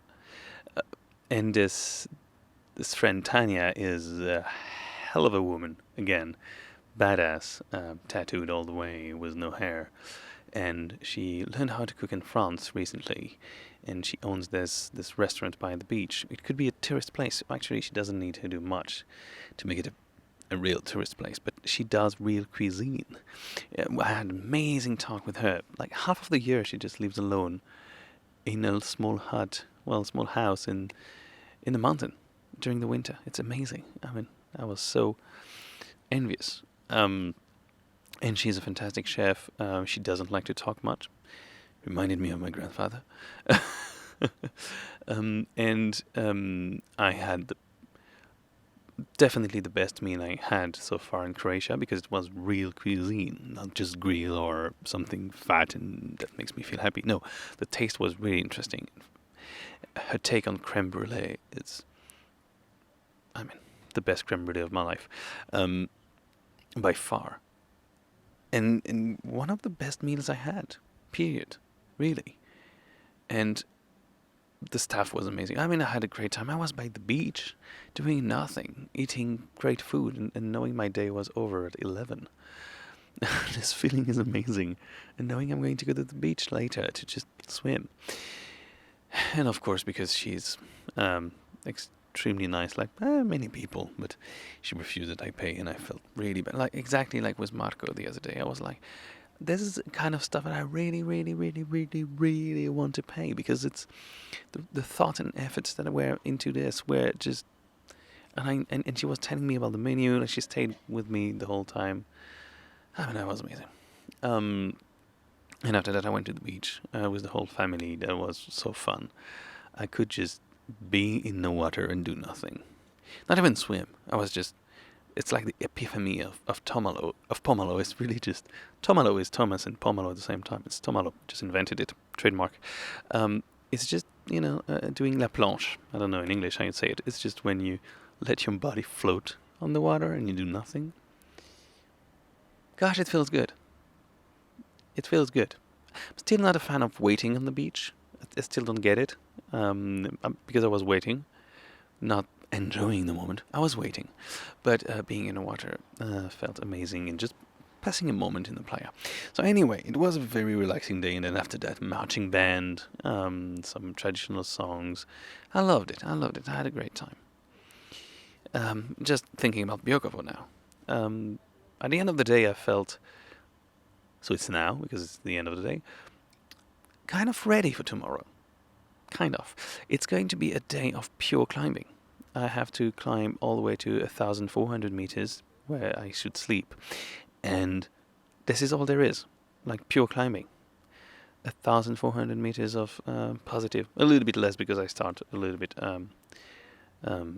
above the sea level, but it will be pure climbing, so it will be difficult with a lot of water. And yeah, I hope I will have a network in the next days to upload this podcast. But I'm excited. I was swimming, and I was in the sea, like quite far from the shore, just to be able to see the entire length, not length, but like Biokovo in all its majestic beauty. This mountain is terrifying and exciting at the same time, and seen from the sea, really fun. Tomorrow I will see where I was swimming from above, and yeah, that will be a good moment. So yeah, amazing day, amazing food. I can't stress that enough. And I'm ready, I think. We'll see. Cheers.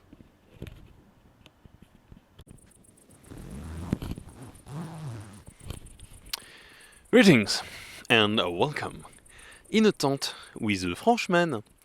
Yes, I'm trying to change this. And also, it was not the zipper of my tent, because again, I'm not in my tent. I am in a mountain hut. I am on the infamous Biokovo. I say infamous because since I started this hike, everybody told me, be careful about Biokovo. Be scared of Biokovo. Someone also told me, my job is to scare you about Biokovo. And there is this guy, this Polish guy, who disappeared on Biokovo a month ago, and they've been trying to look for him since then. Well, we all know he's dead, because 1 month disappearing in the mountain is not good. But yeah, everybody tells me about this guy. Every time I say I'm going to Biokovo alone, everybody yells at me. But anyway, I am on Biokovo.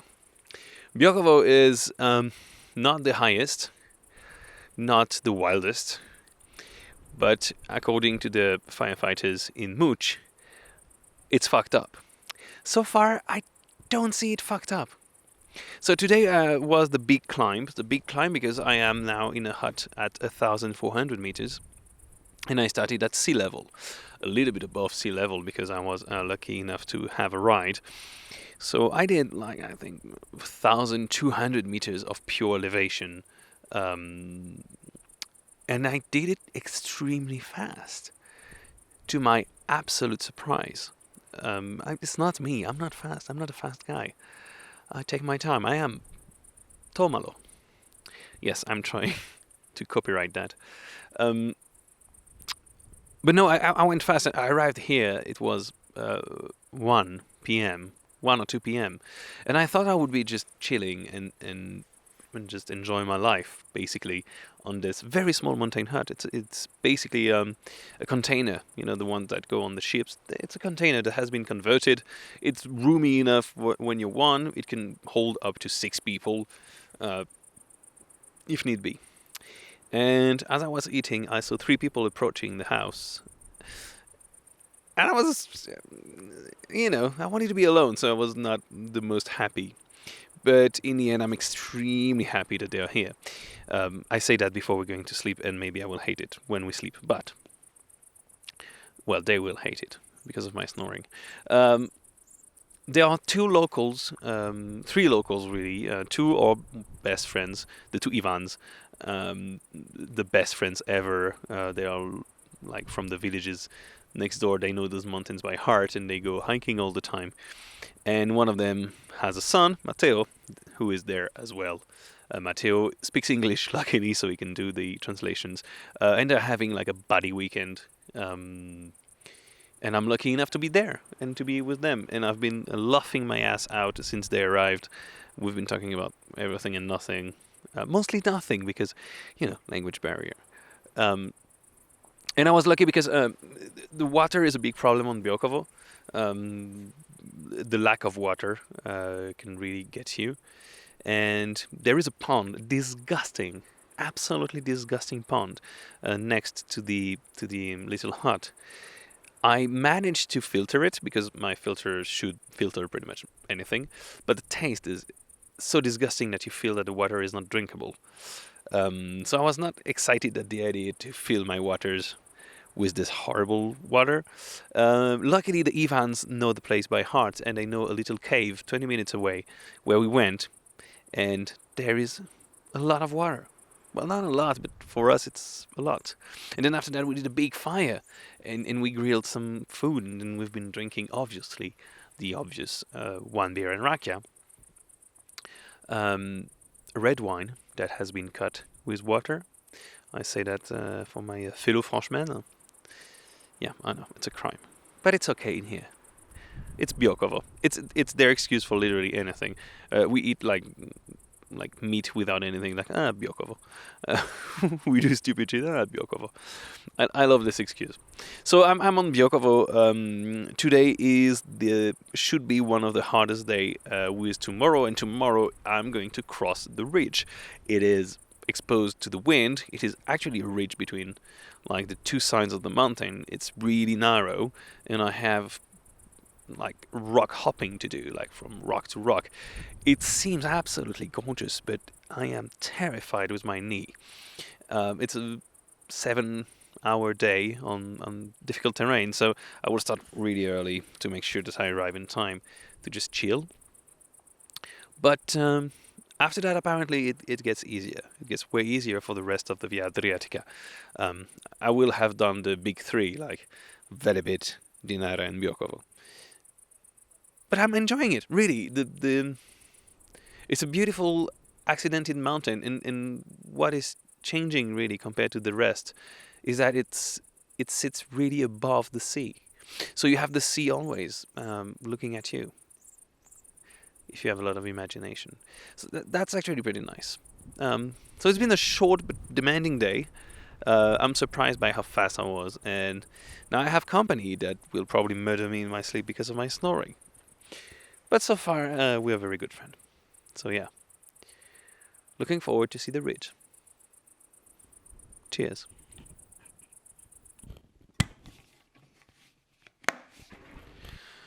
Greetings and welcome in a tent with a Frenchman. Second day on Biokovo. I'm not talking from a tent again. I'm in a hut because mountains. This day was the difficult slash dangerous day because it led me on the ridge. The ridge is really the ridge of the mountain. So on your right you have the void, and on your left you have the void. And you can just start the ridge when the weather is good, because otherwise, if it rains, for example, you're fucked because it's rocks. So yeah, it's kind of a tricky moment, full of rocks, obviously. So with my knee, it's not the easiest, but it is absolutely epic. The view, I mean, you literally have the views of two mountains in one. And when you finish the ridge, you arrive in a little chapel that is on top of the pic, where you can actually sleep. This is where the three fine gentlemen of yesterday slept. And I stayed in that little chapel way too long because I managed to get across the ridge quite easily, and I wanted to enjoy my time. I should not have enjoyed my time that much, but really, at that chapel, I was like when I was in Stirilo, one of the best moments in my life. I made some coffee, put some music, Downtown by Michael Moore, and I was just dancing, chanting, everything exactly at the ridge where the wind was just punishing me, really, trying to knock me down. But I was just here sitting and looking down on the valley, on the sea, and just being extremely happy. And the coffee was good, but oh my God, that was really a good moment. A moment of pure bliss. One of those rare moments. When you're alone and everything goes according to plan. Well, no, because I have no plan. Okay. But everything seems to align. And it works. I should have gone for sooner, because the rest of the trip, it was like 6 kilometers. So it seems like nothing, but it took me maybe 6 hours. I don't know. It was extremely complicated because Biokovo is a mountain with tons of ups and downs, pure rocks. And every time I was going down, I was so scared that I was going extremely slowly. Going up was easy, actually. I kind of feel that my legs now are made to go up. And I have no problem going up. Before that, I was really afraid of... I'm still afraid of going up, but I have to reach the logical conclusion that it pains me less. I'm more confident, I go faster, and I'm not that tired. I mean, I'm out of breath, but at the end of the day, I'm never with pain in my legs, like muscle pains. So I never reached my limits, which is quite impressive. I wasn't expecting myself on that. But anyway, it was a very, very, very long afternoon, and I was really sore after all those rocks. And I arrived at the shelter. The shelter is the one I'm talking now, Lokva. The specificity is that it is locked by key, and you have to ask the key to someone. So luckily my trail angel did this for me, and someone was supposed to wait for me, and I arrived and there was nobody. The door was closed, and I was extremely afraid. On my way, I met one person, how is it called? Trail runner, a guy who really runs in the mountain. He was going to Omish. Omish for me is 3 days ago. And he was doing it in 1 day. So yeah, a trail runner. And he told me, yeah, I was in Lokva. Are you the French guy doing the Adriatica? Yeah, they told me about you and they're waiting for you, 2 people. Then he took a selfie with me, which was very fun. So I thought there would be really someone, and my trail angel confirmed. And when I arrived, I was stressed, but actually the key was hidden. Took the key inside. They left me beer. They left me homemade food. I mean, I was just so extremely happy. But what really melted me is that they left a note. And the note basically said, Thomas, this is for you. We're sorry we couldn't meet. And their names. And I'm not saying them because I just can't pronounce them. And I would pronounce something bad. So yeah. And the real cute thing is not the note, but that the fact the note was written in French. It's the first time I see a note in French, and I'm pretty sure it was just a quick Google Translate, but just having the time to just write it by hand, and it's really complicated when you don't know the language. It was, oh my god, I was blown away. And it's quite late now, just because I was chilling in this hut that is gigantic, just for myself, and the wind is crazy outside, and I love that atmosphere. I love that atmosphere. I made a little fire because it was quite chilly. I feel good now. I feel it's nice. It's a nice moment. And there is a sink, so I have water. It's fantastic. Tomorrow I will go at the end of Biokovo. I don't know where I'm going to sleep actually. I have to check that in the morning. But end of Biokovo, so it will be a very fast moment on Biokovo, but it was memorable, to say the least. Anyway, cheers.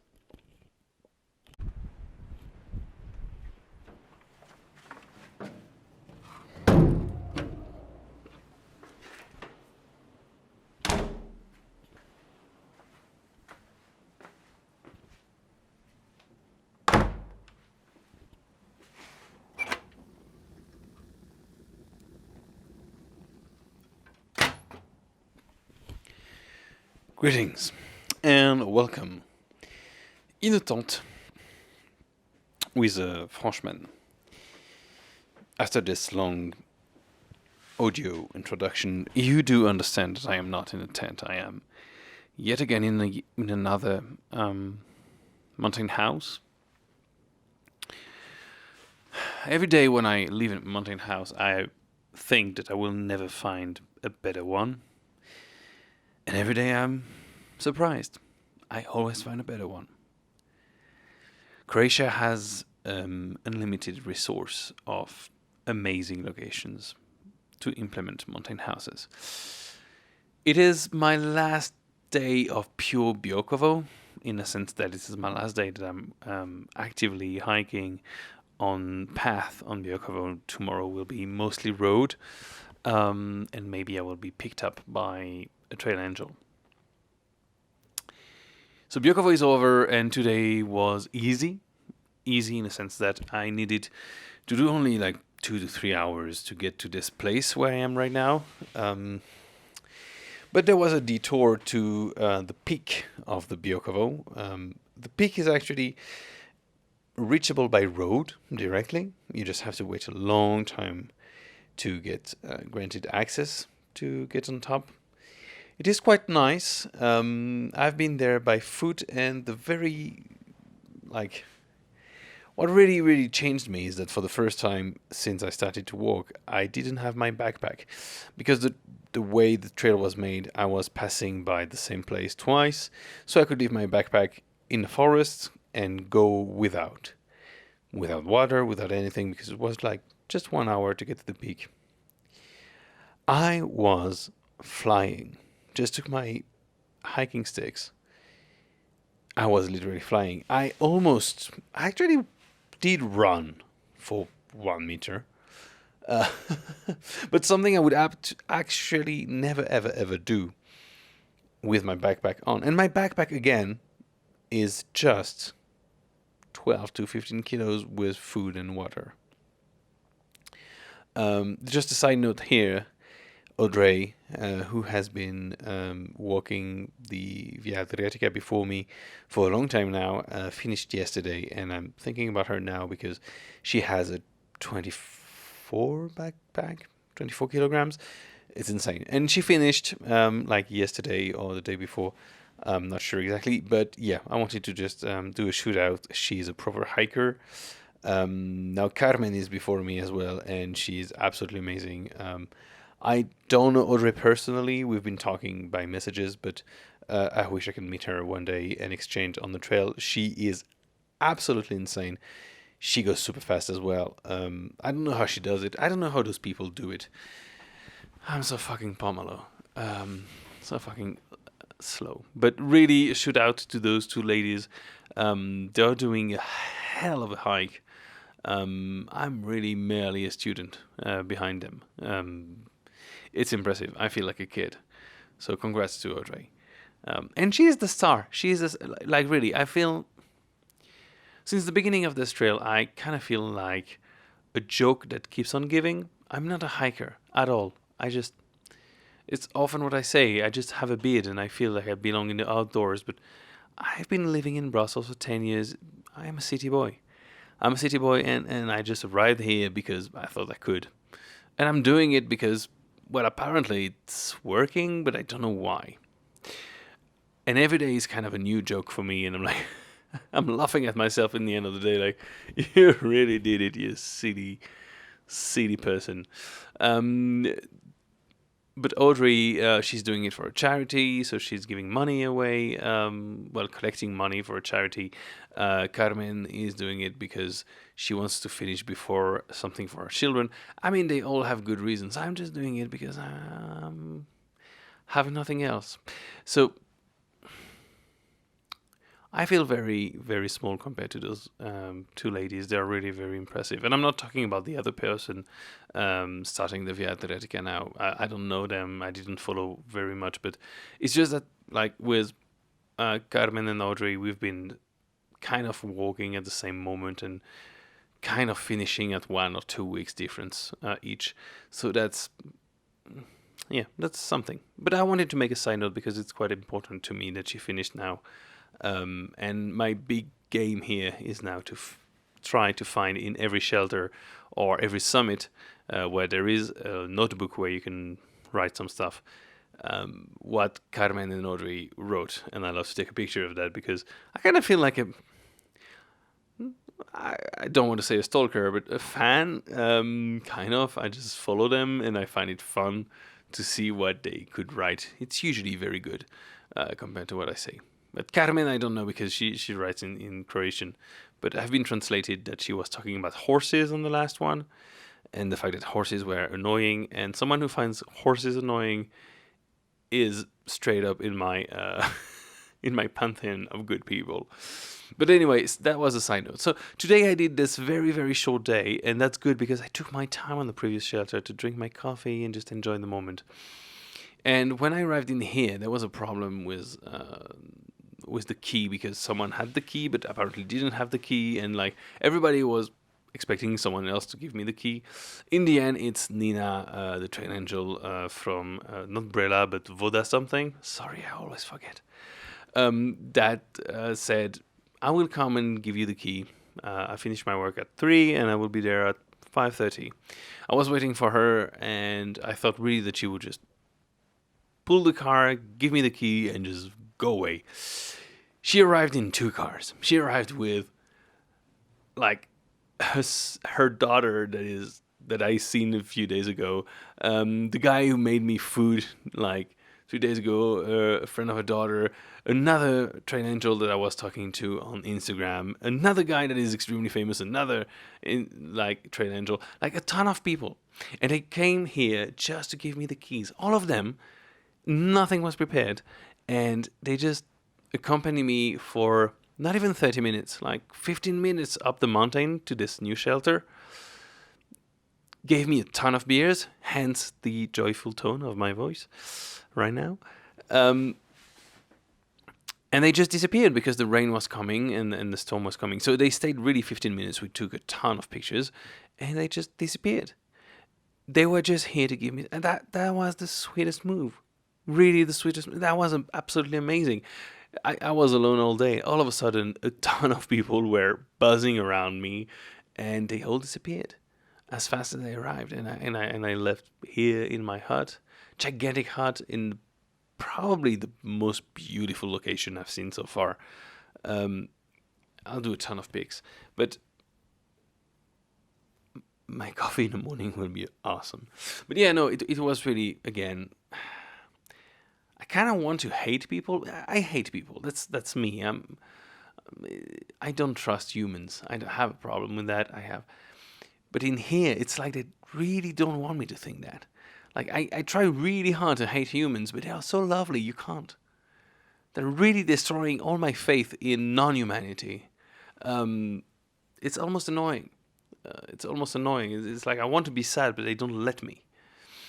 So it's been amazing again.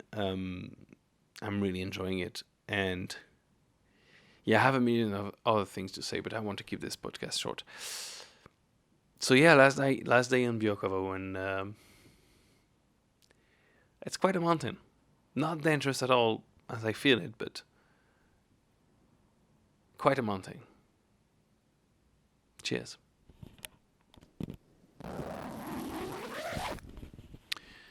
Greetings and welcome in the tent with Franchman. Actually, really in a tent, but I almost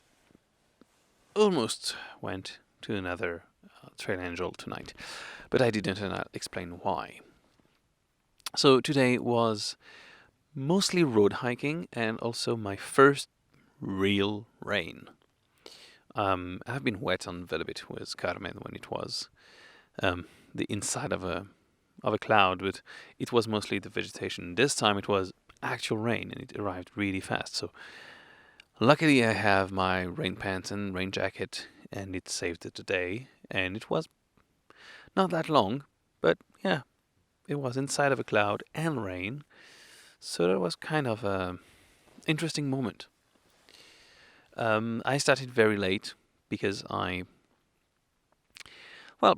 be honest, it's the first time I think that I drink so much alone. Yesterday, after everybody left, probably something you can hear on the podcast I recorded in the end. But so I woke up really late and quite hungover, and I realize it is insane. I would never do that. I mean, I'm not a solo drinker at all. I'm a social drinker, and it was almost weird to me how easy it is to be a solo drinker in here. But again, the life on the trail is so different than the real life. You get to be someone else. You get to be someone different. You create your own rules. I had a friend, Med, who told me I like the idea of moving to another city because now I have all my friends, and if I decide tomorrow to wear a hat that I really love and that is really different to my style, everybody will just make fun of my hat for a long time before they accept it, and it will be annoying. But if I arrive in a new town and I wear that hat, everybody will know me as the guy with the hat. It's a little bit the same idea in here. You kind of it's a different life. You kind of construct the character you prefer to be. Apparently, I'm a solo drinker in here. No, it's not what I meant, but it's really this idea that anything goes, and it's completely different than anything that you would do. I am not a sportive guy, and here I'm doing sport all the time. I'm not a solo drinker, and here I'm drinking all the time. And I'm someone who loathes himself, and here apparently people like me. Well, some people, but people are so nice. It feels like you're being liked, and it's not something I'm used to, and it gets cozy. This is where I wanted to go. The past days, I had so many good things. I felt almost guilty. What did I do to, deserve any of that? I'm just on a holiday walking. There is no reason why everybody would be nice to me. Again, you have to keep in mind that I'm not a nice guy. Like, I don't like my fellow human. I'm kind of misanthropist. It works in French. I hope it works in English. In my daily life, I don't like humans. I'm an old grumpy guy. But in here, apparently, being an old grumpy guy is fun. So I had that in mind. It's part of this process that I need to do to accept myself for who I am and start to like myself. But I still don't. I mean, I still can't do it apparently. But today I was walking wet, starting in the middle of the day, so not really a real day. And I was walking on the road, and the temptation of hitchhiking or just ask for a pickup is really, really, really there. But it was the last moment on Biokovo, and talking with my train angel Nina, she told me, ask Anna, she will pick you up and sleep tonight. And I did, and she answered positively, like, yes, I can come wherever you want. And it's amazing, but this moment it hit me. It's like, you don't deserve it. You didn't walk. I mean, the only real purpose of why you're here is to walk. It's not to be just, picked up from one place to another. I did some shortcuts of 5 kilometers here and there, and she would have definitely like dropped me back to exactly where I was. So it's not like I would have cheated, but it was too early. It was too early, and I felt I could still walk. And I did something that is against my nature, which is taking the easy way out. And I decided that I was wet, and I was going down this gigantic mountain. I decided to go on, and there is this place, Zashator, on the GPS that basically means that there is a good place to camp. And I could see myself eating my last dry mountain food. I still have those pastas, but this one is one I bought in Brussels a long time ago, and I wanted to eat in the mountains and be in my tent, like going back kind of to my roots, because it's been too amazing these days. I need to go back to why am I doing this, and to appreciate tomorrow, because tomorrow I will be probably at the Trail Angel. And I will appreciate it because I will have had this night and this moment where I'm completely wet and just... I don't know, it's complicated because at the same time I don't want to suffer, but I want to deserve things, and I hate efforts.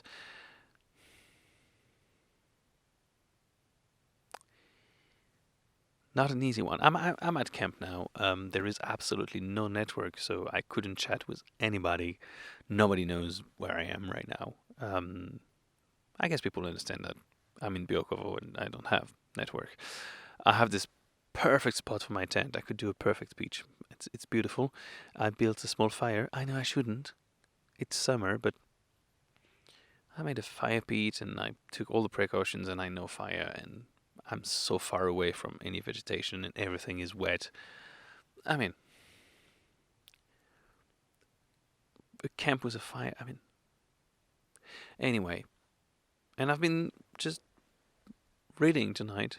I saved the beer that I carried all the day, so I had my little beer when I arrived, which was nice. And after that, it was water. Water, a book, and a fire. And no disturbance from anything. Just me, myself, and I, and contemplating my misery. And contemplating a good moment and wondering why those good moments are so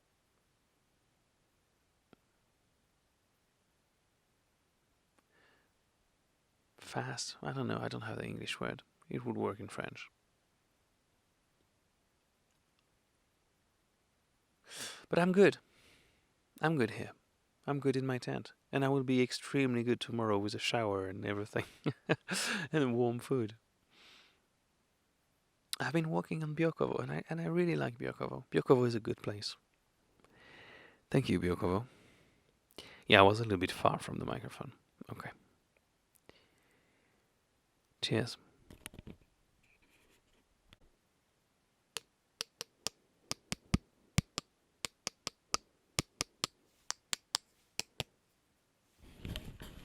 Greetings and welcome in a tent with a Frenchman. Damn, I didn't manage to do the accent right.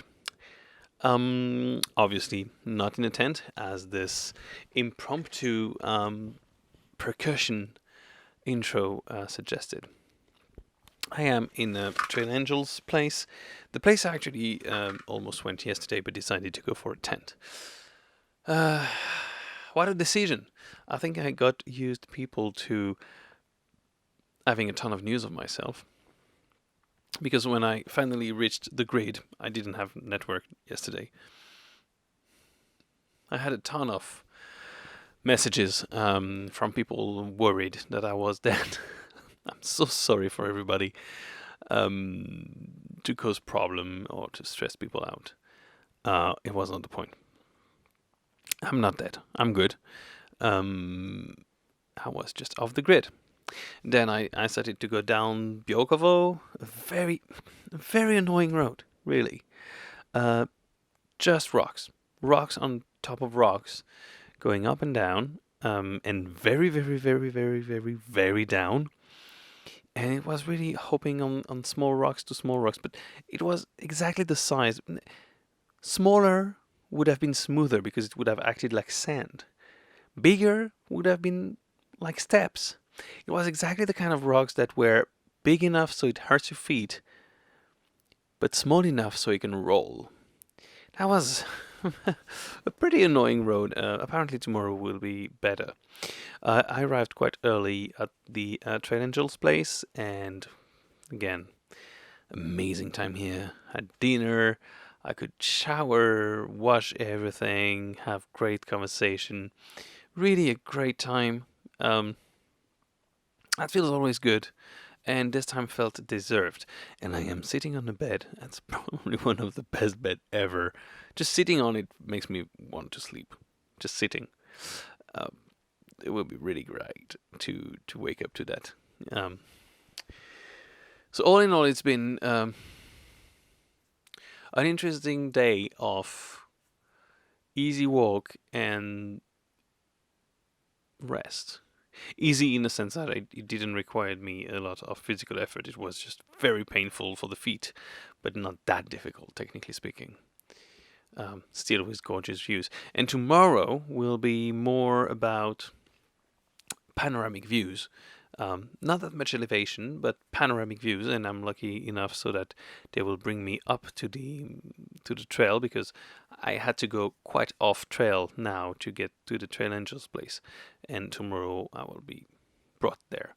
So that's really nice. And I noticed as well that I did kind of an inflation of my podcast lately. They go longer and longer, so I'll keep this one short. I'm sorry for that, and I'm still grateful that anybody would listen to me right now. And mood-wise, I'm pretty good. I'm pretty good. Felt good to wake up in a forest. Anyway, cheers.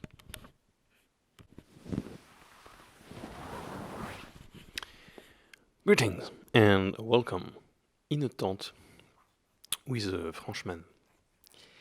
Maybe I did the sound pretty good, but I'm not in a tent. And I guess I'll be less and less in a tent now that I'm getting to the end of this trail, because yes, it's more and more the end, which is one of the most empty sentences I've ever pronounced in here.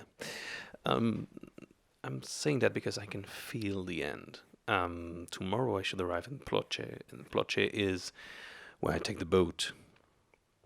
So after tomorrow, I will take the boat to the other part. It's not an island, it's a presqu'île in French, so almost island in direct translation, where I can finish the trail walking. It's kind of a big step that really mark the beginning of the end. So many empty sentences. Anyway, today has been a long day. I haven't done that in a long time. I started quite late, but still did 21 or 23 kilometers. Well, more than 20 for someone who has been doing a lot of 15 kilometers days. It's pretty good. It killed me really when I arrived. I felt extremely tired. The beginning was hard because it was going up the mountains with almost no trail. It's one of those moments I really don't like. It's a very old path, I guess, with a ton of vegetation, thorns everywhere, and you spend more time checking on the GPS if you're on the right track and fighting the vegetation than actually walking, which is what you want to do as a hiker. So that was a little bit annoying, but then after that it was a dirt road for the rest of the trail. So basically very hard and very easy at the same time, the same day. And I did my 20-something. Quite an eventful for most of the day, except the moment I met a sniper rifle. That was quite fun. In the middle of the road, there was a car that was sideways, so really blocking the road I was walking on. And a guy who has a sniper rifle, who was actually on the hood, shooting in front. I arrived behind them, because it was with a friend, and I waited. I told him, yeah, take the shot, man, I'll go after. They were surprised to see anybody there. and say, no, no, no, you can go. And actually, we started to talk, and this gun is obviously not a real sniper rifle. It's an airsoft gun. So airsoft is basically they have the replicas as close to the original as possible guns, but they fire little balls of plastic, so it hurts, but it doesn't kill. Um, it's mostly for playing. It's like paintball, but more realistic. And this gun was really designed realistically. I say that because I tried it. They told me directly, like, "Hey, do you want to shoot?" I have to tell you that I have never shot anything that looks like a real gun, even like a BB gun. Never. Even at the fair, I think I never done it. So it was my first time, and it's funny because I've been playing a lot of video games with that exact sniper rifle because it's a replica of a real one. So it was weird to just touch it for the first time and to assume the position that I've seen a million times in games and movies. Um, was fun. It was really. I really enjoyed the bolt action. I am a mechanical guy. I have mechanical watch, mechanical keyboards. I love everything that is mechanical. I don't like electronics as much as I like mechanical stuff, and I've always been kind of fascinated by guns for their mechanical capabilities, how it works without electronics, and it was fun to handle like a replica that cannot kill anybody. So I had a great time. I managed to shoot the target and had a great talk with those guys. It's been a very long time that I wanted to try, and the trail just gave it to me literally in the middle. I couldn't miss it. So that was a very good moment. And then I arrived in Gradac, absolutely exhausted, and I was welcomed at the Trail Angel's apartment. I have the apartment for myself, a gigantic bed. It's wonderful. Tomorrow will be a long day as well to get to Plase, but apparently the guy, I will meet him in the morning for coffee in here and then at night in Plase, the trail angel of there. He arranged something by the lake that sounds delicious. So yeah, I'm looking forward. I'll go on a pic, the last pic on this section, and have a gorgeous view at the sea. Oh, and also I shaved at the this morning after homemade pancakes. I mean, come on, Jesus Christ! The end of the trail is really like it's like all the suffering of the beginning is like okay, we give you a break now, you can enjoy and be kind of a tourist. It feels good. It feels really good. It's difficult when you walk, but it's really like the reward is really extremely nice. Anyway, gotta sleep now. I got an early wake up. Cheers.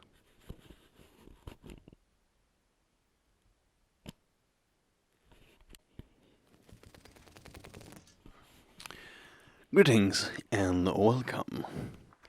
In a tent with a Frenchman.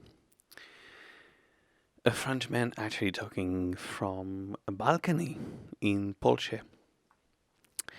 Plase means that I am now finished with Biokovo and finished with this part of Croatia. Now, tomorrow, the only thing that I've left to do is to take a boat to go to this presqu'île. Again, almost island in Croatia where I will finish my trail. So today was officially the end of Biokovo. The biggest difficulties finished a long time ago, but Biokovo really got one last surprise for me. So I went from Gradac to Plase. I met this morning Ivan, the trail angel of the section, also a member of the GSS, the superheroes who save people going in flip-flops in the mountains. And he is the guy who really made this part of the trail. So kind of the first time I meet one of the person responsible for the trail physically. So this morning he explained me everything around a coffee because he's Dalmatian and he's the Pomalo king. How the trail will be, where all the difficulties, etc. I wasn't expecting the difficulties to be so difficult. So it was kind of a short day, even if it was a full one. Don't get me wrong, but I was quite fast on Biokovo. Uh, I kind of felt I wanted to finish today. Um, he was expecting me by a lake with cold beers. So the whole day I had this in my mind, like finish fast and you will have cold beers. Most of the day I didn't have network connection, so I didn't even try. Went to a peak and went to the horrible Blackberry Valley. Blackberry Valley because it is full of blackberry bushes. And those of you who have been outside of the house often know that blackberries or thorns. Basically, they grow like crazy and have thorns everywhere, and it gets in the middle of the trail and rip your skin to nothing. It's quite difficult. But I soldiered through and then got on Napoleon Road. Napoleon Road because it was constructed during the time of Napoleon governing the section, and the people around here under the orders of, oh gosh, I can't remember the name of this guy, Mormont, something like that. A French general kind of built this road in Biokovo. So it's still in use today for some hikers. And this part of the trail was constructed just, is now used just by the VA hikers because Ivan created it before the first VA hikers arrived, like a few hours before. So it's kind of fun to know that you're walking just among VA people, Via Adriatica people. I finished quite early. To me, it was still 1 hour and a half too late for Ivan, but got to this restaurant where everybody goes. Tons of cold beer, meat, fries, everything. It was absolutely perfect. I really needed it. And then back to Ivan's place with all his family. That was really fun. His wife is an English teacher, so that was pretty cool because we could have nice conversations, played with the children, etc.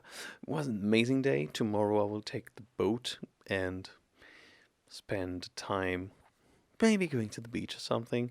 So it will be like a chill day after Biokovo, and I'm kind of glad I could say goodbye to this mountain. As I'm on a chapter of saying goodbye, I will make it quick, but Carmen finished today. I saw that earlier on Facebook, and you can probably hear the smile on my face. I'm extremely happy for her. I hiked with Carmen for 6 days in Velebit, and she went ahead and had to finish before I think the 9th of September to be at the school for her children, and she finished today. She was so damn fast. And she's such an amazing woman. I have nothing but respect for her. I did a shootout for Audrey. I do a shootout for Carmen because didn't meet Audrey, but did talk a lot and spent a lot of time with Carmen. I think I will see her after that in Zagreb, just to exchange some impressions of the trail. But yeah, she finished, and I'm really happy for her. I just want to say congrats. She deserves. She really deserves it, and I know it firsthand. I was there. I know how hard it's been for her, and I know how much she wanted it. So, congrats, Carmen. And yeah, that's it. I'm extremely tired. It's quite late. I'm apparently the first hiker to stay that late in here, and Audrey predicted it somehow without even knowing me. So that's pretty fun. So I'll leave you here, upload this, and go back to bed before the children wake me up at 6. Cheers.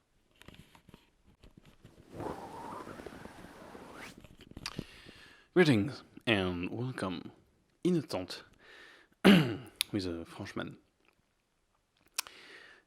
This is not a hiking day. This is a transit day.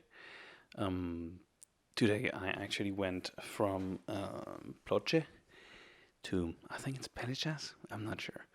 It's not an island. It's almost island where I needed to go to continue my my way.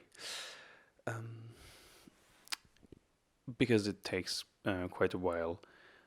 I didn't hike. I just went from one trail angel to another. It is now quite late. This morning I started the day with a coffee after being awakened a little bit hungover by two children in the living room. And after the coffee, we went to the beach.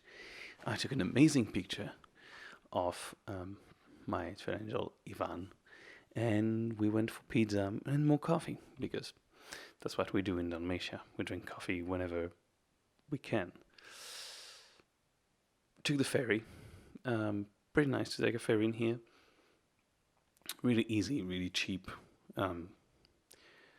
and exceptional view, because as you're leaving, you can see physically Biokovo disappearing behind you, and you see the new mountains arriving, and it was a very nice transition on this amazing blue sea. For someone who doesn't love the sea, that's pretty nice. You have to enjoy it, at least a little bit. I arrived in here and got invited to a birthday party, kind of a birthday gathering, with my new trail angel Tanya. She's a member of the GSS, so those superheroes who find people in the mountain, and she will come tomorrow with me hiking. We're going to hike as Svetihilia, which is the same name as the peak on the other side. They have 3 Svetihilia peaks. It's a pretty difficult climb, apparently. But yeah, I mean, I'll be hiking with someone whose job is to save people. That should be fine. We've been enjoying the party, and it's now extremely late. It's around 2 a.m. We're not going to wake up at 6 to hike, that's for sure. So we're going to hike in and quite a lot of heat, I assume. But it should be fine. At this point, I'm pretty used to it. And it's 900 meters, which is quite high, but still not the highest we've been. I mean, I've been. And it should be okay. So today was kind of a resting day, and it felt good. I had the party tonight with boat people from the sea. I've never been around anybody that live by the sea. This is not my kind. So it was sailors, and they were talking about sailors issues, and it's something that I still get absolutely crazy about, is being surrounded by passionate people that live in a world that has nothing to do with mine, and talking about it like it's everyday life. The problem with the mast, and the fact that you fell in the harbor, that you wake up naked on a boat with 5 women on it that you don't know, that kind of stories.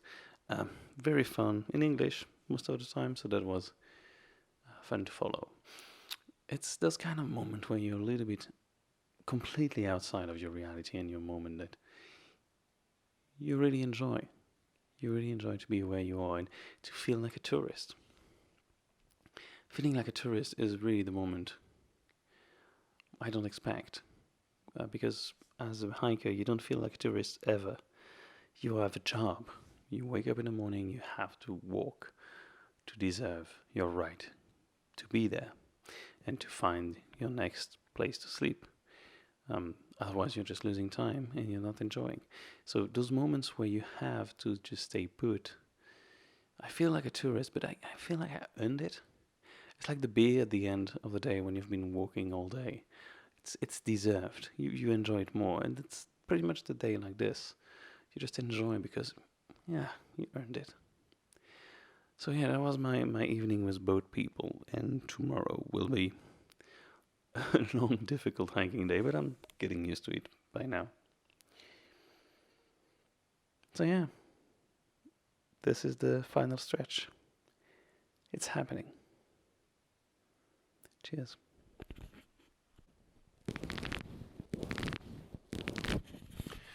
Greetings and a welcome in the tent with a Frenchman. I am technically not in a tent again. I am still at the house of my trail angel here on the peninsula, because apparently it's not a semi-island but a peninsula. So, peninsula it is. Today I hiked the Sweaty Ilia peak. Not big peak, below 1,000 meters, 961 exactly.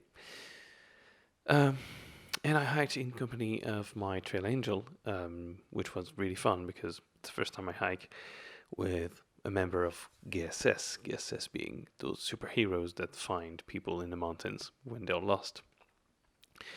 And she was wearing the full GSS gear, so I felt a little bit like a child, following someone who knows what they're doing. This sound is the dog. Um, the trail was actually quite easy at the beginning, and we took it extremely pomalo because of, well, the late late wake up. Um, we took long breaks, and even at lunch on top, literally on the summit, to just enjoy the view. It was extremely nice. Going up was so relaxing, really. Going down was horrible. Lots of rocks, lots of difficulties, and it took way longer than going up, strangely, because we did another way. It was a circle and not the same way. But all in all, a very pleasant hiking day that ended up with one of the boat guys of yesterday passing by the bar where we were, and we had drinks with him, and we ended up eating this amazing food that the mom of the trail angel prepared. I don't know what it was, but it was homemade gnocchis and some meat in wine. It was really, really extremely good. It was nice to have a hiking buddy, especially someone like Tanya, which is a ton of fun, and we did stupid pictures in the summit, and she was in a lazy mood as well, so I didn't have to rush for anything, and we just had a pleasant hiking day in the mountain, and that feels good. That feels just good, really. It's just nice. This will probably be my last night here. It's not sure yet, but tomorrow morning I'm going to continue hiking towards south, hoping that I will hit Camp Zachator, a place where I can put my tent, probably, or if I am near a road, I can always ask the trail angel to come back here and have a real night. So I will see that in the morning. I will see that during the day how I cope with the terrain. Now it's quite late. I will have to wake up early, but it's not as bad as yesterday. So I will have a good night's sleep, and I'll be ready to tackle the issues in the morning. All in all, a very pleasant day. Tired, but the good tired. I just see the end coming, and this is difficult. It's difficult to cope with that. And it will be more difficult every day when I see the end line. That's a problem for someone else. Thomas in the future. Cheers.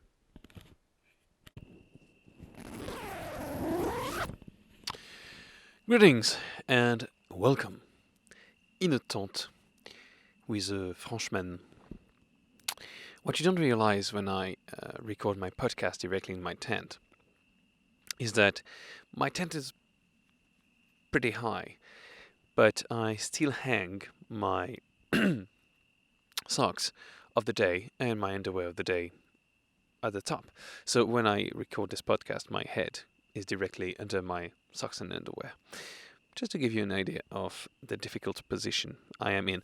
Tonight is a difficult position to be in, and maybe you will hear it during this podcast. I am camping in vineyards, which sounds magical. Problem of those vineyards is that they are planted in a very rocky soil. The mountain around here is a rocky mountain, so it's really hard to find a flat surface and without rocks. Grass is quite rare.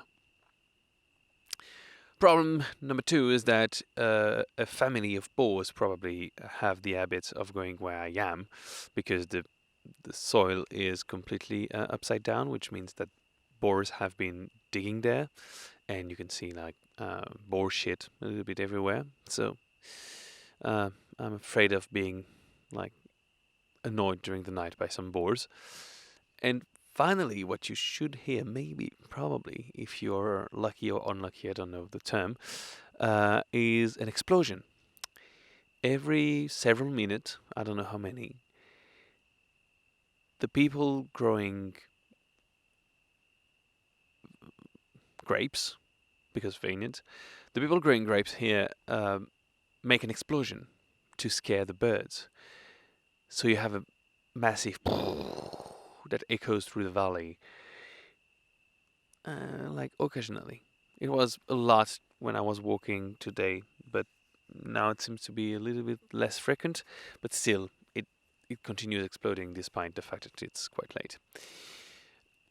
It has been a very long hiking day, which is rare now because I have been so much in the mountains that my days tend to shorten, and I had also a ton of great encounters with trail angels. So today I'm in my tent. I don't have a trail angel, even though my trail angel, that is now a trail demon, um, uh, dropped me quite early on the trail, and I started to walk at 8, which is something I never do, almost. And I ended up walking 25 kilometers, which is the longest I ever did. So quite a very long hiking day, and I finished quite early. I took a very long break in the middle of the day because I was dying from the heat.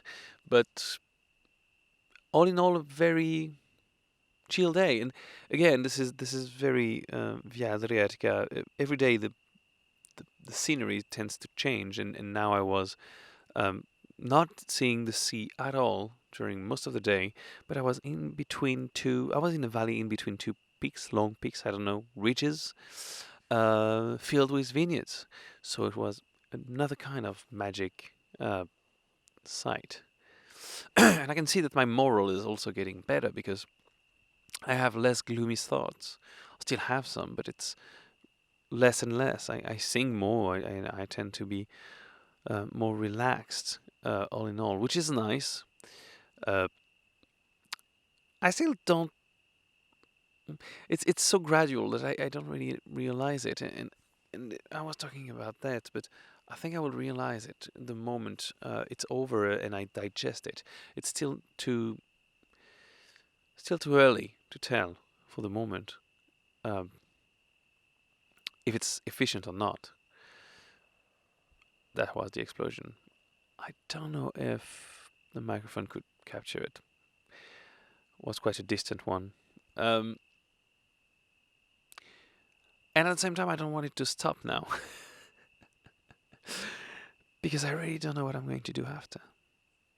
And now that I'm getting really close to the end, it's in my head. What the hell am I going to do after?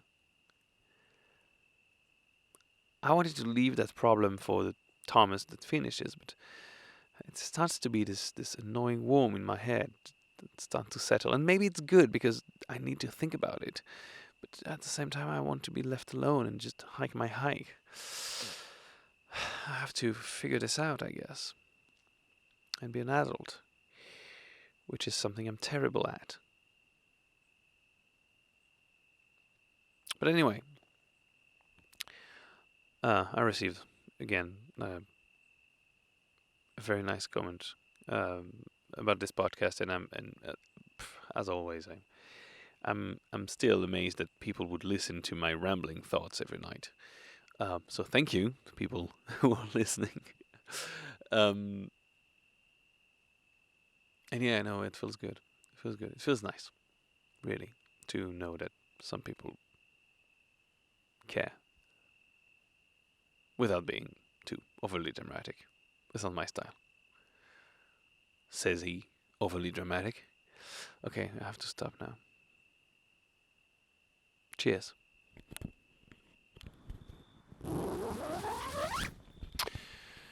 Greetings and welcome in a tent with a Frenchman. Yes, I'm that tired that I forgot to do the accent. What a boring, boring, boring day. I broke my record today. I hiked 30 kilometers. Mainly because I didn't know what else to do. Because this day was boring. There is still something that happened right before I put my tent here tonight. But apart from that, it was a very boring day and a fishy day. Basically, the road today, so I'm on Plase, I can't say it, the peninsula. And I hiked from the village I was this morning to almost Ton, which is the end of this section. And it is 30 kilometers, but it was only asphalt for 80%. A real Belgian hike, like asphalt and nothing much. Some dirt road, but then again, nothing much. But what killed me really is that there is no view. And yet it was going up and down. And it was going up on asphalt. And I did it at the worst time possible, around 2, when the sun was really, really high and there were no shadows and a lot of trucks were passing by with heavy stone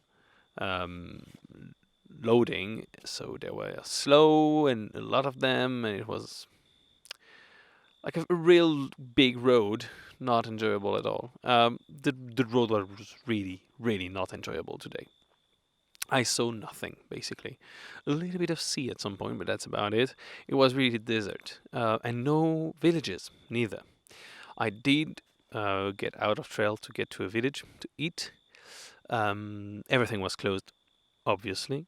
And it was a very touristic village. The only thing that was open, well, not really open, it was a konoba. It's kind of a local restaurant. It was closed, but some people were eating, so I asked the guy, and he told me, yeah, it's just for the workers, but if you want, we have some fish that the fisherman just brought, and we can cook it. I assume that for most people, this is a good news. People love fish. People go to the sea to eat fish. They love when it wiggles around in the morning and it's cooked by lunch. They love the smell of that thing. They love to fight their food against fish bones to try to get one bite after half an hour. I don't, as you can imagine from what I said. I really don't like fish. I don't enjoy it. I eat it. I'm hungry. I'm a hungry hiker. But I don't enjoy it. So he served me 2 fishes. Apparently one was free. Good news. And I had to eat it. I ate maybe 4 in my entire life. Fish. I mean, entire fish, not fish and chips, not like those fish sticks or like fish derivative or tuna cans, like complete fish with the tail and everything. I don't know how to eat it. I just don't know. I fight more than I eat, and sometimes I take a big bite. It's full of fish bones, so I have to just, and it's horrible, just on the plate. It's really not. It's really nasty. I try to hide it behind the head of the fish, so that people don't judge me for not being a fish person. So not interesting. This was as good as fish can get for me. And the fries were good. I was eating mostly the bread with olive oil because I needed some filling. So very boring day. I did the 30 kilometers because I was trying to reach desperately civilization. And a beer. I felt like a beer the whole day. I don't know why. Like at some point, some smell made me think of beer, and I managed to reach a supermarket, and I could buy a radler and a beer. So I had a beer in my tent, and I'm hiding behind olive trees, and I'm only 6 kilometers away from Stone, which is quite amazing because, well, I was 34. Wait, no, I was 36 then. Something is wrong with my GPS. Anyway. What happened is when I arrived right before this supermarket, a guy honked me from his car. He was parked on the side of the road, and I was walking on the road. He honked me. He was a regular guy in a regular car, and he told me, "Hey, I'm police." and showed me some kind of plague. I didn't check exactly what kind of plague because it was quite fast, and I didn't want to, you know. Can you show me some ID, please? Not with this accent, like a more local accent, you can imagine. And I played the dumb tourist, like, what? Okay, yeah. Showed him my ID, and oh, you're French. Uh, kind of disappointing, I assume. And then asking me the real police question: where do you come from? Where are you going? Where are you sleeping tonight? And blah blah blah. And of course, I had no answers else than it's been 2 months as I'm hiking. I have no idea where I'm sleeping tonight. And he told me, yeah, you go to this camping 4 kilometers down the road. Because I said I had a tent. I said, yeah, but maybe a field that I will not bother anybody. You have to remember that it's illegal to wild camp in Croatia. So technically speaking, if you're caught by night and you have a tent, you have no right to put the tent, but you can lay down. It's not illegal to lay down. It's illegal to lay down under a tent. So if you're in a storm, you are legally obliged to die and be wet. It's kind of those weird old laws, mainly to prevent several days camping spots. And it doesn't apply to bivouac, but it's hard to make the difference. So of course, I played stupid and said, okay, well, I will go. And that's one of the reasons I'm hiding now. I had to hike a little bit longer. I wanted to really camp near the supermarket, so in the morning I can go and buy some stuff. But I had to go further and hide just because I don't want any problem with the law. And apparently the law is checking now. So yeah, it was a very boring and long day. And how did I celebrate this long and boring day? By eating a tuna can with my beer. So a very fishy, boring day. Probably the name of the podcast, I'm not sure yet. But yeah, tomorrow I'll be in Stone and I'll be going back in the mountains quite soon. So yeah, looking forward to have a real dinner tomorrow, a real lunch. And I will sleep like a baby. Cheers.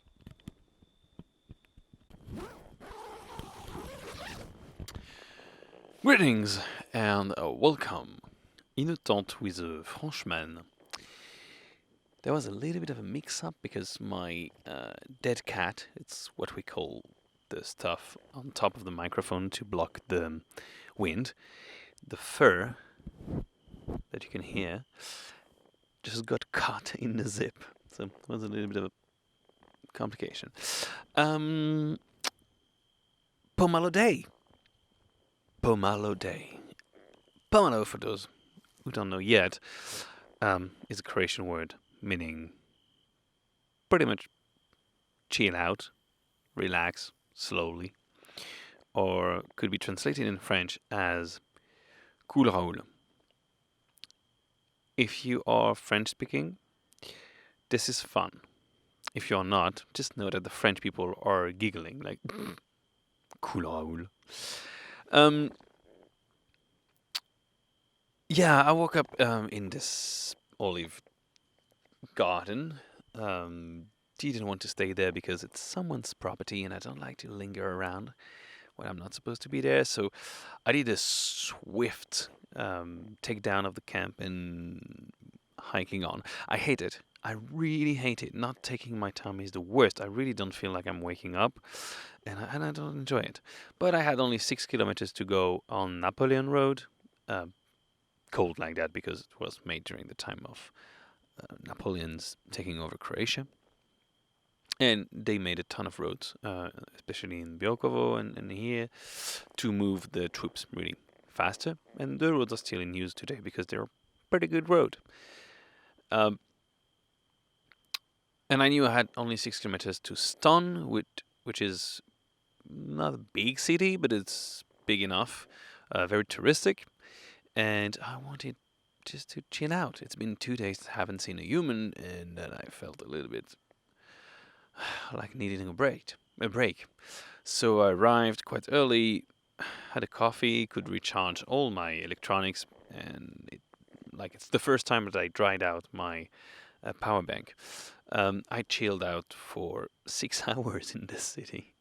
I really needed it. I really needed it. I did way too much the past days, and I really needed to take it Pomalo. I was lucky enough again to have. I feel like the VA crew, the Via Adriatica crew, is the mafia, the mountaineers as well, and they have people everywhere. I am in good term with the mountain mafia, so that's nice. Which means that everywhere I go, we know someone. That was a regular mafia accent. And of course, they knew someone in Stone who happens to be the chef in a local Konoba restaurant. And I was told, yeah, go to the Konoba. Yeah, maybe you have meal. Ask for Marin. They're waiting for you. Yes, still the mafia accent. I went there. I think it's Russian mafia I'm doing. I don't know. I went there, had a wonderful meat meal. I really wanted meat. And I took the meat platter. It's like plenty of meat. Unidentified. I don't care. Many animals. That's everything I wanted. Meat platter and a beer was so happy. Was so good. And I want to pay in the end. And yeah, of course, you know, the mafia took care of it. It was a gift of Marin. It was annoying because I mean it's too nice to offer me a meal. It's really really too nice, especially in this restaurant. It's kind of a like place for tourists, so the prices are not that low. So it's kind of extremely nice, and I didn't even met the guy. It was just like a friend of a friend, member of GSS, like a mountaineer, the Mafia Mountain, and I wanted to go and like talk to him. I want to talk to the people who are nice to me at least.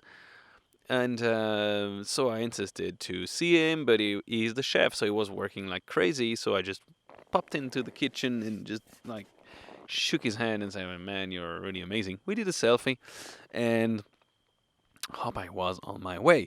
After 6 hours, you really just don't want to move, and I had my belly full. I just wanted to sleep. I took an iced coffee somewhere else, and I started to walk. I really thought I would do just like 3-4 kilometers more just to say I did.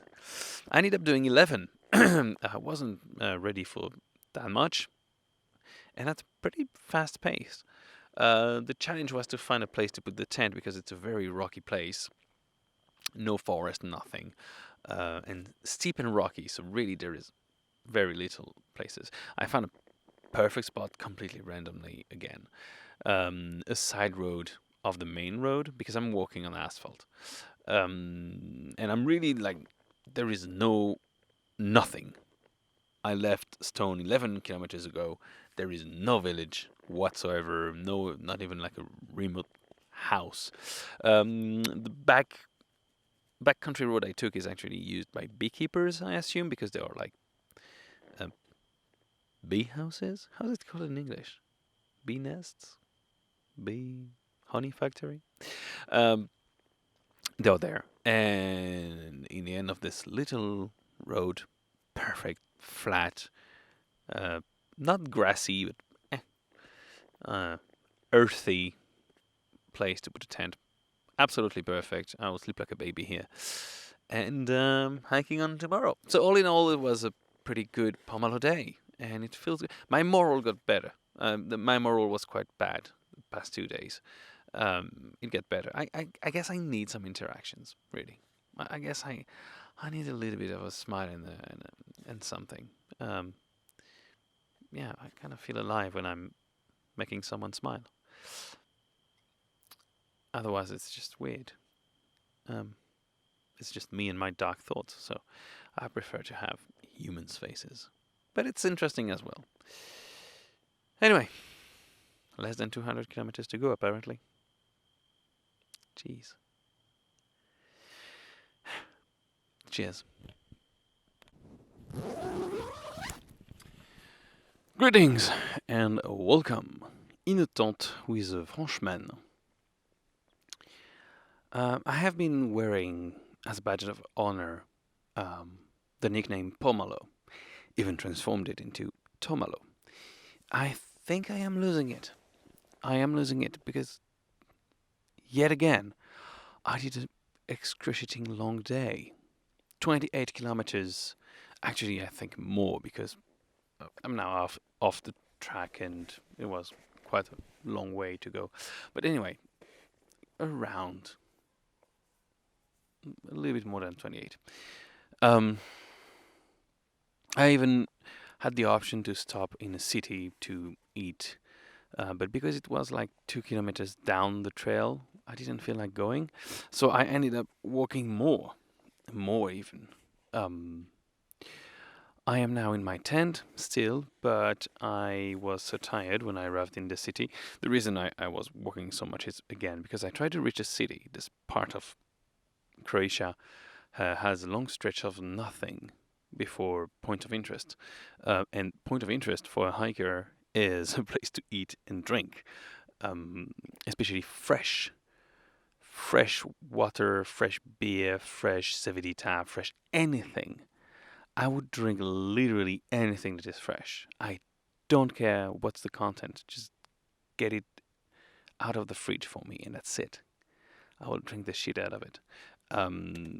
32 degrees, walking on asphalt all day, you would drink anything. Because the water boils in water bottles, and you feel like drinking piss. The water was actually so warm in my small bottle. I have a small bottle and 2 big bottles, that I felt like drinking tea. But tea of nothing when you're warm and in the sun is not nice. Anyway, when I arrived in the city, I was so damn tired. I was thinking about sleeping on the outskirts in the olive trees, because this is the only thing that is remotely flat, olive trees around here. But I arrived and it was downhill. The city is next to the sea. I just couldn't take it anymore. There is a real camping, and it was not expensive. So I decided to go for the camping, which allowed me to go for the pizza that is near the beach and then to a bar. So I could enjoy kind of a touristic life, which is nice, really, after all that. But anyway, not so Pomalo today. And weirdly, the sun really cooks my thoughts, and I'm quite empty when I hike, which is not bad. I just met one nice lady when I was dying and I was passing through a village. She gave me water and she gave me some fruit. I'm not a fruit eater, but it was out of the fridge. I ate the fruits, all the fruits. I didn't get some pate, and it was nice. The funny part is that she was named Fanny, like my sister, and she was bearing a Jew cross of David and a Catholic cross, the two of them combined. It was fun. I made a few jokes with them. I like the fact that she's supporting both teams just in case, before the end. She was nice, and she had the biggest dog apparently in all of Croatia. Berger something. Yeah. So yeah, it was a long day of asphalt. Now it should be the end of the pure asphalt. I have a little bit of asphalt left, and then it should be a bit more of off the grid, let's say, of the beaten tracks. And the trail angels are kicking in. I should be sleeping in a real house tomorrow night with a shower, which sounds exciting, even though I just took a shower. But it still sounds exciting because I'm going to sweat, and I know it. So tomorrow I will take it real Pomalo because I have only 7 kilometers to go to the shelter. I did a ton today, so I can just take it easy. I have new blisters, and it's really not nice when you still have 1 peak to go before the end. So yeah, I'm trying to not destroy my shoes, not destroy my feet, not destroy anything before the end, because it would be ridiculous. And yeah, I'll sleep like a baby tonight. Cheers.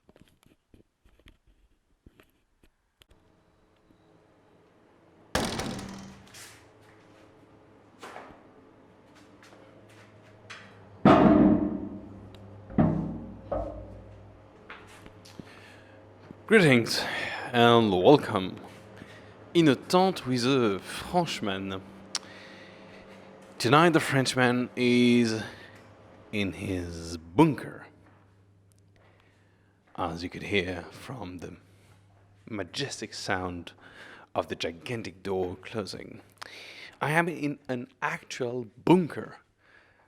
I can't tell you how cool this is. This bunker was made during the war and was given to the local mountaineering club for their enjoyment, and they decided to transform it into the coolest thing ever. They installed a fridge, as you could hear when I was walking. They installed a classroom, a shower, toilets, some beds, and a climbing room. There is a climbing room in a bunker.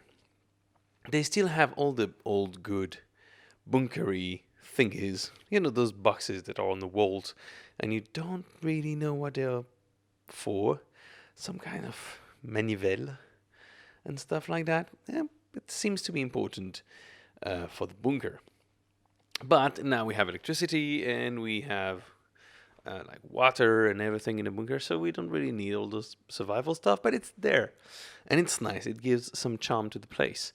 Because it's a bunker, you can put the music as loud as you want. I mean, it's supposed to be resistant to bombs, so when you're bombing a karaoke, it's pretty fine.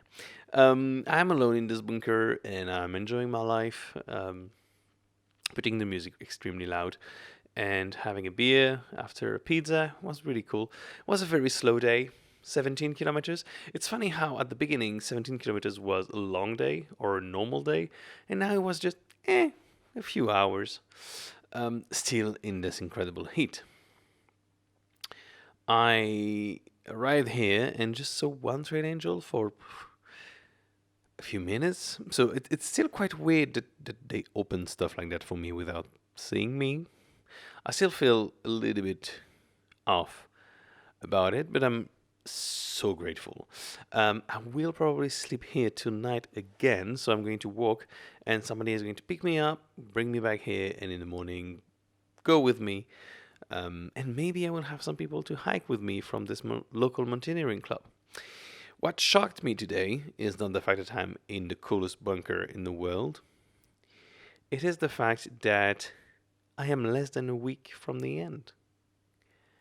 And I was looking at the GPS map and I was like, I have 1 or 2 weeks still because it seems long. And no, apparently it's just a few days.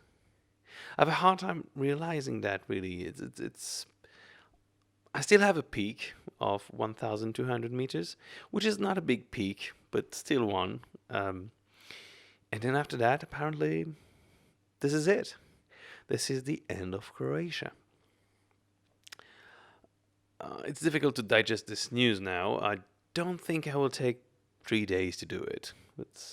It sounds more like a 4, 5, 6 days job to me. But we'll see. Because I'm going to leave a ton of stuff here, I will be lighter tomorrow so I can go further. Not too far neither because I need to stay close to a road to come back. But that's quite impressive. Today I was actually thinking about everything that I missed, and it's you have this. The spirit works like that. When you know you have a task to do, and you arrive at the end of this task, it seems like you can't do much more, and you're dying. But you could do more if you were thinking that this task was longer. For example, I was about to do the Appalachian Trail, which is 6 months hiking, and I've been hiking for just 2 months and 2 days.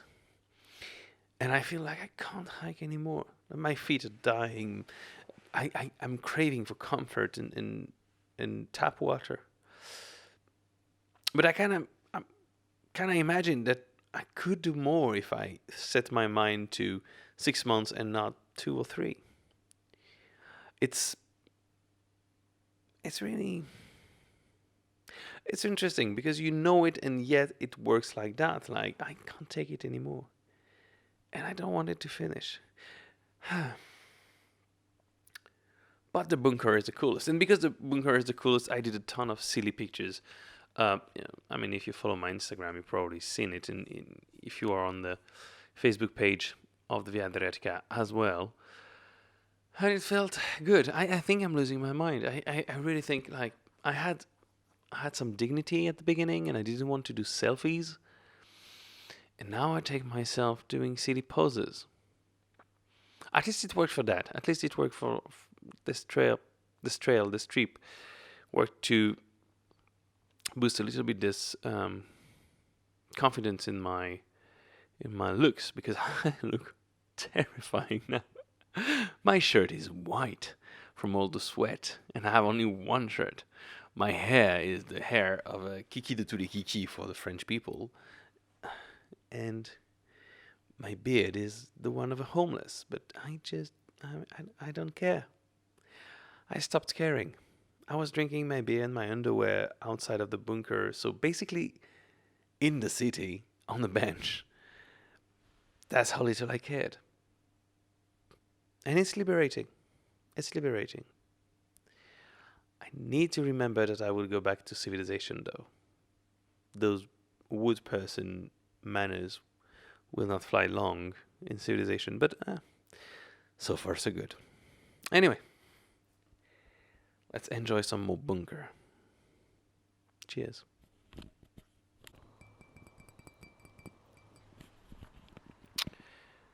Oh, fuck. Greetings and welcome in the tent with a Frenchman.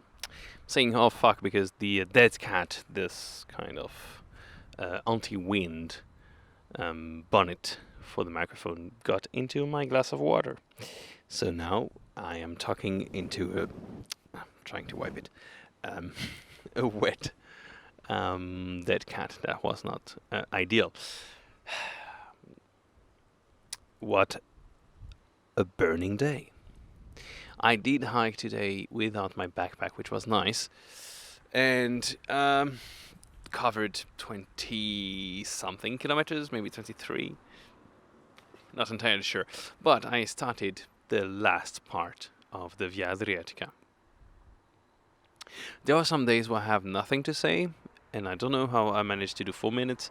Today I have a ton. I was arrested by the cops just to check my ID once in the morning, and I crossed the same exact cops in the evening, and we had a laugh. But that's way more complicated than that. I'm just digressing. I started the last section of the VA. This is a big major step.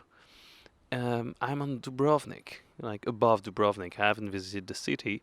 I will probably visit it on my way back. I am 3 days, if I'm quite fast, to the end of the trail. 4 days if I am Pomalo. You guess in which category I usually fall. And finally, tonight I'm not alone in the bunker, so I came back to the bunker. I am with a man called Hrvoje. Hrvoje is a cyclist, which is I think the easiest way to describe this guy. He's an extreme cyclist. He actually did a world tour. So he cycled 29,000 kilometers, which is, according to Guinness, apparently, a world tour with sponsors and stuff on an electrical bike. He got this bike from Giant that is custom made, cost I don't know, 100,000 euros. And he is traveling with his dog. I met him and I'm sleeping with him tonight in the bunker because he is doing the Via Adriatica bike. It's brand new. It just opened. It's a way to do the Via Adriatica without walking, but with your bicycle. It takes less time, but you can stop at every peak to actually climb the peaks, which is kind of nice. He's the first one to do it, and he will really open the road and check that everything is working. He's experienced enough to be able to do it. He's got a ton of followers. It's actually his job to cycle. How cool is that? And I'm wondering, what if my job was to walk? Probably would die. He's a fit, very focused man. Everything that I'm not. But quite fun, and we had a great time tonight. So, yeah, I'm in a bunker tonight, and I've seen with Vlaho, who is the chief of the GSS here. Not chief of GSS, but member of GSS, and kind of my point of contact, my trail angel here, about the next days. And apparently, 3 days, yes. I find it hard to believe. Tomorrow I will finish what I started today, which is a very quiet hike for most of the day, and then one big ascent of 3, 4, 500 meters. I'm not sure exactly, but like a big ascent in the sun. That will be cooking me because it's going to be very, very, very warm tomorrow. And I sleep, then I wake up and I do the very big ascent that is Svetinia? I'm not sure of the name of the mountain. Anyway, 1,200 meters. Go down, and finally the last stretch. And this is the last stretch. I don't know if I will do in 1 day or 2 days. That will get me to the end of Croatia.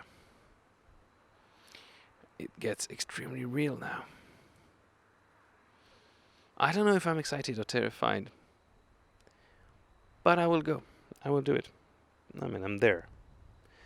So why not? It's not like I'm going to chicken out now. Although it would be fun, though. What a story. 2 months for nothing. No, I will not. Okay, I will go to the end. I will go. Cheers.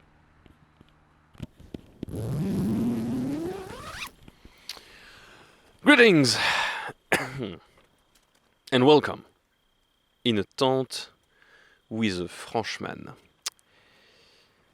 You will probably hear during this podcast some insane noise coming from the background. So much coming from the background that it will probably move in the foreground. It is the wind. It is the infamous Burra. It is a wind that blows on the coastal parts of Croatia. So, Croatia.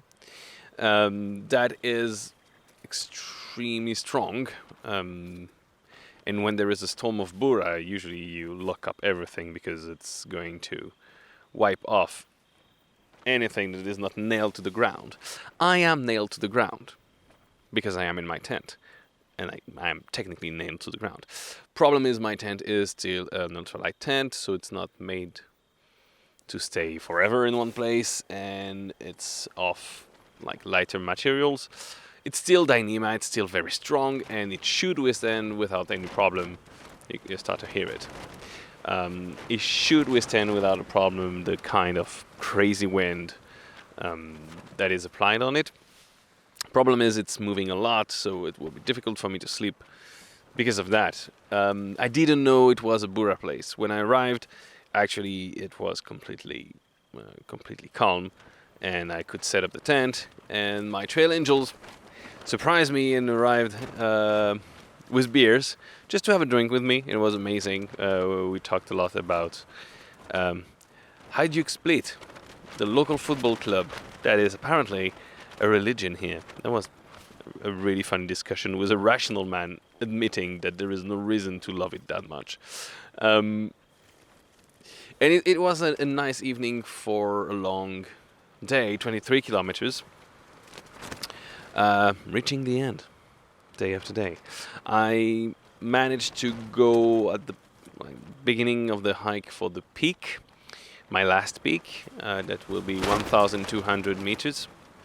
Yes, I told you it might come in the foreground. So I'm just 4 hours from the peak, which is nice because it will allow me to go down and as further as possible in the valley tomorrow. Exactly what I needed, so I can finish the day after at night on the beach. The problem is always this horrible warmth. The Croatian sun is really merciless on me. I had to climb 500 meters, which is not that much, but it was in one big ascent. And I started when it was 1 p.m., 2 p.m. Ah, it was horrible. It was horrible. I was losing my mind in the sun.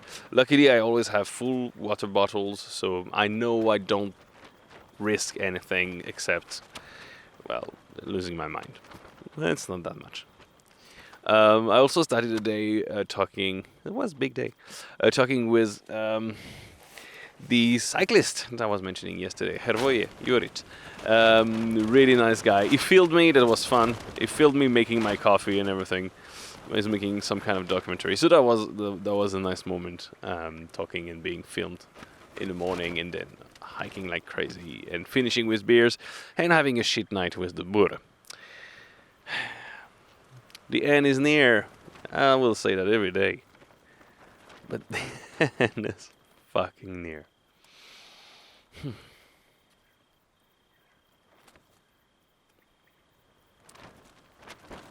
Cheers.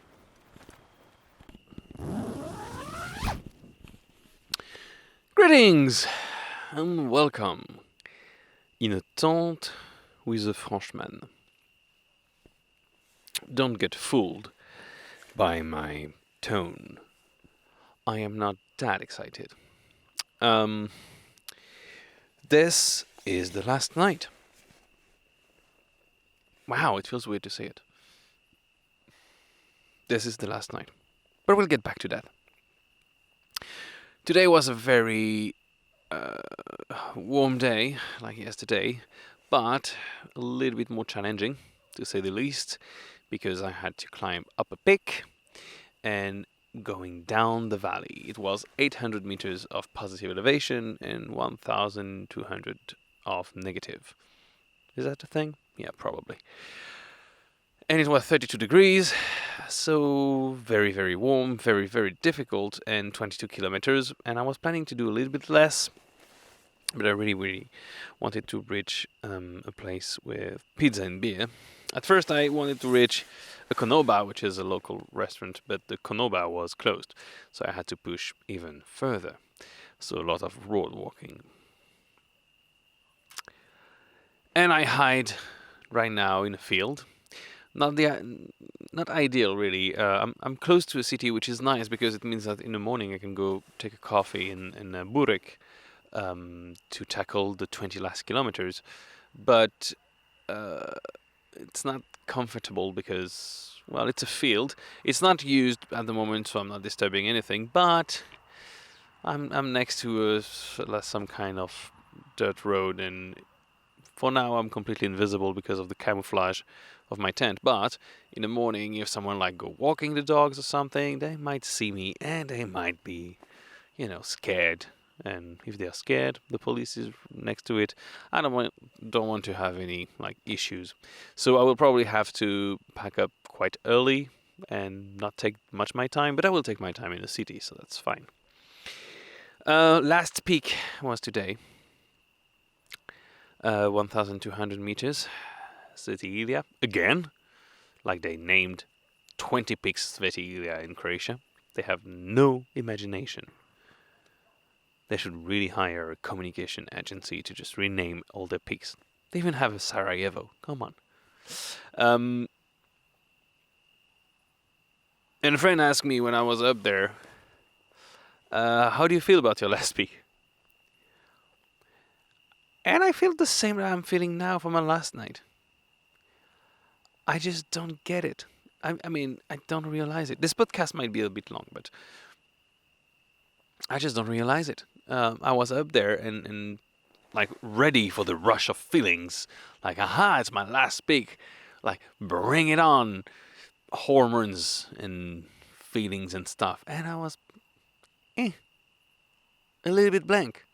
A little bit like, yeah, it's pretty. It's mostly pretty. Then I hit my head twice on the on the entrance of the little chapel they have up there. Really hard. I mean, once already you're quite of a moron not to look, but twice it's really, you want to hurt yourself. And now that I'm in my final night. Actually, someone from the Facebook group proposed me a room tonight, but she proposed me that when I was already eating my pizza and my tent was already up in the field. So I declined. It was a nice offer, and I feel like it's better that I am alone tonight. I bought a beer, and that's a pleasure that you can't even imagine, having a beer in your own tent. It's just like, you will hear the pleasure.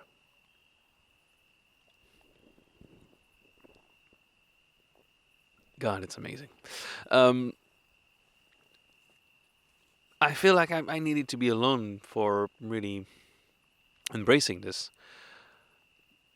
But I just feel like another night. I think that my brain cannot accept the fact that it will be over, that it's stopping at some point. It's like my life now. I just sleep poorly and wake up and do stuff. Actually, like last night, I was in the middle of a Burra storm. I slept like a baby. My tent was shaking, like if someone was trying to wake me up, and my brain just said, fuck it. I need the sleep. Yeah, snore. But as it is tonight, I just don't feel any rush of emotion. Nothing. I feel sleepy. It's quite early. I feel like I should post something on social media as well to mark it, but I don't know. It feels kind of blank. I'm too much into it to really appreciate the magnitude of the moment. And there is a million of things that I think about during the day as I walk that I want to say in this podcast. And every time there is something happening that kind of covers it. And so I have a million of things to say and to share, but I just don't do it because I try to keep them, unlike this one, short. And now tonight that I could, it doesn't really come. I don't know. I'm neither happy nor sad about tomorrow. I know that, for example, Audrey was quite sad that it finished. And a part of me is happy that the suffering ends. But I'm neither happy nor sad. I am blank. It's a weird feeling. I say that too much. I should be used to be blank at this point. I don't know. I just don't. I will see. I will see. I was thinking a lot about what should I do when I finish. Like, what is the thing? Like, should I scream? Should I jump in the water? Should I just sit quietly and think about like famous people who are dead? I don't know. But I just don't know. I absolutely don't know. I will see when I arrive there and when I see the end. And I know already it will not be exciting. For example, there will be no firework. And that is a miss. I could use a little fireworks when I arrive. Just like, you made it! You silly animal, you made it! No, it will be probably just... the best thing that can happen is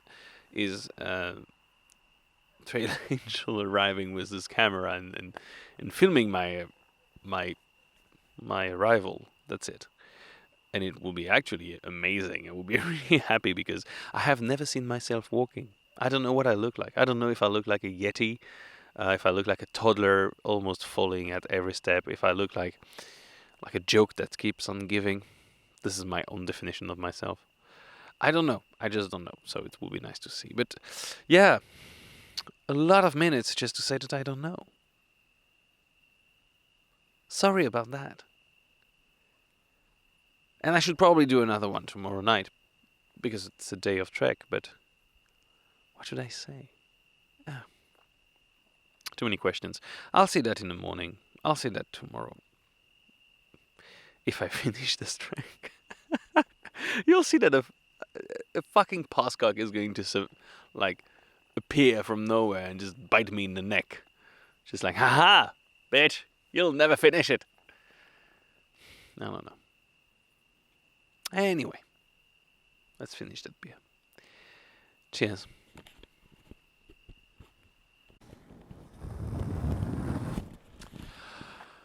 Greetings! and welcome in a tente with a Frenchman. This is the end. Beautiful friend. Today I finished to hike the Via Adriatica. Completely. I did not just finish like a little bit. I went to the end. I went to the very end. I went to the point where I could not walk anymore. And this matters. Because I was ready to hike more. Every day when I was hiking, I was just thinking, I can't hike anymore. It's killing me. I just don't want to hike ever again. Today was a 20 kilometers day, 23, not much. 2 kilometers, 2.5 kilometers before the end was a bar. The idea was to actually get to the bar and wait for my trail angel to arrive so he could be at the end and be there when I finish to film. He never managed to get a hiker on camera when he finishes, or she finishes, so he was pretty excited about this idea. But he couldn't come. Instead, two of his friends came. So I arrived at the bar and I started to drink, because that's what you do in a bar when you are raised correctly. And after 4 or 5 beers, I heard that he would not come. So I went. This whole day matters because of those 2.5 kilometers. Everything that happened before, I won't even say the month that happened before, seemed kind of lost to those 2 kilometers. Today, for the first time since I hike, I used music. I was hiking in music. I didn't care about saving the battery of my phone or whatever. I even used the earbuds that I'm using right now. So I have those earbuds, like sport earbuds, that I use to record my podcasts. And I took them off and I used them to listen to some music during the day. And it worked like a charm.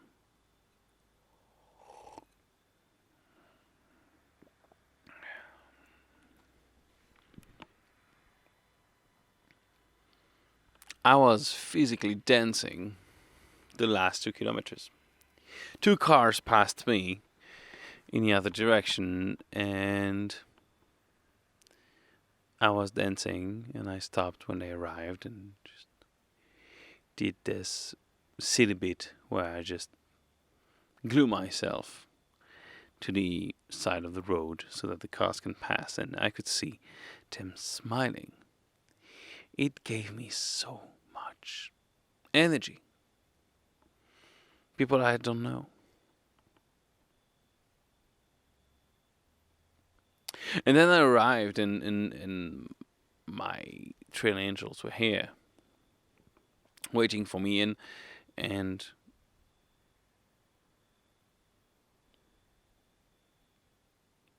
I arrived in the fort. The fort itself is not that exciting because it is at the end of Croatia and it's closed because it's been renovated. So it's kind of a letdown. The same way that the beginning is a little bit of a letdown because there is nothing indicating that it's the Via Adriatica. When you arrive and you finish, my only sentence was, "That's it?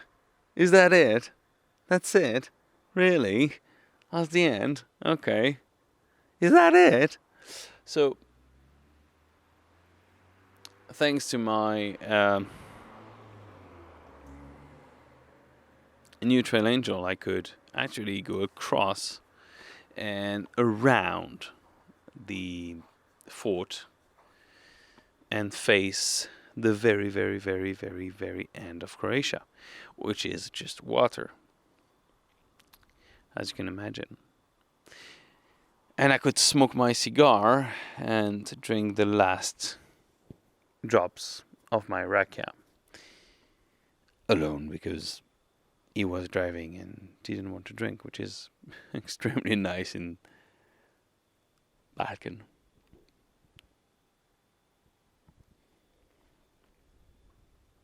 So here I was, just looking at the horizon, finished. I never felt so much adrenaline and so much dopamine and so many hormones at the same time. My body was physically shaking for the last 2 kilometers. I had so much energy. The entire trail, I thought, once I'm done, I'm done. Never ever talk to me about a hike again. I just don't even want to think about it.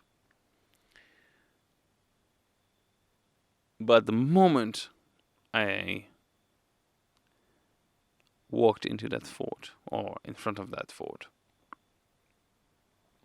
this tiny, tiny voice in my head, in the back of my head, just stated, "So what's your next adventure?"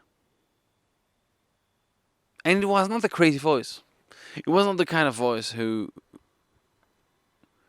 annoys you, that you need to shut up to just have a real life. It was a real voice. The kind that you should listen to. And that was extremely quiet the whole trail, because it was hard. But arriving at the end and just thinking, "So, what's your next adventure, big boy?" It's tough to shut up. Right now I finished and I don't want to think about anything else, because it's been really, really hard, and I feel that I deserve a little bit of rest. But the idea is there, the idea is planted. I learned a ton of knowledge about hiking and about hiking long distance. It's hard not to do anything about it and to just drop all that knowledge for no reason. So we'll see what the future holds, but I might just hike again one day. Jesus Christ. Just saying it. So damn stupid. And yet I'll do it.